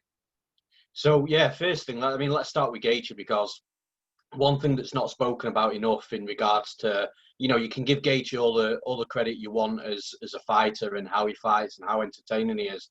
But, after that Dustin Poirier fight, I think it was, he was talking about with the way he fights, he's probably only got, I can't remember the number, it was like 4 or 5 fights left. And then he goes out there in his next fight and completely changes his style. We're thinking, it's a one-off, just giving himself that extra fight. The next fight, the old Gaethje will be back, and it wasn't. And the dude has not just turned his career around in regards to longevity, but he's completely changed his style. And actually, I think that suits him more as a fighter than what his old style did. I mean, obviously, he was gassing himself out within, a round and a half. So from Justin Gaethje's perspective, it's very interesting, because if this was the old Justin Gaethje, I think Khabib would absolutely run through him, with really no issues. But this new Gaethje is a different Justin Gaethje, and that's what makes this fight really interesting. And I don't know whether this will be a hot take with you or with other people, but I actually think right now at this point, and I know it's very easy to say because of Gaethje's last fight, but right now at this point, I think this is the fight I would rather see opposed to Khabib and Tony. I think at this point, Khabib and Tony would want to see just out of principle, just because of how many times it's been cancelled, and a global pandemic had to prevent that fight from actually happening, So from this fight perspective, I think this is the best fight that can be made at lightweight right now. I've personally got no interest in seeing, Khabib and Conor again. I think that goes down exactly how it went down the first time. But, there's so many elements to this fight, and wrestling is specifically one of them. So, like you say, we haven't seen too much of Justin Gaethje's defensive wrestling. That's true. What we have seen are a couple of sprawls from takedowns attempted and things like that. But that's predominantly from open space. That's not where Khabib shoots his takedowns. What Khabib is an absolute master of, is a master of many things. But one thing is closing the exits, making sure he's cutting off the cage. There's no escape for his opponent to circle out. He's so good at applying that pressure and cutting off any angles and cutting off the cage as his opponent's trying to laterally move out of the way. And because he does that so well, it allows him to forward pressure. When he forward pressures, he's able to get the clinch up against the cage, and that's when he starts working the wrestling, the chain wrestling, going from doubles to singles to body locks. And once he's got that grip around your body, there's very few fighters in the UFC, in my opinion, that have got elite level grips, and a lot can be said for that. I think a lot of people overlook that at times, but when you've got such a solid grip around the body of your opponent, a grip that can't be broken, you're going to have so many opportunities to either, dominate against the cage in the clinch, get control time that way, or get the fight down to the mat. Other fighters with good grips, off the top of my head, Gregor Gillespie, Curtis Blades, these guys have got insane grips. So for me, the way Khabib fights in regards to cutting off those angles, cutting off the cage, closing the distance and getting a hold of you, as much as Gaethje is supposed to be this, elite level NCAA Division 1 wrestler, I think in those positions he's going to be able to take him down. I mean, the dude's taking down Daniel Cormier in training, and I know it's training, I know it's not a fight scenario, but these wrestlers are proud dudes, man. Daniel Cormier ain't going to be wanting to get taken down in a cage. He's not going to be wanting to get taken down in training. And especially with the banter that he's got with Khabib, he's definitely not going to be wanting to get taken down by Khabib. So when Khabib's taking down a 240, 250 pound elite level wrestler in Daniel Cormier, I don't think he's going to have problems taking down Justin Gaethje. Now, the one thing you've mentioned, which is interesting as well, in my opinion, is what happens in between those takedowns. But you said it as well, Khabib's got very underrated striking. He did well against Edson Barboza in spots. Yes, he got caught by a couple of kicks. That's an interesting point as well, because I believe the durability is there of Khabib. I don't think he's a guy that's going to go down very easily. Barboza hit him with, I can't remember whether it was a spin kick or a roundhouse to the head, but he hit him with something completely and utterly clean. And Khabib didn't wobble or rock or anything like that. He came forward and carried on with his game plan. So durability goes a long way in this fight, but also he's out there dropping Conor McGregor, who I believe is a more elusive striker than Justin Gaethje. I'm not saying he's a better striker or a better fighter, but in regards to being elusive and the angles and the funky movement and stuff like that, I think McGregor's definitely harder to deal with from that in that respect in the striking department. So yeah, it's interesting what's going to happen in those moments. Gaethje's got to be the one coming forward, like you said, landing low kicks. But if he gets too close to Khabib, and this is the problem, Gaethje's got two options. He either bides his time early in the fight, and that's not going to allow him to come forward. That'll allow Khabib to come forward, cut the cage, close distance, take him down. Or Gaethje's going to come forward and be aggressive. But if he comes forward and starts being aggressive, Khabib's not going to shoot out in the open. At least I don't think he is anyway. He'll just close the distance, he'll get that grip, and he'll force Gaethje back to the cage. So for me, Gaethje's got to choose, he's got to pick his poison, so to speak, because it's not going to be very simple for him. He's going to have problems going back, he's going to have problems going forward. If he starts landing these low kicks, though, like you say, Khabib, I don't think he's going to start reaching for kicks. I think that's a bad signal to give off inside the cage anyway. So that's definitely got to be the weapon of Gaethje's choice. I'm just not sure that it's good enough at this level to beat somebody like Khabib. I mean, I say at this level, obviously it is good enough at the UFC level, but Khabib's a master, man, a Russian master. He's not gonna, I just don't see a scenario where Khabib just gets chopped down by leg kicks and doesn't have anything in response. I think it's going to be a difficult fight. I will say this though, for as much shit that I give people in regards to fading Khabib every single fight, because I just think it's a bad idea. If you were ever going to bet against Khabib, it's probably this fight. But I agree with you. I just don't see it happening. I do see a little bit of value on Justin Gaethje if you want to fade Khabib. Again, value loose term, to be honest, thinking about it, because I just don't think Khabib's going to lose this fight. But if anybody in the division, in the lightweight division, or previously was going to beat Khabib, it is going to be Gaethje. It's that sort of style, because Gaethje's durable. Apparently, he has good wrestling, good scrambles. Should be able to get back up to his feet, in theory. But I honestly think once Khabib's got into his rhythm, he started striking a little bit, I think Gaethje will come out fast. I think he'll tie up with Gaethje, and I think it's just going to be a fact of testing Gaethje early on. And something you mentioned as well in regards to rounds 3 to 5, the takedowns don't come as thick and fast as what they do in rounds 1 and 2.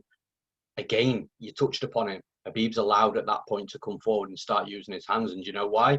Because the wrestling and the domination has been that bad in round 1 and 2 that it completely sucks the life out of his opponents, and all that energy and all that fatigue starts kicking in.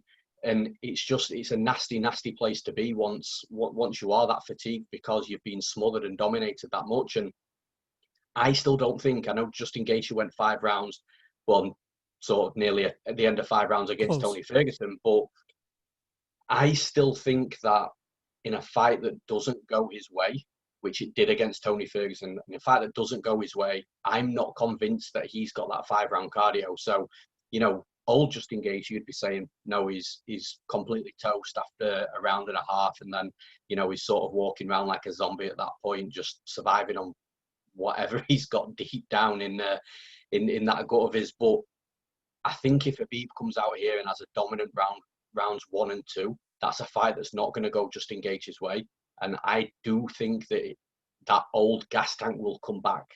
It won't come back because he's overexerted himself and gone nuts for the first round or two, but it'll just be sucked out of him just purely because of what Khabib does.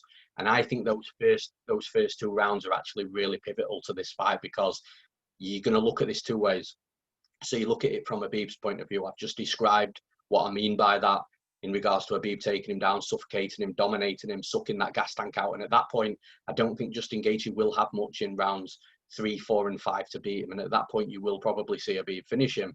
Or if Gaethje comes out good for that first 1 or 2 rounds, chops Khabib down with low kicks, mixes in punches, really starts busting him up, then Khabib might start getting desperate in the rounds 3, 4, and 5. And at that point, that'll probably suit Justin Gaethje. So for me, although it's a 5-round fight, the first 2 rounds are so pivotal to what happens in this fight and who wins. And it's whoever starts better, in my opinion, is going to win the fight. Dude, you hit pretty much every nail on the head right there in terms of, like, a lot of people are coming out there and being like, okay, Gaethje's cardio looks a lot better, especially in that Tony Ferguson fighting. And everybody thought it was going to be the other way around. I mean, everybody thought that Gaethje was going to be the one that started to suck wind, but you hit the nail on the head in terms of that fight was going his way. Like, he was going out there on outstriking Tony Ferguson. He didn't have too much to deal with in return. When he has somebody like Khabib to deal with, when you have the wrestling and the grappling and all that type of stuff, obviously it's going to wear on you a little bit more. But I feel like if there's anybody with a mental that would be able to potentially overcome any type of mental block after getting wrecked for 2 rounds, it's probably a Justin Gaethje, or I would even throw Tony Ferguson there in like in the second place. But I don't think from a mental perspective that he'll break. I just feel that from physically it won't stand up. Your body can only do so much. It can only carry you so far. Yeah. Justin Gaethje's got a phenomenal, mental game. That guy you're not going to break that guy. You're not. Yeah. You're just not. It's not in his DNA to be broken. But I just feel that it's more of a physical thing, because, like I say, your mental game can be so strong. The best mental game, which is what I think Justin Gaethje's got, but your body will only accept so much, and the mental game will carry Justin Gaethje through those later rounds if Khabib is dominant rounds 1 and 2. But the body, I feel, won't respond to how the mental wants it to respond, and that will allow Khabib just to come on stronger. That's what I meant by that. I'm interested to see, though, if he is able to implement those leg kicks early and often, how that does change the trajectory of that fight. Because what if, I'm not expecting Gaethje to go out there and 1 punch knock out Khabib. We know Khabib has durability. You touched on that in the Barboza fight. It's going to have to come from an accumulation of strikes. It's going to come from, him attacking that front leg, Khabib not having as much power or pop off that front leg to complete his takedowns. And then Gaethje just kind of has a little bit of fun on the feet. And you do make a good point in terms of Nurmagomedov having improvements and showing that he's excelling in the striking realm, because everybody's pretty much afraid of getting taken down. But his combinations, they're like bursts of like a 2-punch combination. Like, you find it like he blitzes forward with like an overhand and then tries to come over with his other hand. Like, it's nothing like he's pulling off like a Peter Yan type of striking display. It's not like he's mixing in kicks or anything like that. It's because he's not a natural striker. Exactly. That's all it is. Mm-hmm. But I just find it hard to believe that in those lulls and in those moments in the 3rd, 4th, and 5th round, if Justin Gaethje is even there maybe 10% with his physical self, he should be able to do enough damage to potentially keep this on the feet for the remainder of the 3 rounds. That's why I'm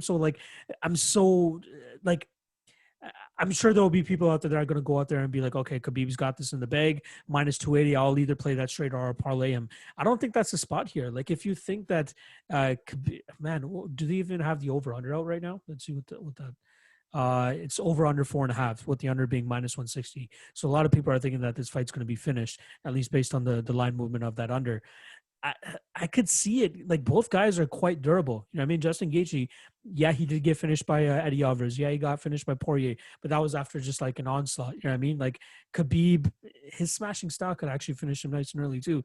Now, this fight is super fucking tough to call, and I truly wanted to go out there and predict and be like, all right, Gaethje has this in the bag, but I can't say that as confidently as I would with Khabib either. I do feel more comfortable saying I'm predicting Khabib to win this fight probably by 5th round or 4th round stoppage. But I still feel like we will see more money coming in on Khabib as the fight week progresses. And just for reference, for people who are watching, we are recording this on the Thursday before fight week. So it's October 15th. There might be a significant live movement between now and when this episode drops. But you know, if more money comes in on Khabib and we get like minus 350 Khabib, you're probably getting what, like plus 300, plus 290 on Justin Gaethje. I think there's a little bit of value there. And you said it yourself in terms of if there's any time to fade Khabib, this is the guy that has the tools that could potentially do it mentally, physically, with his style, potentially with his wrestling, as people keep alluding to, his defensive wrestling. But in terms of his output, his head coach, let's not shortchange Trevor Whitman. He's done a really great job with changing Justin Gaethje's game, making him more of an accumulative striker rather than just looking for that one punch Hail Mary knockout. And just touching upon that as well, just really quickly in regards to Trevor Whitman, if you go back and watch that Justin Gaethje and Tony Ferguson fight, so Gaethje's last fight, in between rounds, I think it was in between the first. I think sorry, continue, go ahead. No, so I think it was in between the first going into the second, or either the second going into the third, but Trevor Whitman said, look, you're throwing too much on your punches. I want 20% off your punches. Roll with that. And honestly, like, you saw him respond to it. You saw him not throwing as many Hail Marys. His gas tank held up. He looked really great. So no, I think Trevor Whitman's an unsung hero in regards to the developments that we've seen from Justin Gaethje for sure. In regards to how you bet this fight, I'd say the reason why I don't think you can go with totals here with the over and under, because it's set at 4.5. 2.5 might be a little bit different. But with it being 4.5, the reason I don't think you can bet that comfortably and confidently is because you just don't know what Khabib is going to finish the fight like. So what I mean by that is the dude is so good on the mat, he'll finish it with ground and pound if he can. If you show him a neck, he'll grab a neck. And sometimes his opponents, he'll allow his opponents to, you know, just keep themselves in the fight. And Quinter's a good example of that. You know, so many people were out there thinking that Khabib was going to finish him. I thought Khabib was going to finish him. However, the interesting thing there, Lock, is that over and under was actually set, at least in the UK, at 1.5 rounds. And over 1.5 was plus 125, which I hit and cashed. But even I was a bit nervous at 1.5. So I thought Khabib was going to go out there and finish him too, but he didn't. So the thing is with 4.5, which is what I thought. I never knew it was set at 4.5 until you've just said it there. I had a feeling it was going to be, because that's where the tricky one is. Does Khabib finish this fight? If he does, is it by KO? Is it by submission? Or can he not get either of them to, and it rolls on to a decision, you know? It's just really tough. I think if you're betting this fight, and this is just from my perspective, like I say, I do understand if people are seeing some value on Justin Gaethje, but the way I see this is, if you've got $1,000 sat on your table in front of you, or £1,000 with me being from the UK, where are you more confident putting that £1,000 to get that £1,000 back? I gotta say Khabib. Like that's what I mean. I honestly, like, I've given people shit in the past for fading Khabib, like I've said before, obviously just banter.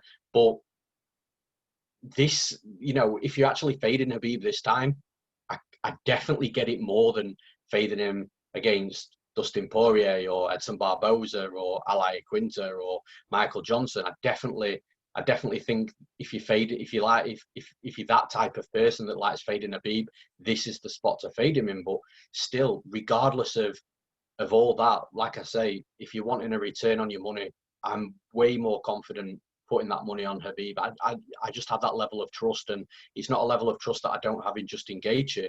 It's just, I trust Khabib to stick to a game plan. I trust a man that's 28-0 in his professional career. The only fights one way. You're not going to get any nasty surprises with Khabib. He's not going to come out looking to do spin back kicks to the liver or, you know, anything crazy like that. So for me, that's how I'd bet this fight if I was betting it. I'm not sure what I'm doing yet on the card. I haven't really dug into it yet, but I'm more confident with my hard-earned money on a Khabib ticket than I am on a Justin Gaethje ticket. The totals for me don't do it just because I don't know. Is he going to finish him with ground and pound? Is he going to submit him, or is Gaethje going to be able to last until the final bell? And if Justin Gaethje does win, then is that going to be by breaking Khabib down? Is Khabib going to be durable enough to last, or is Gaethje going to finish him? There's just so many unknowns and variables in how this fight ends with it being a decision, or if one of the fighters finishes the fight. For me, it's a money line job, and you're either liking Khabib or you're liking the underdog on Gaethje. For me, like I say, my money, I'd feel safest on Khabib for sure. One angle that I wanted to touch on with you, and then we'll wrap this thing up. I touched on it with Marcel earlier in the episode, but going into this event, Team Nurmagomedov post Abdulmanap is 1-1 going into this card. You had Zubair Tukhugov that dropped a decision to Hakeem Dawodu, and then you saw Ulanbekov pull off a decision victory over Bruno Silva the other week. Obviously, we're going to have another Umar Nurmagomedov fighting earlier in the card, so we don't know what the record will be after that victory. But how do you feel that has an impact on this fight, if any? Have you ever met a Russian? Listen, I know Khabib's hurting. Obviously, this man was, a pivotal part of, one of the biggest parts of his entire life, and he is the man who he is today because of his father.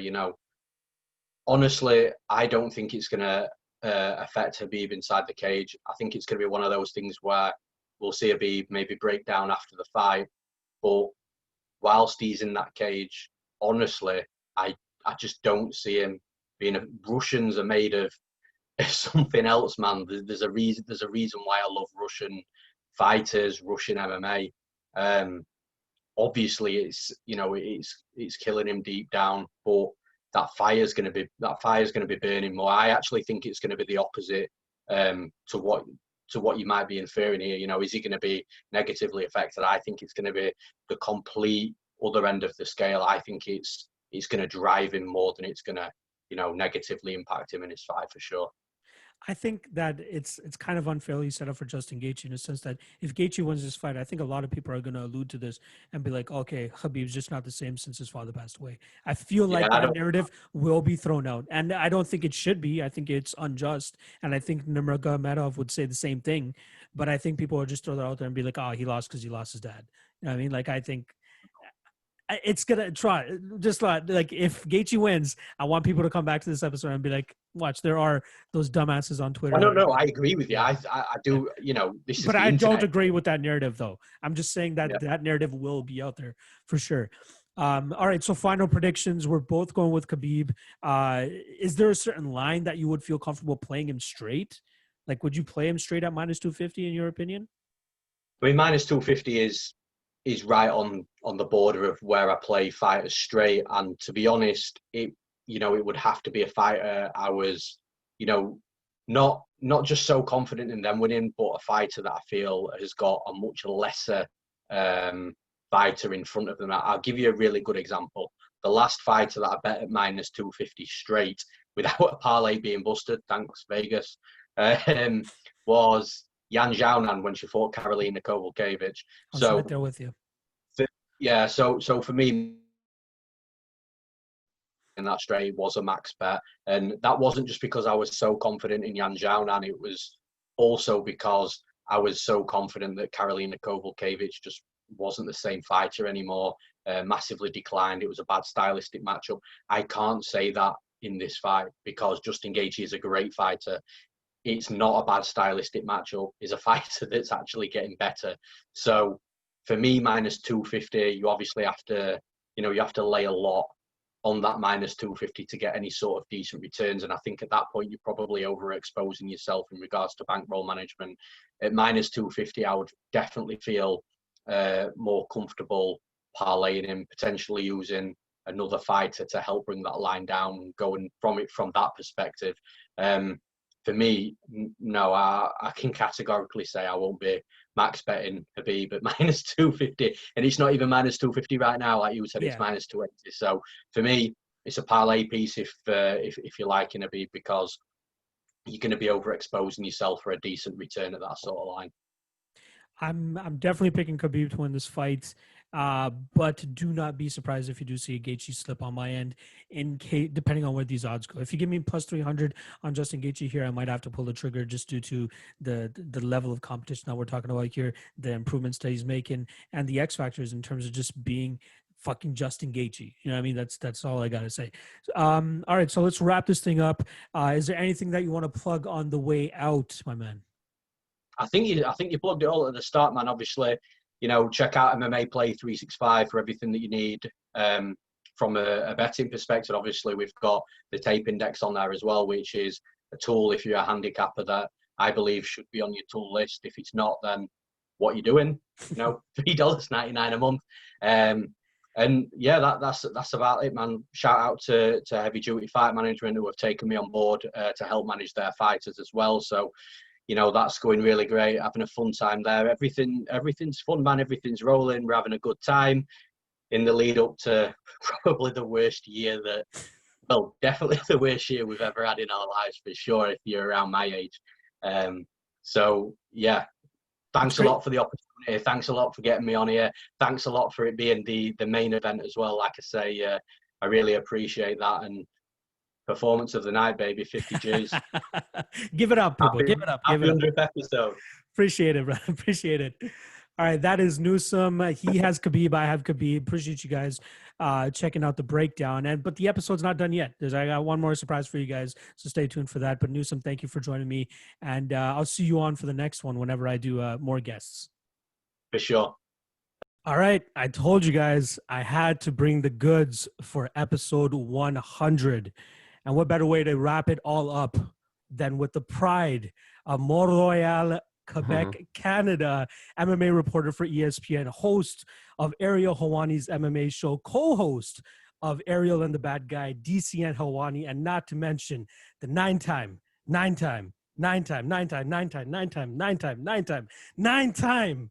Fighters Only MMA Journalist of the Year, Mr. Ariel Helwani. What's going on, my man? What's up, my man? How are you? Congratulations on 100. That's a big deal. Happy to be here. Dude, I appreciate you hopping on. And I'm not sure if you really got the whole thing of me alluding to that whole 9-time thing, because I want to know what's going on with your feud with Booker T. And what do you mean? You don't think I knew what you were doing there? Come on.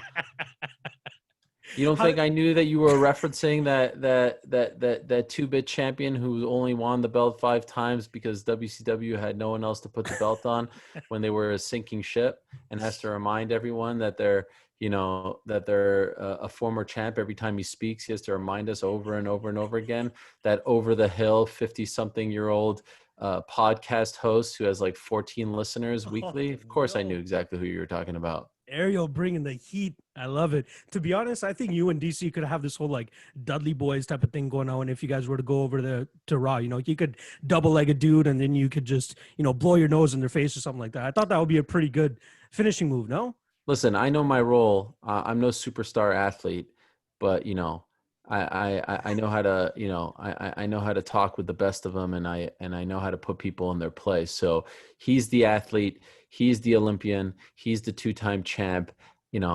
I'm the smart kid from Syracuse University who will let people know what's what, and I got his back no matter what, as witnessed earlier this week when Paul Heyman got a little mouthy. So I don't know if I'll be, doing any frog splashes or anything like that, but I think I can hold my own as well. Shout out to the orange. But let's cut to the chase real quick. So we're talking about UFC 254 here. And to be honest, it's a bummer that we don't get to see Khabib fight a little bit more often, considering the fact that he's considered as the GOAT now, 28-0, ridiculous record. But personally, I believe this is the most anticipated matchup from a competitive standpoint.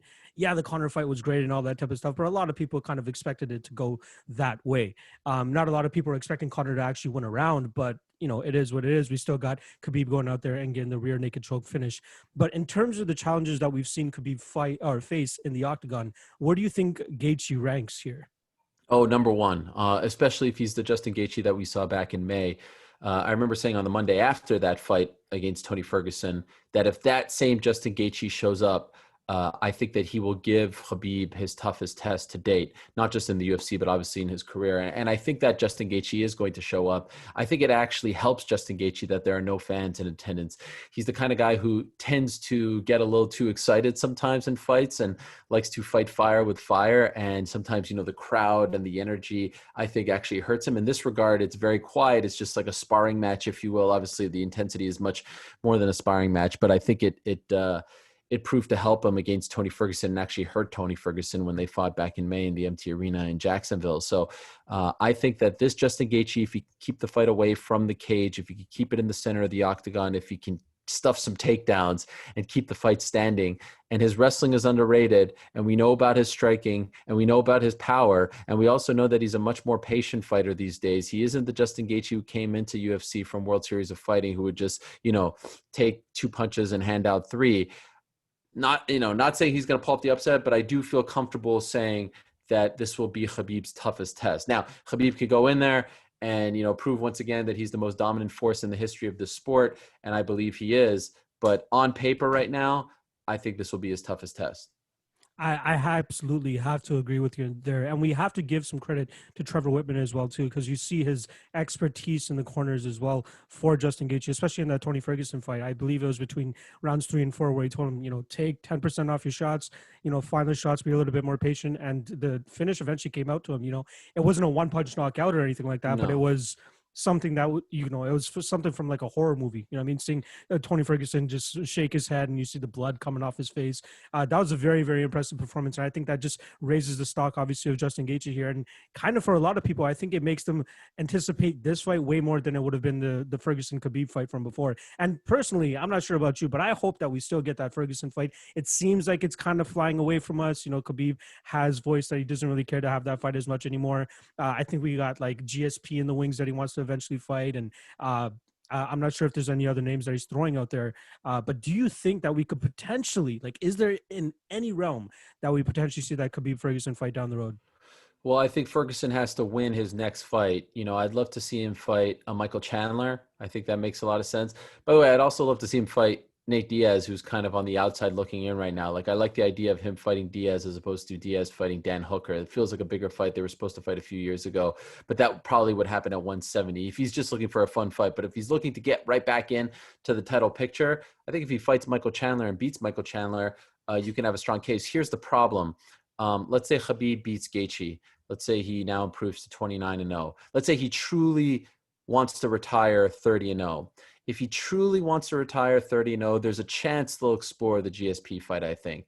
If he says, nah, I'm going to stick around a little longer, I got 3, 4, 5 fights left in me, I don't think they'll explore the GSP fight because they don't want to have GSP beat Khabib and then he walks away. Now you can't make money off the guy who just gave Khabib his first loss. And so if that's the case, I think then they wait and see what happens between Conor and Dustin Poirier. And then, of course, if Conor wins that fight, if that fight gets made official, that's the fight they've wanted from the beginning, right? That's the fight that when they booked Conor against Donald Cerrone, Dana himself said, if he wins, he's next. And they tried to make him as the backup fighter and all this stuff. We know that that's the most lucrative fight in UFC history. It already is. And the rematch would be just as big, if not bigger. I think it would make more money for the UFC than GSP versus Khabib, as much as I would love to see GSP versus Khabib. I just don't think that Conor and GSP are on the same level right now in terms of, their drawing power. So there are options out there. I mean, if Chandler beats Ferguson, but to answer your question, Ferguson beats Chandler. The way I see that fight happening is like this. If Ferguson beats Chandler and Conor loses to Dustin, Ferguson will probably get it. But there are a few things, and I agree, we are moving further and further away from it. Another angle I actually want to touch on for the fight this weekend is Team Nurmagomedov has gone 1-1 since the loss of Abdulmanap. They've obviously had Zubair Tukhugov that lost a decision to Hakeem Dawodu, and then Tagir Ulanbekov that pulled off a decision victory over Bruno Silva the other week. They have 2 fighters on this card. We have the UFC debut of Umar Nurmagomedov, and then we obviously have Khabib in the main event.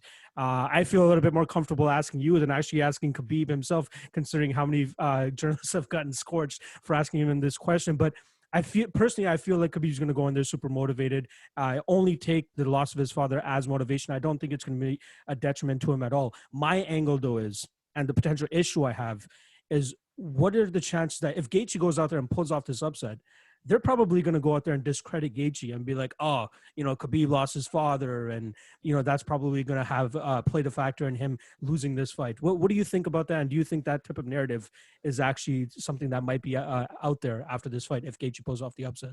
I don't think it's fair to do that. I mean, Khabib certainly hasn't brought it up as an excuse. And yeah, and by the way, I totally understand where he's coming from. And it's even uncomfortable for me. Like, I don't want to turn the loss of his father into like a storyline. This isn't pro wrestling. You know what I mean? Mm-hmm. It is fair to wonder how he'll be without his father, in his life. And it's horrible because how close they were. It's also worth noting that, his father, other than the last fight in Abu Dhabi, wasn't in his corner for his UFC fights. But I don't love talking about it, and I don't think that Khabib would offer it as an excuse if he lost, and I don't think it would be fair to Justin Gaethje or Khabib to bring it up as an excuse if he lost. It's a horrible, horrible thing. It is worth mentioning that he wasn't just his father; he was his head coach, he was his mentor, he was his best friend. So of course he's going to have an impact on his life. But I do tend to agree with you. Khabib appears to be just an unflappable human being with a very strong mind. And if I'd have to guess that we're going to see a very motivated, determined Khabib to win for his father, in his father's memory. I don't think that we will see a Khabib who is all over the place, who doesn't look like himself, who will offer excuses. Quite the opposite. I actually feel like he will, and it's unbelievable to think, considering how dominant and impressive and undefeated he is. Like, I think we'll actually see a better Khabib out there on October 24th. Absolutely agree. In regards to Michael Chandler, we did bring up his name a little bit. He's technically on standby right now in case Gaethje or Khabib fall under the weather or anything like that, or test positive for COVID. In my eyes, it seems like a little bit of a flex on the UFC's part to have Chandler as the backup and completely disregarding Dustin and Tony, even though, considering what their most performances have looked like. Personally, I thought the opportunity was ripe when RDA fell out and we had the Islam Makhachev fight out there, and that's kind of like almost a carbon copy of Khabib. So to see Michael Chandler go out there and possibly fight Islam and show off what he can bring to the UFC and where he's at in terms of his level, I thought that was a perfect opportunity. So if you were in control, how would you control or how would you have handled the arrival of Michael Chandler to the UFC? Like, having him as a standby, is that even? Nah, I mean, it's not great. We know it wasn't their first choice. The first choice was to have Ferguson fight Poirier, and that served as the backup, and then Chandler just fight someone else. And then they tried, once they couldn't get Poirier, they tried to do Chandler-Ferguson, which would have been great. And then once they couldn't get Ferguson-Chandler done, they tried to do Chandler-Poirier. So I think their intentions were the right one. This was like option 4. And it's obviously a little bit clunky and weird. I do think he's kind of gotten a bit of the rub from the top guy, so it's not the worst thing in the world. It is a little funny considering how the UFC feels about Bellator, that they would put the guy who wasn't even the Bellator lightweight champion when he left Bellator and lost to the current champion, Patricio Pitbull, as the standby fighter for maybe like the most sought after belt in the UFC right now, held by the most dominant champion, Khabib Nurmagomedov. So that's a little funny and worth remembering when the whole like Bellator UFC debate comes up, which it often does. But for me, obviously we want to see Khabib versus Gaethje, and then I think something like Chandler versus Ferguson would be great. Chandler versus a top guy. Of course, I would love to see him fight Islam. I think Islam is great. I think he's underrated. I think he probably should have been pushed a little quicker, but I think the fact that Khabib is champion and all that stuff has slowed him down a little bit in the same weight class. And I think it would have been a fascinating matchup. I also don't disagree with Chandler whatsoever for saying, no, I'm just going to wait because this guy is ranked 12th and, I'm getting paid to weigh in anyway. I haven't really been preparing for, a specific guy. I'm just kind of getting ready. Let me wait till like a Tony Ferguson or someone is ready. So, as I said on my show last Monday, the same people who are saying it's crazy that, Leon Edwards should fight Gilbert Burns number 2 and 3 are the same people who are saying that, Islam should be fighting Michael Chandler, which makes no sense to me. It makes a lot more sense to have Gilbert and Leon fight than to have number 12 Islam fight Michael Chandler, who's the backup fighter for the title fight. So yeah, would it be awesome? I'd love to see Chandler. Like, we've been wanting to see Chandler fight in the UFC since he beat Eddie Alvarez. It's been almost a decade, right? So I'll see him fight against anyone. Like, give me a non-ranked guy. It would just be fun to see him in there, because he was always one of those guys that we thought would never come over. But I get why he was saying, like, nah, I'm just going to wait until I get like a proper fight. It seems like Ferguson might be the way to go eventually, just given the fact that I'm knocking on wood. I'm hoping that we do get Khabib Gaethje this weekend. It's not like you can spur Michael Chandler right into a title shot if, he doesn't end up stepping in. I think Tony Ferguson is the perfect matchup for him. It comes Saturday and we do actually get Gaethje Khabib. Do you think that's the right step for him as well? Yeah, I do. If they're going to do Conor versus Poirier, and Ferguson's kind of like on the outside looking in, there's really no one else that makes sense. If you want, they're paying Michael Chandler a lot of money, as has been discussed. And so if you want to get your money's worth and you want to push the guy and you want to see just how good he is, and you signed him away from Bellator, I think seeing how good he is against a guy like Tony Ferguson, who, let's be honest, there are questions about now, right? I think Khabib was fair in his assessment. How is he going to rebound from the beating he took from Gaethje? He is, closer to 40 at this point than he is 35, Tony Ferguson. I think people forget that. And he has been through some tough fights and he has taken some damage. So a guy like Chandler coming in with his skill set, I think would be really interesting. And then if he wins, now all of a sudden you've got a new contender and Michael Chandler, some fresh blood. So yeah, I would like that. Let's switch gears a little bit. Let's go to the co-main event. We got Jared Cannonier against Robert Whittaker. We already know what happens if Jared Cannonier wins. He gets vaulted into a title shot. That's pretty much written on the walls already. Now, what if Robert Whittaker goes out there and actually pulls it off? He has a win over Darren Till already. He'll have a win over Jared Cannonier, let's say hypothetically. I'm not sure how many people would actually dispute him getting another shot at Izzy after racking up 2 wins over solid guys, in my opinion. Yeah. What do you think? Yeah, I mean, the resume would certainly warrant it. I just don't know how much of an interest there is in seeing that fight again, Izzy versus Whittaker, because we just saw it a year ago, right? 12 months ago, we saw it early October of last year, and it was fairly one-sided. There was no controversy, didn't go the distance. I mean, I thought Izzy, really in many respects, like, proved that he was that much better, at least on that night, than Robert Whittaker outclassed him.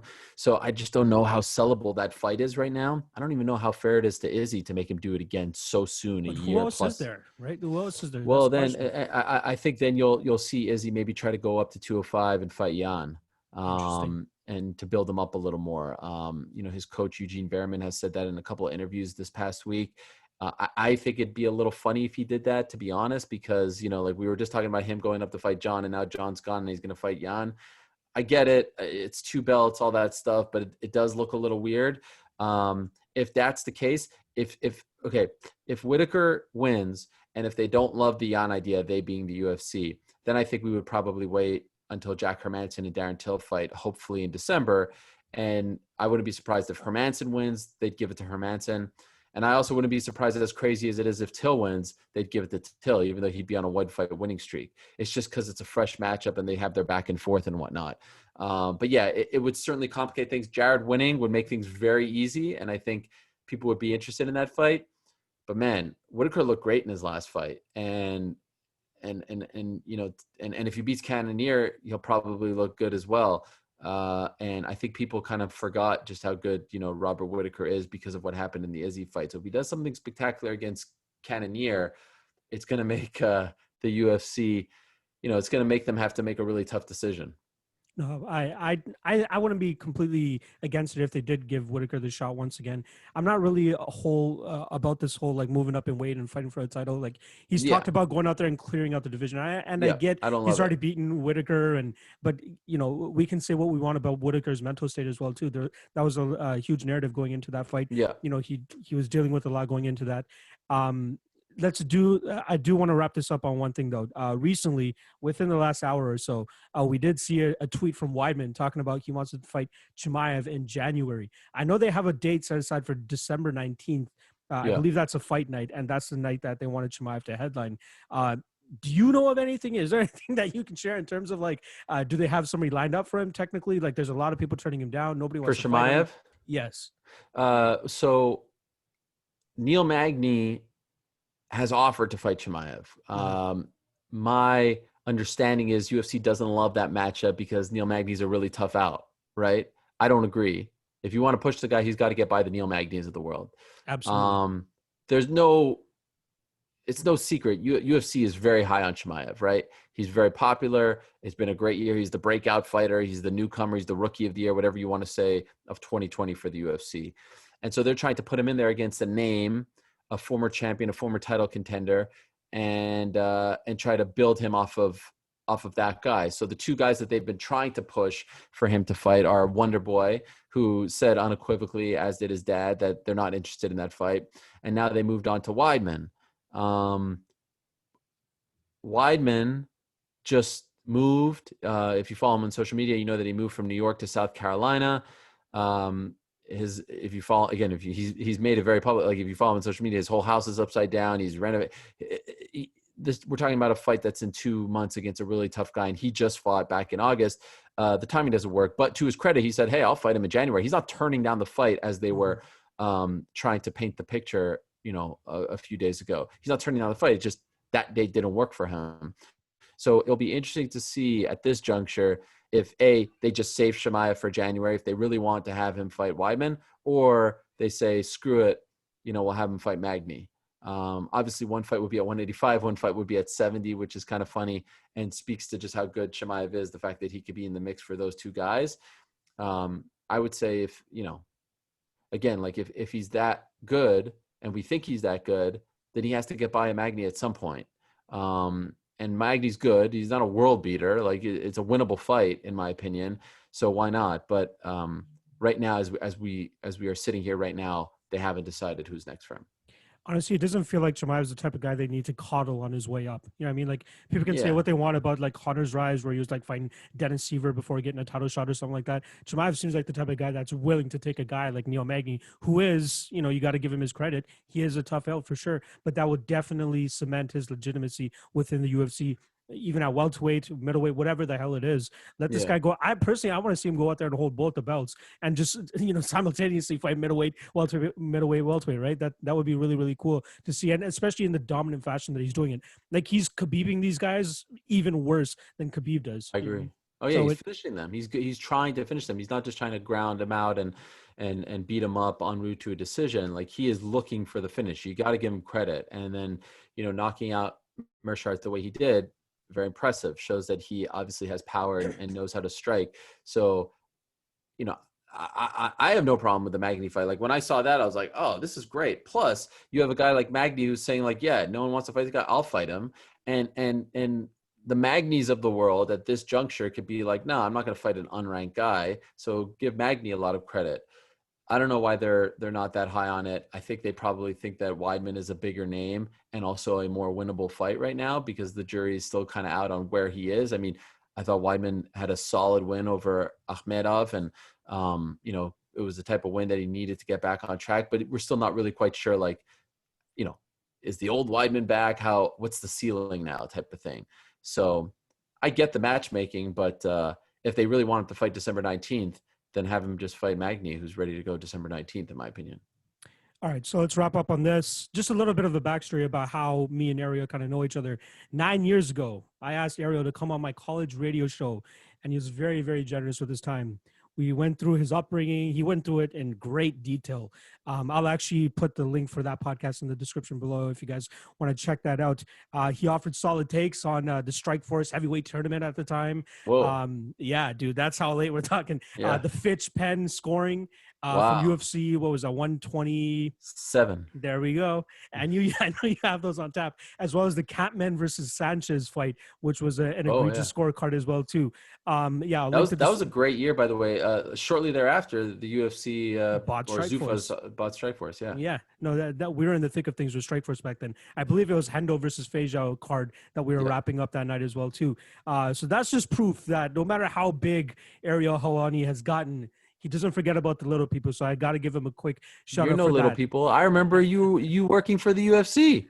I wasn't working. I was technically volunteering for them with their PR department. And then soon after I had graduated college, they just started trimming the Canadian offices. So I saw my dream kind of just float away. But it's kind of worked out because now I'm pretty much my own boss, get to do my own thing, and it's kind of worked out regardless. But the question that I actually wanted to get to wrap this up was, if there's one thing that Ariel of today could tell Ariel of 9 years ago, is there anything that you could tell us off the top of your head that you would, words of wisdom that you would give young Ariel? That's a good question. I would say I don't have a lot of regrets, but I would say to enjoy the ride. 9 years goes by really quickly. 9 years ago, I didn't have any children. I have 3 now. I'm working for ESPN. Like a lot has happened in those 9 years. I would say, so just like enjoy the ride, enjoy the moments, the highs and lows, enjoy the events, the ups and downs. Don't put so much pressure on yourself. But I do believe like the pressure that I put on myself has led to good things, so I wouldn't necessarily want to get lazy or anything like that. And I would also tell that guy that, some crap is going to happen and you'll be okay. Because, you stay true to yourself. And I think the fans see that and they think that I'm authentic and that I'm trying to do what's best for, covering the sport. And some bad moments are going to happen, but it'll all work out. You're going to end up in a good spot. So don't worry about it. I don't think working for ESPN is the worst thing in the world. That's probably the pinnacle of pretty much the career that you're best, in. Yeah. And it seems like they're treating you great. You got a whole week full of material and content that you usually stay busy with. How you have all the time in the world to do all that, I have no idea. So they treat me really great, and it's amazing. I'm about to approach 3 years at ESPN. It's crazy. Talk about how fast time goes, right? I'm at 2.5 years now. 3 years will be June of next year. And it still feels weird that I work for ESPN. It still feels surreal that, Jewish kid from Montreal ended up at ESPN talking about this great sport. And this past year has obviously been very tough for everyone, but the beginning of the year was pretty awesome, doing NBA sidelines and things like that. And so obviously I hope I get to do that, but never leave MMA. I love MMA. And I feel like MMA has been doing great things in the midst of this pandemic, in the sense that, they put on great fights and the fighters have been able to fight. So that's really good for the sport. I still can't believe that I get to cover, mixed martial arts for the worldwide leader in sports. And I hope that feeling doesn't go away. Dude, it's awesome. The one thing that's really great about your rise as well is seeing the level of comfort that you have with these fighters since like 9 years ago to now. Like you have 2 shows now with 2 of the most reputable fighters who have ever fought in the game. So it's great to see that for sure. Anything that you want to say on the way out?